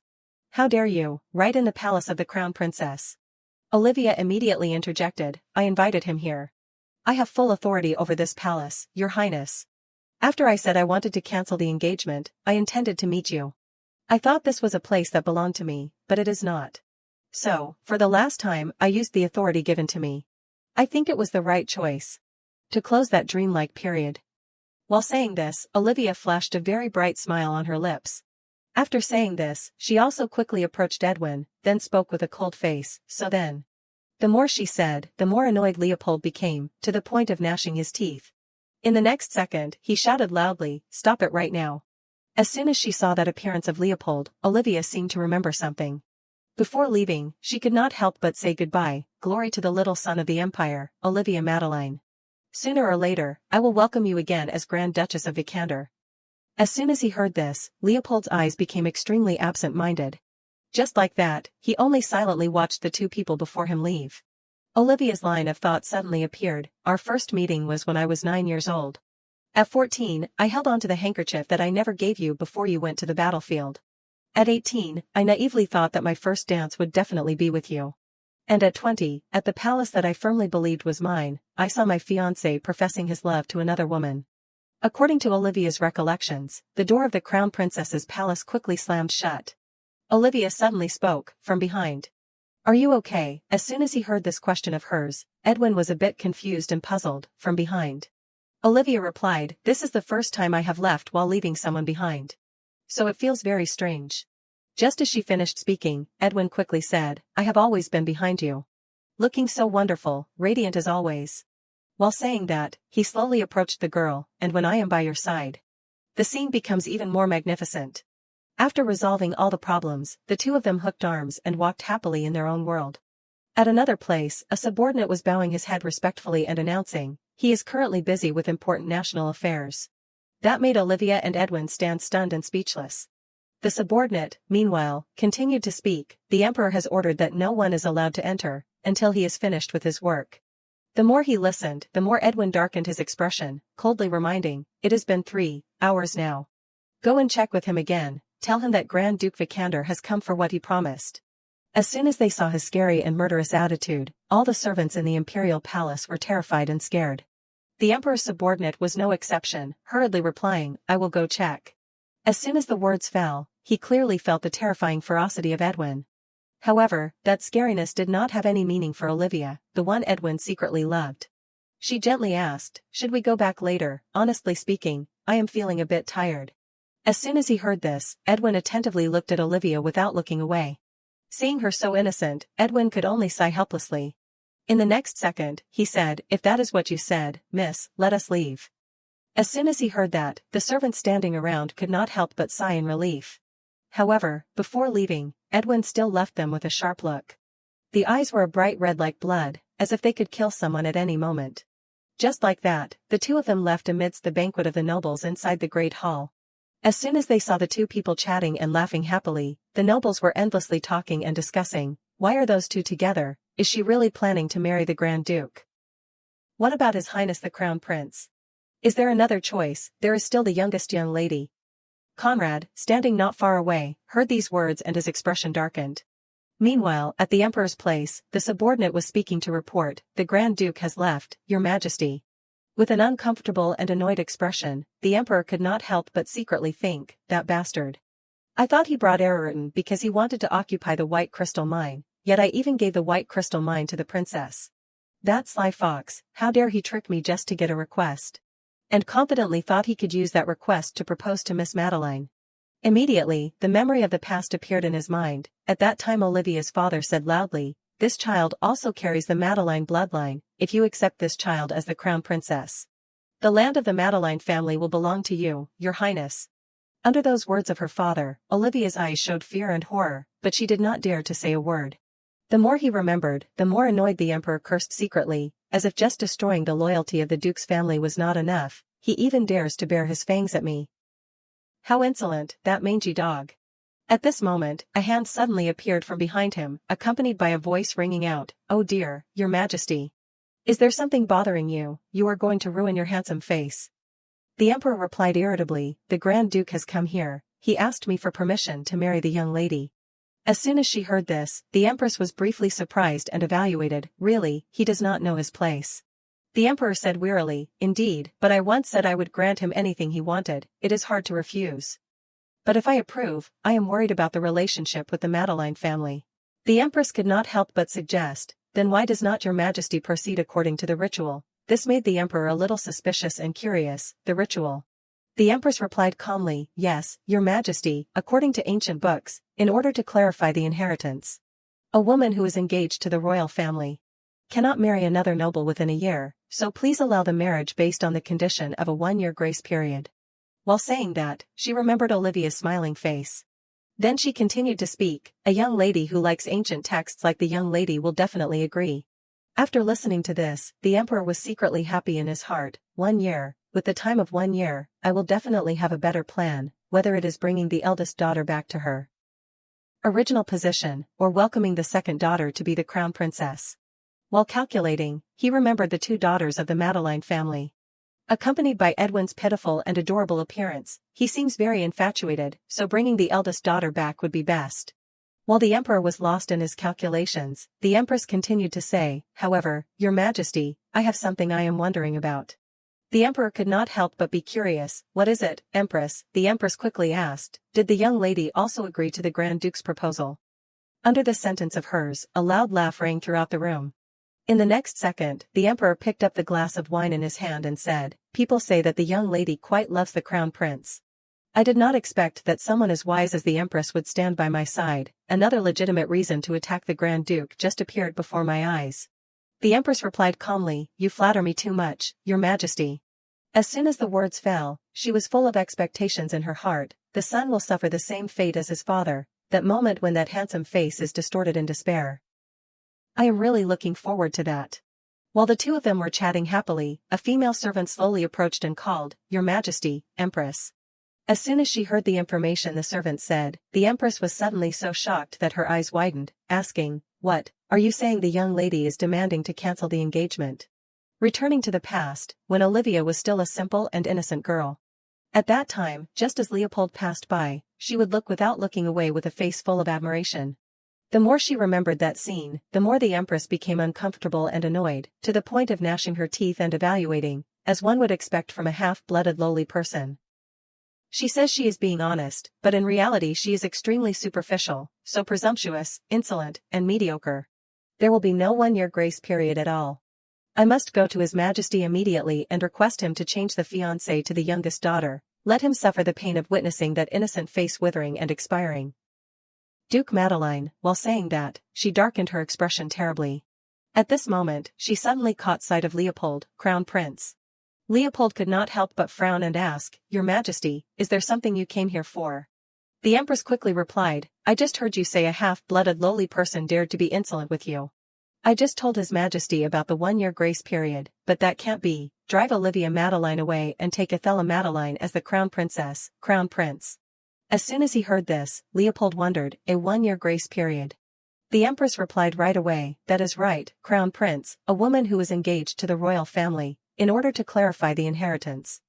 As soon as she finished speaking, Olivia's voice rang out in Leopold's mind, you are the one who is secretly dating Miss Ethel in my palace, Taya's palace, even though we had a meeting scheduled for the same day. After thinking for a while, Leopold spoke, cannot marry another noble within a year, right, although she has a lowly background, her ability is not bad, so I plan to give her a chance, but... As soon as he said this, he suddenly flashed a happy smile on his face, accompanied by Olivia's voice still ringing out in his mind, I will soon welcome you again as Grand Duchess of Vikander. After a while, Leopold affirmed, that grace period, I will grant it. That made the Empress extremely confused. What are you saying, Crown Prince? Leopold immediately reassured, it is okay, Your Majesty. I know Olivia Madeline very well. She is the easygoing type. Olivia Madeline. Then in exchange, during the grace period, in order to maintain balance between the Emperor faction and the noble faction, I want to take Maria Edel as my fiancée. After saying all the words in the end, he again used Olivia as a tool for his calculations. Then Leopold continued to ask, what do you think, Your Majesty? As soon as she heard that, the Empress's expression quickly changed, she flashed a sinister and calculating smile on her face. Just as Olivia put the dress on, a voice rang out, this dress has a tulip pattern. This one is a lily. And this one is designed to highlight the neckline with jade. After seeing Olivia trying on 3 dresses, Edwin could not help but wonder, are there any other dresses? Mrs. Pluto immediately replied, yes, Grand Duke, this is a catalogue of the new arrivals. Olivia, on the other hand, was not as enthusiastic as the 2 of them. A little startled and exclaiming, Grand Duke. Edwin replied calmly, what is wrong, Mrs. Pluto. Olivia pouted slightly, saying, "Don't you think this is a bit excessive?" As soon as she heard this, Edwin smiled and said, "Excessive how?" Olivia still frowned and sighed helplessly. "Madam, perhaps we will need to brew some fresh tea." Under her words, Mrs. Pluto immediately agreed, "Of course, I will prepare it right away. Please take your time looking through." When only the two of them, Olivia and Edwin, were left, they looked at each other without saying a word. With her hand trembling slightly, Olivia called, "Win. That is already 15 dresses." While saying that, she helplessly pointed in one direction. In contrast to her attitude, Edwin was full of calmness, saying, "But when I was planning to give you a gift, you insisted on choosing only the best items." As soon as she heard him say that, Olivia stammered, "Then, that is because." Edwin said with some resentment, "I asked about your preferences, but you did not even care." Under the current situation, Olivia could not say a word, that is. Before she could finish speaking, the image of her in the past suddenly appeared with a face full of smiles. Immediately, Olivia's line of thought rang out, "I am sure the seamstress has already arrived at the Duke's mansion." The more she thought about it, the more Olivia became extremely embarrassed. Seeing her like that, Edwin could not help but smile. "I can't even get angry with you. Why is your face full of apologies like that?" Olivia said sadly, "It is because I am really sorry. I did not intentionally lose focus. My mind just keeps wandering. Before leaving the Duke's estate, I ordered a dress for my younger sister at Mrs. Pluto's shop. Thinking of that keeps going around in my head." After hearing this, Edwin said, "You care so much that I thought she was your blood-related sister." That made Olivia a little stunned and surprised. Meanwhile, Edwin, just like a puppy, added, "So why do not you give me some of that care? See, when you just ignore me, I almost really got annoyed, but just one word from you and everything is calm." After hearing him say all the words, Olivia seemed to suddenly remember something. Immediately, she quickly asked, "Now that I remember, you also have not called my name, have you, Edwin?" Edwin's ears suddenly flushed red before this question, then he replied, "That is because you have never allowed me or asked me to do that." Edwin's current appearance made Olivia look attentively without looking away. In the next second, she shyly turned her face away, then said, "You could have called my name, it is okay too." Edwin hurriedly explained, "I can't do that, I have told you. I am willing to do anything for you. In other words, if you do not tell me what you want, I can't do anything." Under his confession, Olivia replied haltingly, "It is just that, no one has ever asked for my permission to do anything before." Edwin said gently, "Surely there is someone who is hoping to receive agreement from you. Say it, what are you wanting?" As soon as she heard this, a smile bloomed on Olivia's lips, accompanied by a voice ringing out happily, "Then Edwin, please call my name." As if calling a treasure. While saying that, Olivia gently touched her face to Edwin's hand. According to her request, Edwin called with a tone full of affection, "Olivia. What a beautiful name, Olivia, I have wanted to call it for a long time." Olivia immediately replied, "Edwin is also a nice name." This sentence of hers made Edwin a little surprised. "My name," Olivia explained, "it is a name that just by saying it can make people happy. Win, when I call your name, Edwin, the corners of my lips also naturally curve up like this."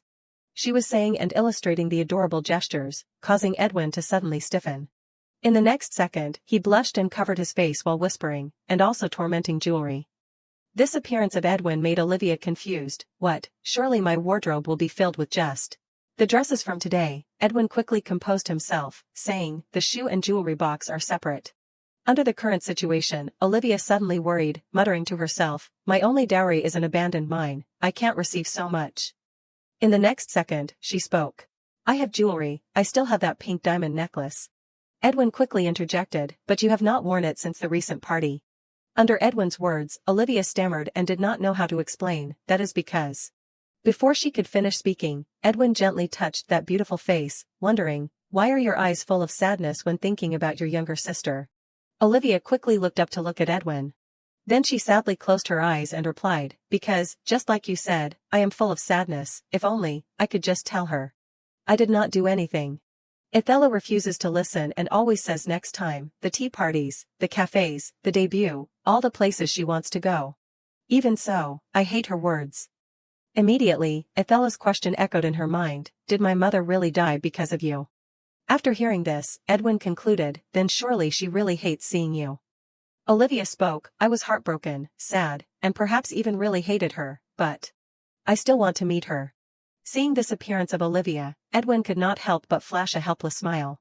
In the next second, he spoke, the Madeline ducal family seems quite lucky, and among them, you are the luckiest. You came to the mansion. She is looking for you, Olivia. Outside the mansion, heavy rain was bleakening the sky. Just as she arrived before the mansion door, Ethella, who was wearing a thin, soaked raincoat, announced, Ethella Madeline. Please, can you tell my sister that I have arrived? Winster immediately opened the door, however, before letting her in, he stood still, blocking the door. Right away, Winster spoke up questioning with a serious face, I really need to report to Miss Olivia, that you have traveled all the way here, so you should be allowed to enter, right, miss? Under this question of Winster, Ethella was suddenly stunned, at a loss for words. Winster continued, our young lady is very kind-hearted, so she will surely agree to meet you. The more she listened, the more Ethella wondered, so then, why? Winster replied loudly, you know clearly why, yet you still came here without thinking about the feelings of our young lady. As soon as she heard this, Ethella darkened her expression, stammering, She seemed to have her own hardships in her heart, I never thought of that. This night, could it be that he is even more worried about my sister than I am? More than even her own family. While she was pondering suspiciously in her thoughts, the manager from behind suddenly appeared, saying, the young lady said that you can enter, if you promise not to expect anything. As soon as she heard that, Ethella clenched the hem of her skirt, secretly thinking, not expect anything. That is the promise that I made in order to be able to step into this place, so. While she was sitting waiting, the ticking sound from the clock was continuously ringing. The soaking wet coat was slowly dripping drops of water down. While sitting and waiting, Ethella sadly thought, perhaps it would be better if she did not come, all I can really say is sorry. Because I said those words that I should never have said to my sister, because I blamed her for my mother's death. Because knowing how father and my brothers treated her, I still did not do anything to stop it. Because I left my older sister, who was only 8 years old, afraid of ghosts, and always crying, to sleep in the attic. Because I played with her, even though I knew that every time she would be scolded. Why can she always be able to smile like that? No, wait, how can she even be able to smile? I will come back on another day, not with this superficial apology, but with a more proper letter. As soon as she heard this, Ethella directly held her coat intending to leave. However, at this moment, Olivia appeared. As soon as she saw her, Ethella stammered, sister. Olivia gently replied right away, Ethella. In just a moment, Ethella dropped the coat she was holding, hurriedly calling again, sister. Do you know, I have many things? Many things to apologize for to you, it is to you.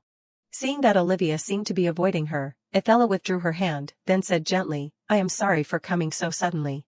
I came to apologize, I am sorry for appearing so unexpectedly, no matter how many times I think about it, I still think I should say those things to you, I should not have just stood by and watched. Father and my brothers treat you badly like that. You do not deserve to suffer in the palace in place of me, you do not deserve to be lonely in that cold attic on the 4th floor. While saying that, painful tears flowed down. Seeing this, Olivia called, Ethella. Ethella quickly looked up. At this time, Olivia was smiling gently looking at her. The more he looked at Ethella's resentful expression, the more Olivia felt extremely sorry. Sister, I am sorry. A hand slowly reached forward. Immediately, Olivia flicked Ethella's forehead and said, I am truly sorry. Those words meant that everything was indeed her fault. Ethella could not help but feel a mix of resentment and bewilderment. Meanwhile, Olivia suddenly stepped forward and hugged Ethella tightly, then continued, but besides that. In an instant, Ethella burst into tears with a bewildered expression. Olivia, on the other hand, gently comforted her, it is not your fault, Ethella. You did not do anything wrong. Ethella's face suddenly went blank. Immediately, she avoided Olivia's gaze. Seeing this, Olivia added, really, none of that was your fault. As soon as she finished speaking, Ethella burst into tears like a child. Outside, the rain continued to fall. Just then, a voice suddenly echoed from afar, my lady. Duke Madeline's son is at the main gate. As soon as Olivia heard this, her expression changed instantly. Immediately, she gently touched Ethella's hair and said, oh dear, look at the time, it is probably time for you to go now, is not it? Seeing this, Ethella seized the opportunity to call out, sister. Olivia could not help but wonder. In the current situation, Ethella still hesitated, sister. She wanted to ask but did not, aren't you going back to the Madeline estate? While Ethella was still hesitating, Olivia suddenly spoke, Ethella, this is not at yours. Immediately, she held out a sparkling and luxurious necklace. It was a necklace adorned with pink stones. As soon as Ethella saw it, past images flashed through her mind. The more she remembered, the more powerless she felt. Immediately, Ethella asked, "Can you put it on for me?" Olivia immediately agreed, "Of course." Olivia could not help but add, "It is scratched. Do you want me to get you a new one? I have an identical one." As Ethella took the necklace, she replied, "It is okay. It is proof of what I did, a regret that only I have to bear, so I prefer it this way." Outside, the rain had completely stopped, and sparkling stars shone in the night sky. Conrad sat in the carriage, waiting with a very grumpy and displeased expression. Inside, Olivia was still carefully putting the necklace on Ethella. She gently reminded her, "This time it is completely the opposite of before. Back then, you were the one who put this necklace on me, Ethella." As soon as she finished speaking, Olivia was a little startled and surprised. "Are you crying, Ethella?" Ethella did not answer. She only remembered the people around Olivia, Hannah, and the passionate Winster. There was also the very kind and gently caring butler. And Edwin, who always loved Olivia wholeheartedly. The more she thought of them, the tighter Ethella clenched her fist and spoke, "But, sister. I am still your sister, right?" As she asked, Ethella's tears streamed down. Seeing this, Olivia comforted her, "Yes, of course." As soon as Ethella heard that, she was stunned and surprised, and could not help but say to herself, "Ethella Madeline, that extremely selfish person, in the end, I am still like this." The more Ethella thought, the more she cried like a child. Seeing this, Olivia immediately touched her forehead to Ethella's and affirmed, "Even if you no longer have the Madeline name, we are still sisters." Scene change, a loud stomp echoed, followed by a loud voice, "Here I am." At this time, Ethella was sitting in the carriage, ready to hear the scolding. Conrad looked at her with a terrifying gaze and coldly reminded her, "Father must have told you not to come here. If he finds out, you won't just be confined." As soon as Ethella heard that, she looked worried. However, she still spoke courageously, "But, I still had to come." This surprised Conrad greatly, and he gritted his teeth in frustration and asked, "What?" Ethella replied, "I have to apologize to her." As soon as Conrad heard that, he shouted angrily, "Ethella." That appearance made Ethella stunned. However, she still calmed herself and said, "Brother. You could have come to pick her up." As soon as she heard this, Ethella's memories flooded back, and an image of Conrad immediately appeared in her mind. Followed by a little girl looking at Conrad intently from afar. The more Ethella remembered, the more she wondered, "You could have cared for her, like you are caring for me now, so why have you never treated her gently, not even once? Just a little bit, if you had given her just a little bit of kindness, things might have been different." After hearing these words from his younger sister, Conrad was so angry that his face turned dark. He tried to calm himself and replied, "Ethella, I do not understand what you are thinking. But it is true, she did not do anything wrong." As soon as he finished speaking, he suddenly paused and said to himself, "What did she just say?" Immediately, Conrad's thoughts echoed, "The moment she appeared, our happiness was shattered. Our mother passed away, and father buried himself in work. And Jade, after his anger, just wandered from battlefield to battlefield. And you dare to say she did not do anything." The more Conrad thought, the more angry and resentful he became, gritting his teeth. Immediately, an image of Edwin appeared in Conrad's mind, along with the voice, "It seems that the only one in the Madeline family who never misses an opportunity is Lady Ethella." This made Conrad very uncomfortable. His gaze quickly turned towards Edwin's mansion. At Olivia's place, she and Edwin were also watching their carriage. Edwin suddenly sighed wearily and said, "If this keeps up, the Duke's residence will become a gathering place for the Madeline family." As soon as Olivia heard this, she thought to herself, "Conrad, Isella, Jade." Then she could not help but smile and said, "It really is like that." Seeing this look on Olivia's face, Edwin was a little worried. "Are you okay?" This made Olivia very confused. "What do you mean?" "Is it because the young Duke came to pick up Ethella?" "I am fine. Because now, wherever I go, Edwin, you will come to pick me up, anytime, anywhere." As she spoke, she gently turned her head to look at her love. Edwin immediately smiled at that. Immediately, Edwin wondered, "What should I do, Olivia?" Olivia was a little curious. "About what?" Edwin bravely said, "Even when you easily sway me like this, I have no choice but to engulf you completely." As soon as he finished speaking, he fearlessly embraced Olivia. In another place, while Olivia and Edwin were enjoying their love, they were plotting to separate them. "Now then, let us discuss the 1-year grace period, shall we?" The nobles could not help but discuss noisily at the question, "Is that His Majesty's intention, within the next year, either bring the eldest daughter back to her position, or make the second young lady the crown princess, something like that? The Duke probably won't easily offer up his youngest daughter whom he loves so much, right? But, will the eldest daughter be willing to return?" While they were talking, The emperor smiled very sinisterly. The discussions continued. Who knows, after all, she used to be so infatuated with His Highness. The more Olivia's father heard, the more upset and uncomfortable he became. Meanwhile, at Maria's place, she was filled with joy because of the words before her. Maria, I will take you as my fiancé. As soon as Maria heard this, she immediately stepped forward and hugged Leopold, smiling and calling out, Leo Leopard. Leopold gently stroked her head and wondered, are you so happy? Maria immediately replied, of course, I have dreamed of this day for a long time. As soon as she finished speaking, Leopold added, if you are so happy, then you can take on the role of my fiancé for a year, can you? In an instant, Maria's attitude changed, and she stuttered and questioned, Your Highness, what do you mean? Leopold calmly explained, only during Olivia's absence, during the 1-year grace period. Do you want to become my mistress? You will play the role of my fiancé. Under his words, Maria's face turned dark, and she was speechless. Meanwhile, Leopold continued to ask leisurely, can you do that, Maria? At Olivia's place, with a bouquet of flowers in her hand, she could not help but wonder, are you sure, you really do not need to go to the palace? Edwin immediately replied, even if we go, they won't bother opening the gate for us.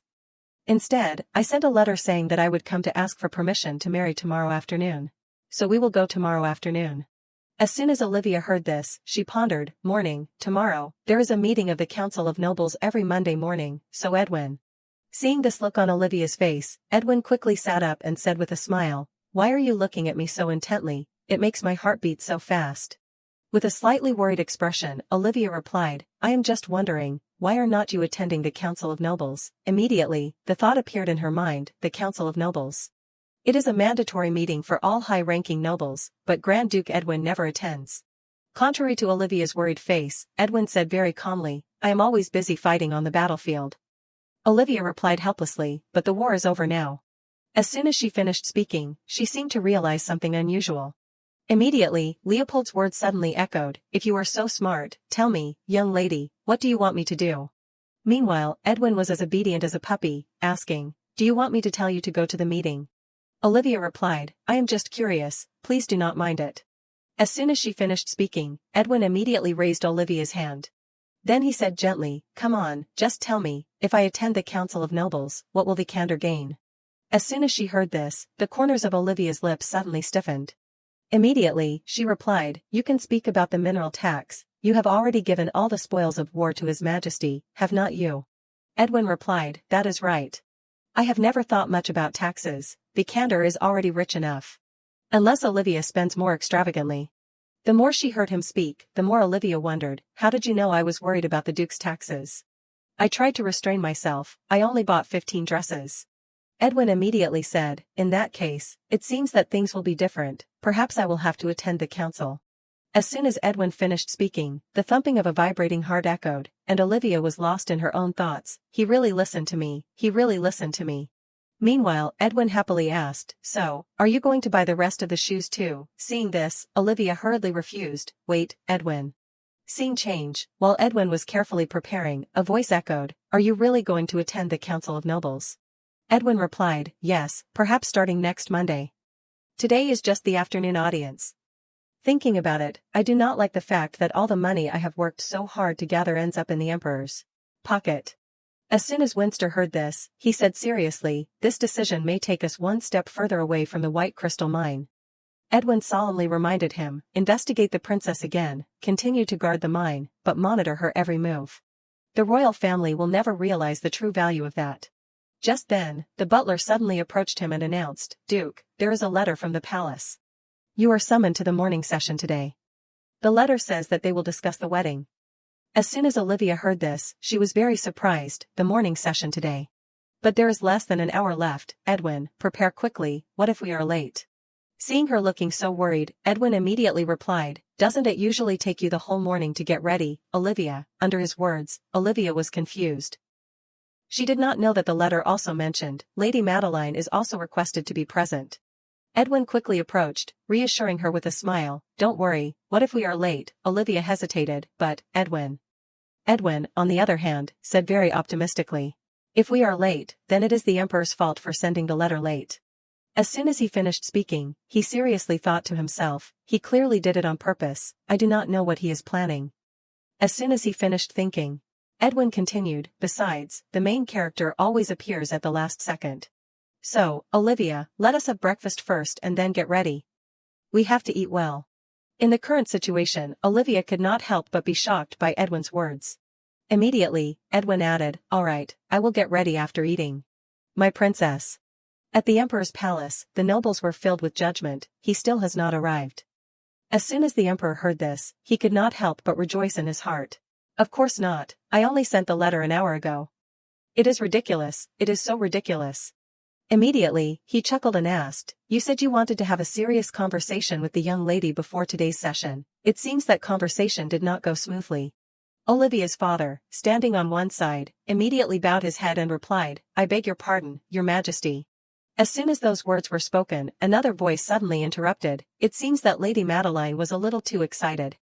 The person provoking them was none other than Marquis Edel, the father of Lady Maria Edel. Marquis Edel pressed on, continuing, there have been rumors about her indecent behavior at the Grand Duke's residence, and now she dares to be late for the session convened by His Majesty. Really, how arrogant. The more the emperor listened, the more he calculated in his heart, that is why the noble faction is considered useless. Sure enough, in terms of choosing a crown princess, the eldest daughter of the Madeline family is the perfect choice. The noble faction can easily exploit her illegitimate status, while she is the only one who can bring the power of the Madeline family to the emperor's side. And at the same time, she is the one that Edwin Vikander desperately craves. After thinking for a while, he said, then, let us complete the discussion about the one-year wedding anniversary and start the session. His subordinate quickly replied, yes, your majesty, I will start with the first item on the agenda. The treaty with the defeated nation of Hipperdi will be signed next month. As soon as he finished speaking, the emperor pondered. He sent tons of letters begging to discuss the marriage. I am eager to see his face when he rushes over, thinking that I will accept. And when I order to postpone the marriage for a year right in front of him. At this time, the next tasks that he needed to handle were presented. The next item on the agenda is, the next item. After waiting for a long time, Marquis Edel could not help but ask, perhaps the Grand Duke is busy and forgot the time, but at least the young lady who came with him should know the rules of punctuality. Lady Edel would never act like that. Under those words, everyone was discussing noisily. The more the emperor listened, the more uncomfortable he became, gritting his teeth. Immediately, he slammed the table and reminded them, everyone, be quiet. At this time, two hands gently placed on each other suddenly appeared. It was Edwin and Olivia, who had arrived at the palace. Edwin, handsome and bowed, spoke, greetings to the most revered light, His Majesty the Emperor. The emperor did not bother to pay attention to that, but chuckled and reminded him, you are late, Grand Duke. From the moment the session began, I have been waiting for you until now. Edwin replied calmly, indeed, your Majesty's summons only arrived a little while ago. I believe your Majesty did not intentionally send it late, so I hope your Majesty will forgive me. Olivia, standing next to him, could not help but smile to show her agreement with that. As soon as her father saw Olivia, he was stunned in surprise. Meanwhile, Edwin added bravely, exactly, the notice to attend the meeting sent by His Majesty only just arrived. I am sure His Majesty did not intend to send it late, I hope you understand. Under Edwin's words, the emperor frowned and asked, is the Grand Duke blaming me? Edwin explained leisurely, of course not, I am only late for the first meeting. I only hope that you will send the notices properly so that I can arrive on time for the next meeting. As soon as he heard that, the emperor was filled with resentment in his heart. The next meeting. I intentionally did not want you to attend the meetings to prevent you from forming a faction. Today I called you here just to play a trick on your marriage, and yet the scum. Despite being uncomfortable, the emperor still tried to calm himself, and spoke bravely, I can't call the busy Grand Duke to participate in every meeting. Edwin bowed respectfully and said, the war is over. What is there to be busy with? As the head of the Vikander family, I will be by your side, protecting you, your majesty. The emperor immediately replied, I do not think attending the council of nobles is what you really want. If you continue with that stubborn tone, then the matter of marrying the young lady. Not to mention the white crystal mine. In the current situation, Edwin just chuckled and retorted, I think I should start my official mission by mediating with Heffersha. After hearing them argue, Olivia standing on one side could not help but think to herself, so this is why he said I would be surprised. Immediately, Edwin's earlier words echoed in Olivia's mind, it is not convenient for me to tell you in advance, but you will indeed be somewhat surprised when you step in there. The more she remembered, the more shocked Olivia was in her heart. I did not expect that the emperor himself was the one who prevented the Grand Duke from attending the council. Is there a need to be so vigilant? If you are smart, there must be another reason. While she was lost in her thoughts, the emperor added, that matter will be discussed later. The last item today is related to the marriage between the Grand Duke and Lady Madeline. As you wish, I will approve that marriage. But you must abide by the proper etiquette. Under that word, everyone was shocked and confused. The emperor, on the other hand, leisurely raised his voice. A woman who was once engaged to the royal family is not allowed to marry another noble within a year. Has the young lady learned this custom? Olivia answered indifferently, yes, I know. In the current situation, Edwin could not help but call out worriedly, Olivia. Meanwhile, Olivia was still lost in her own thoughts, and I also know how maliciously that rule can be exploited.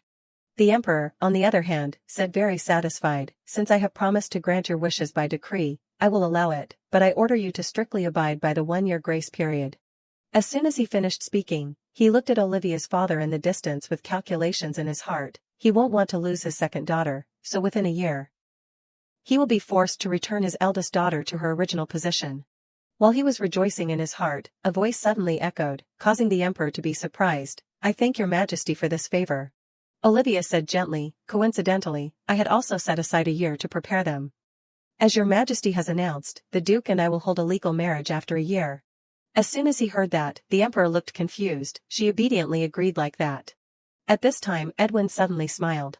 Immediately, he gently touched Olivia's hands and affirmed, it is a pity that I can't serve the young lady as the Grand Duchess sooner, but thanks to your majesty's grace, we can now prepare for a perfect wedding. As soon as he heard that, Marquis Edel was very excited. In an instant, he spoke, I heard that the young lady is proficient in ancient books. It seems that the young lady does not fully understand the meaning of the 1-year grace period. If the young lady is not clear, let me explain further. I also understand the young lady's mindset before a marriage with the Grand Duke, but if you do not grasp the meaning of the grace period, the young lady may encounter troubles related to her chastity later on. As a father who also has a daughter, I say this from the bottom of my heart, I hope the young lady will accept it. The succession of the royal family is extremely important. It is impudent to say this in front of the Grand Duke, but the young lady has held the position of the Crown Prince's betrothed for 11 years. If no feelings blossomed during that time, would not that be strange? If the young lady correctly understood the grace period, the young lady should have behaved in a way to avoid any suspicion about the legitimacy of the royal family, rather than being busy preparing for the wedding. After listening to Marquis Edel's words, Olivia asked suspiciously, so I was engaged to the Crown Prince for 11 years, Marquis Edel. As soon as she finished speaking, she smiled meaningfully on her face. Immediately, Olivia spoke to the surprise of the people in front of her, I appreciate the concern of a father, and I will remember your words. Therefore, I ask you to kindly remind Lady Edel of that. Marquis Edel jumped up in surprise at that, frowning and questioning immediately, what? Olivia replied calmly, if an 11-year engagement can be broken, then should not Lady Edel, who is only His Highness's companion, be even more cautious? The more Marquis Edel listened, the more angry he became, slamming the table and interjecting, young lady, have self-respect, Maria is the beloved of.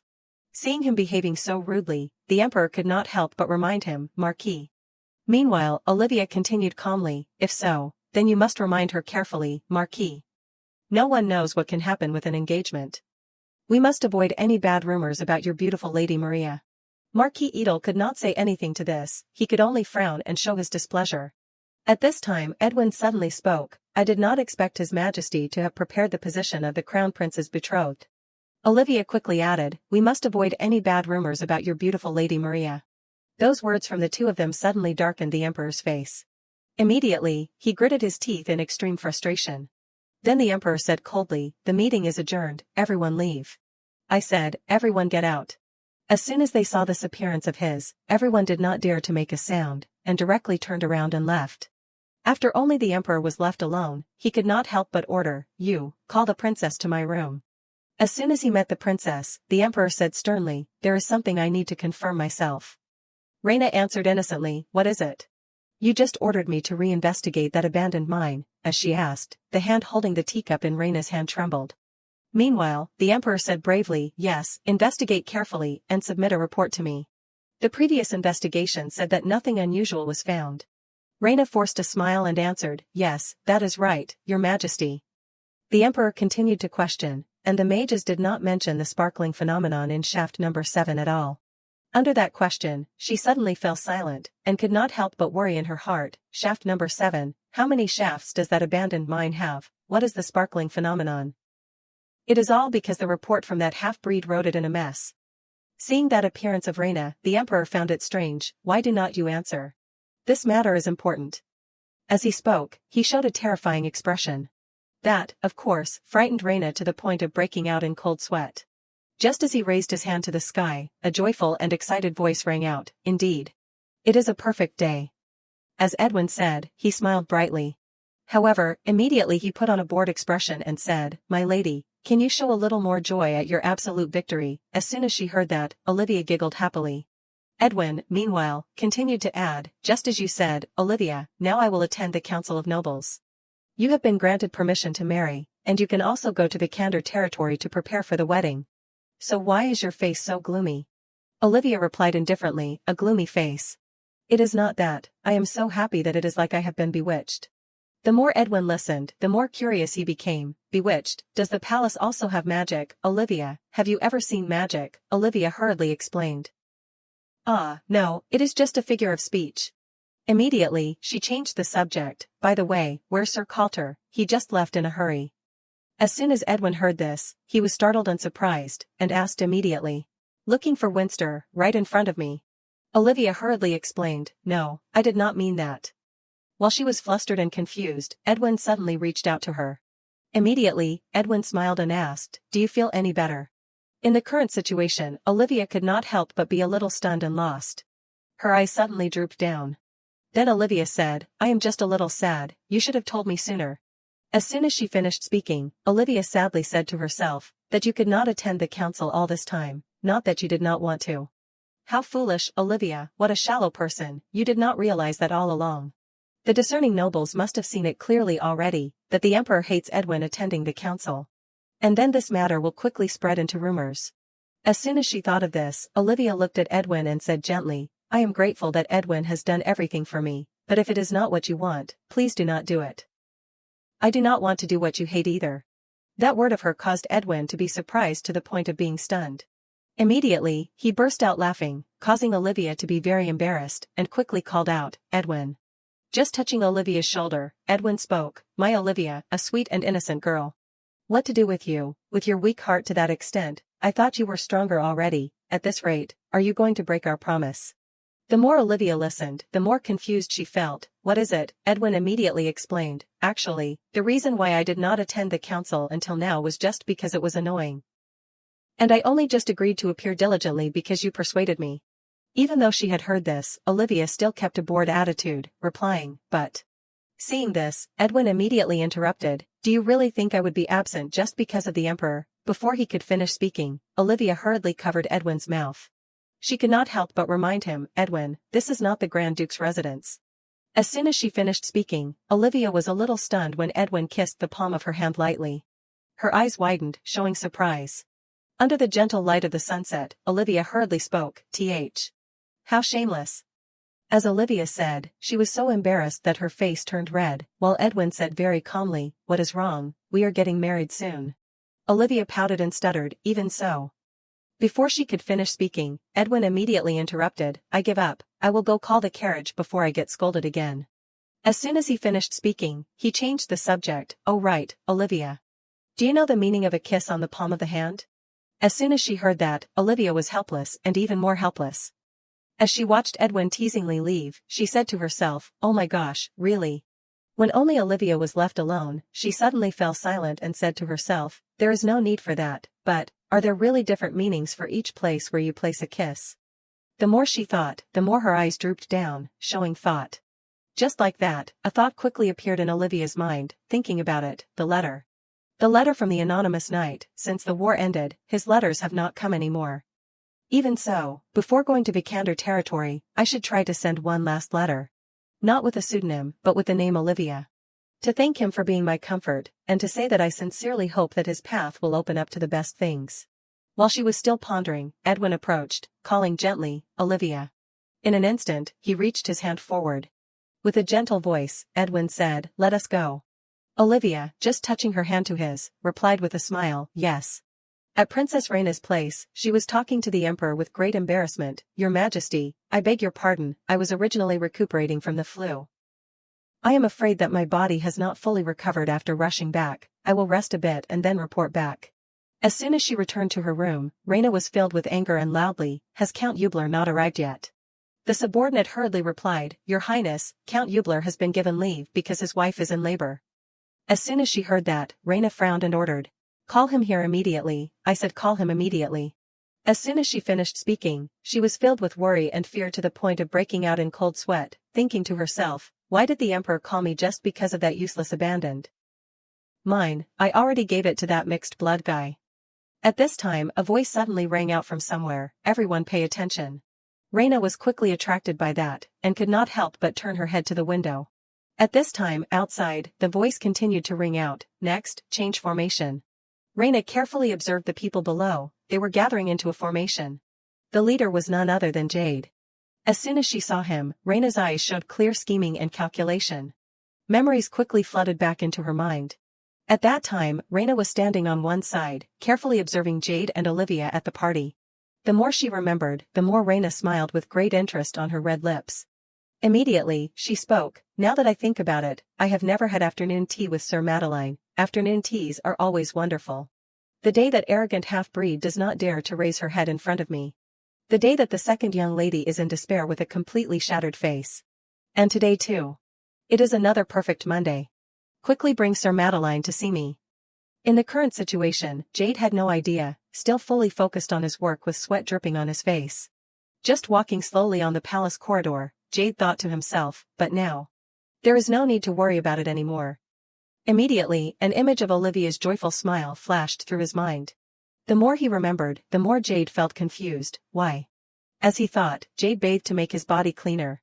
Whether he was bathing or had already changed his clothes, Jade still thought about his little sister. Why has not Olivia returned yet? I originally could not stand seeing her, so why does that image keep lingering in my mind? As soon as he thought of this, Ethella's question suddenly rang out in his mind, was it hard for you in the palace?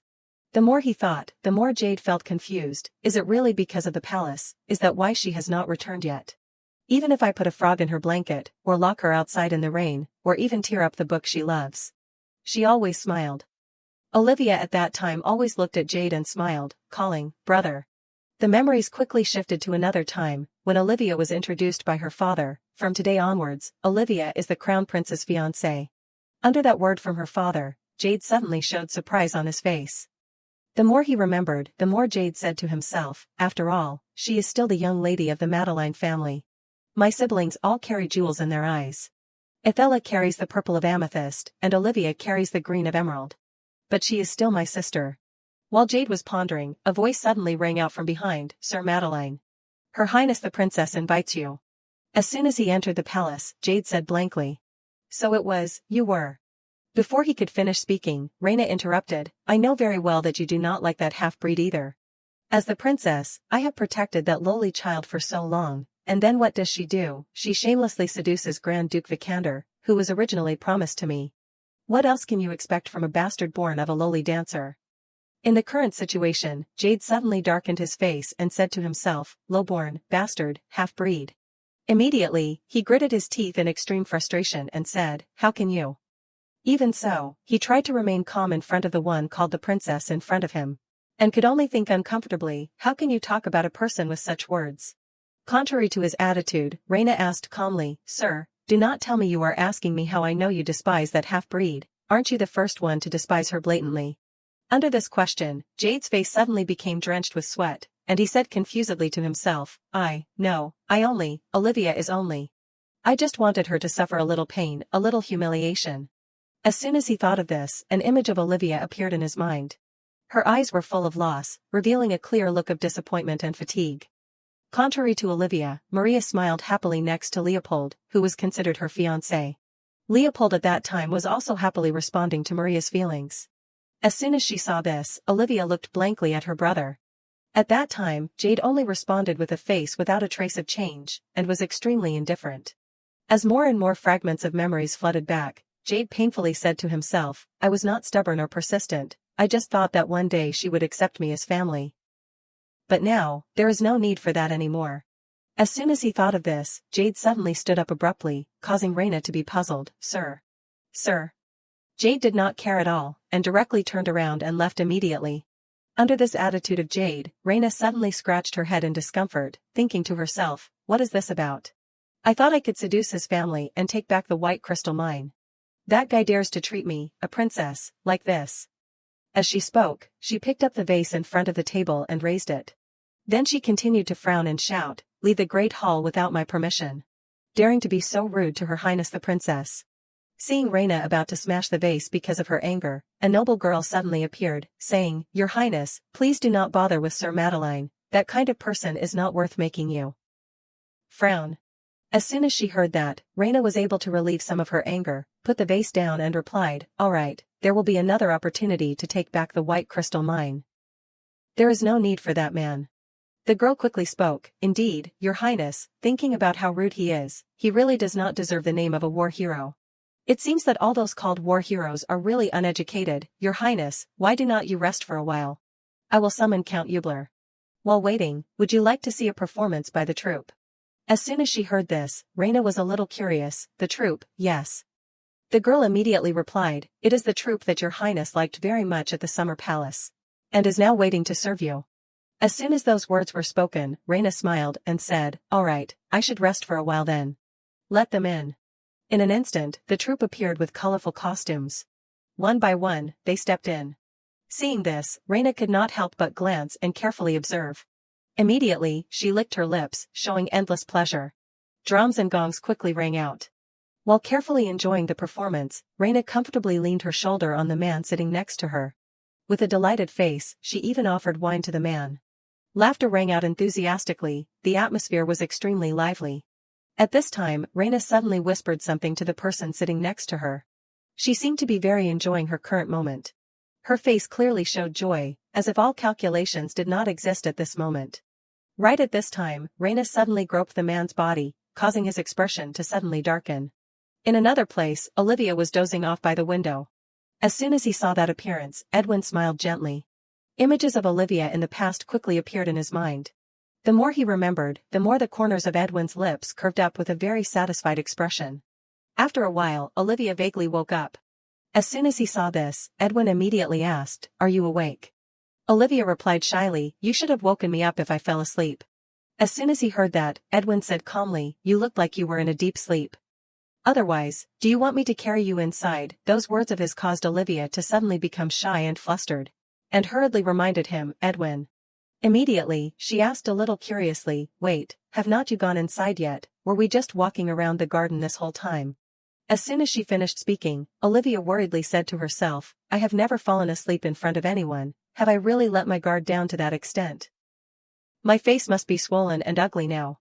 Next time, you must wake me up, got it? This caused Edwin to be puzzled. Next time. Olivia replied calmly, You said I could ask for anything I wanted.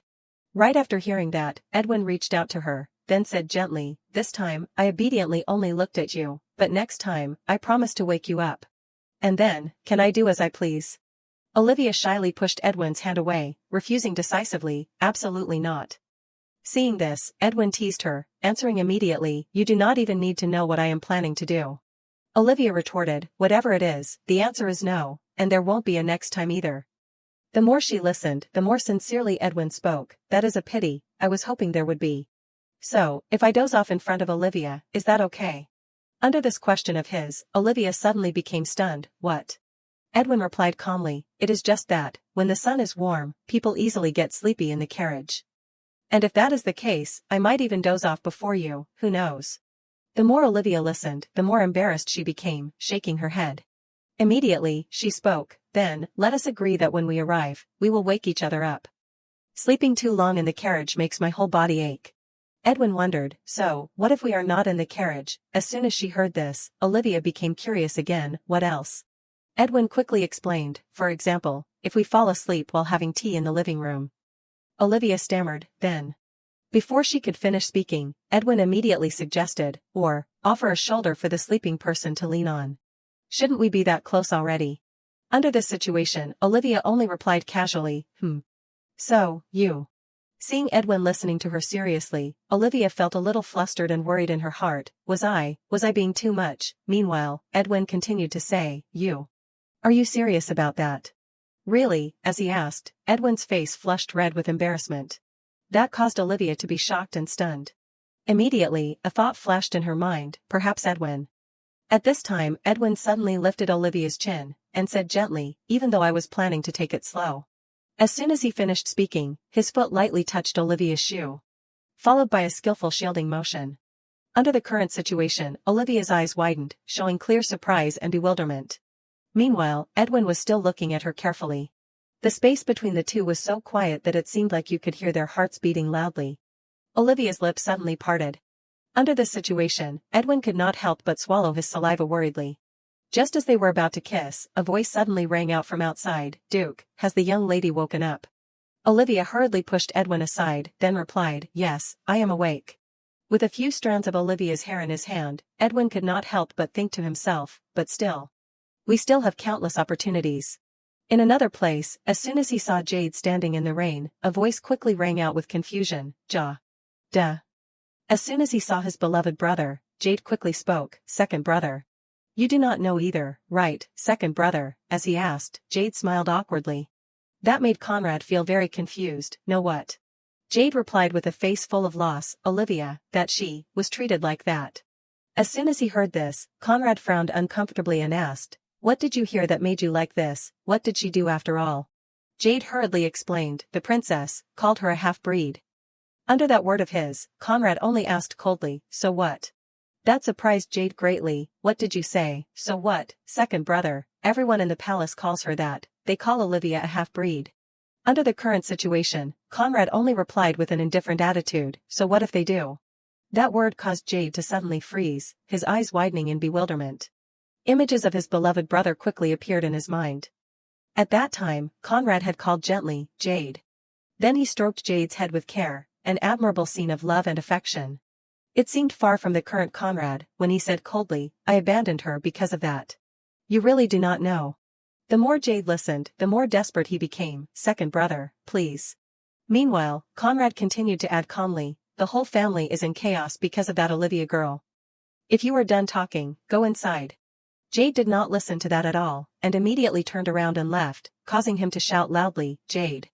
A towel was carelessly placed in the bathroom. At this time, Jade was pondering his own thoughts. Just looking at himself in the mirror, Jade revealed a clear look of loss and a little sadness. After calming down, Jade put on gloves.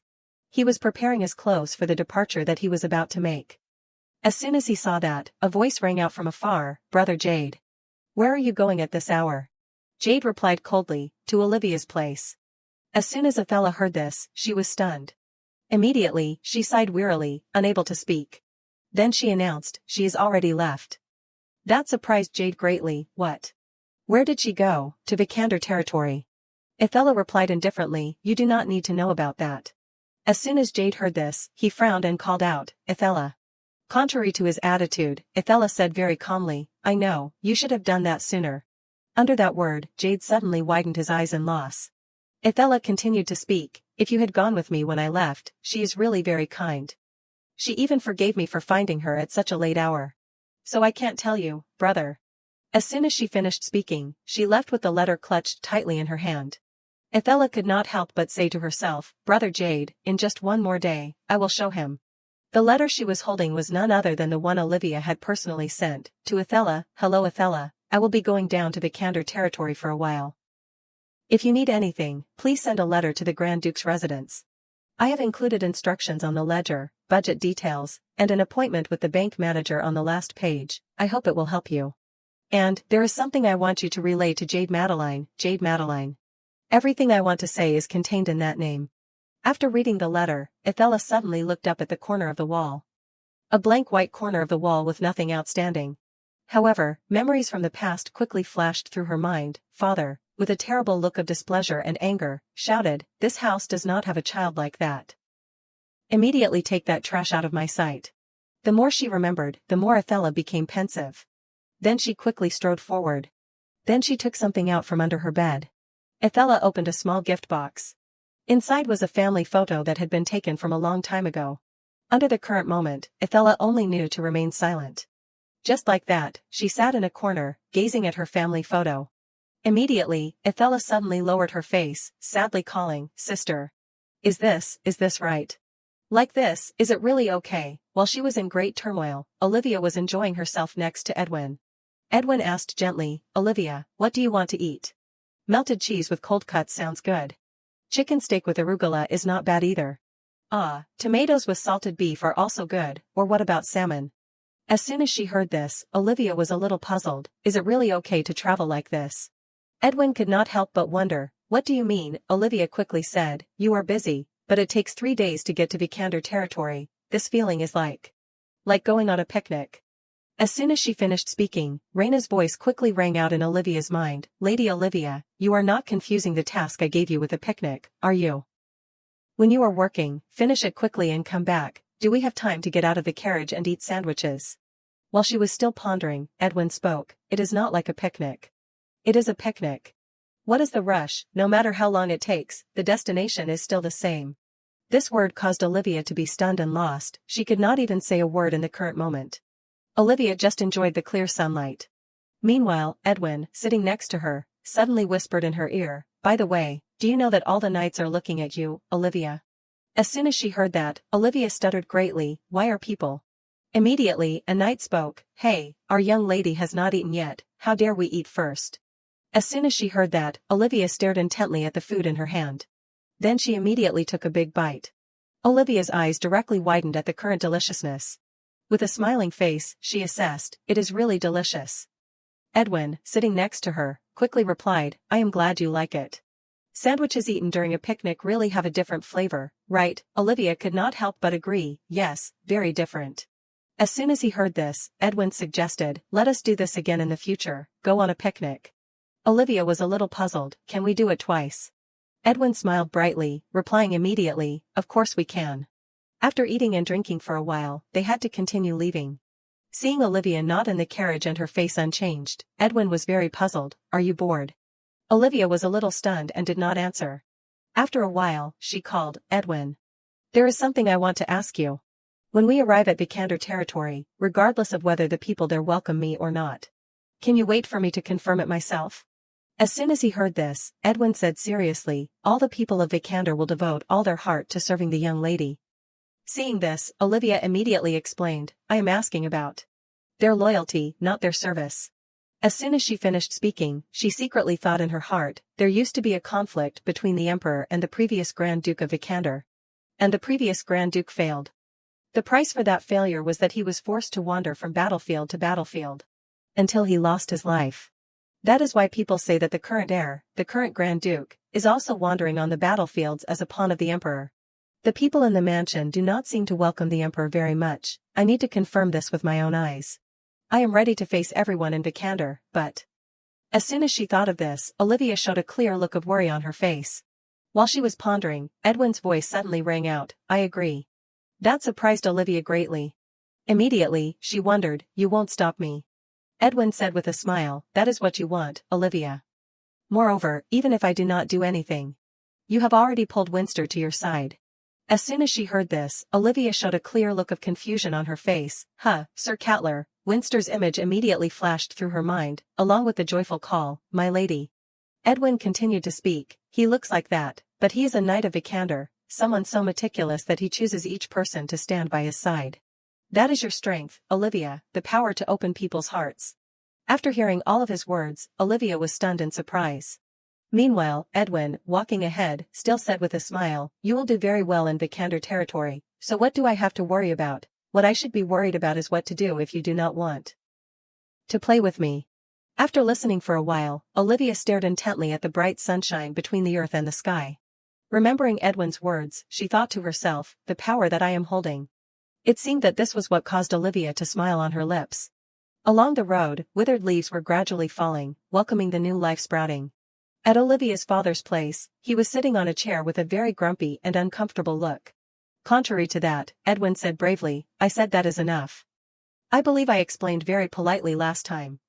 Are you declaring that you will become my enemy by continuing this mistake?" Olivia's father asked irritably, "Is a father who wants to meet his own daughter considered a threat, Duke?" As soon as Edwin heard this, he smiled on his lips. Then he could not help but chuckle mockingly. Good heavens, what kind of father would stand still and watch his daughter tremble alone in that filthy place? Edwin's words caused Olivia's father to be stunned. Immediately, he pursed his lips uncomfortably and said to himself, "You do not know anything about us." 21 years ago. When Olivia's father was still young, he was sitting drunk in one place when a voice suddenly rang out from afar. "You seem to have had quite a bit to drink, Duke Madeline. Here, there is still a lot of wine, please drink it. I have prepared something nice for this occasion. This woman will serve you." The person that he was referring to was none other than Olivia's mother. Returning to the present, while Olivia's father was pondering, the butler approached and gently reminded him, "The tea has cooled, so I brought a new cup." Just sipping the teacup, Olivia's father replied, "Thank you." As soon as he saw him drink, Albert helplessly said to himself, "There is not much of this medicinal tea left."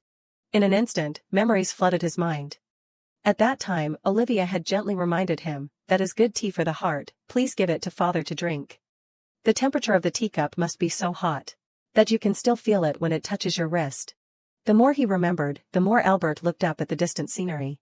In another place, a stern voice suddenly rang out, "It is outrageous to think that the person the Duke chose would be Duke Madeline's daughter." The one who was uncomfortable was none other than Diane, the one with the polite red hair. As soon as she heard the words from Diane, the woman sitting opposite her said coldly, "Diane." With just a word, Diane stood still, not daring to say a word. Immediately, Diane turned his face away and said indifferently, "I am sorry, but wrong is wrong. How can she be a young lady from the Emperor's faction? I also heard that she used to be the Crown Prince's fiancée." As soon as she heard this, the woman replied calmly, "So what? She is the one the Duke has sworn to. Why are you making such a fuss? She is still in the same situation as you."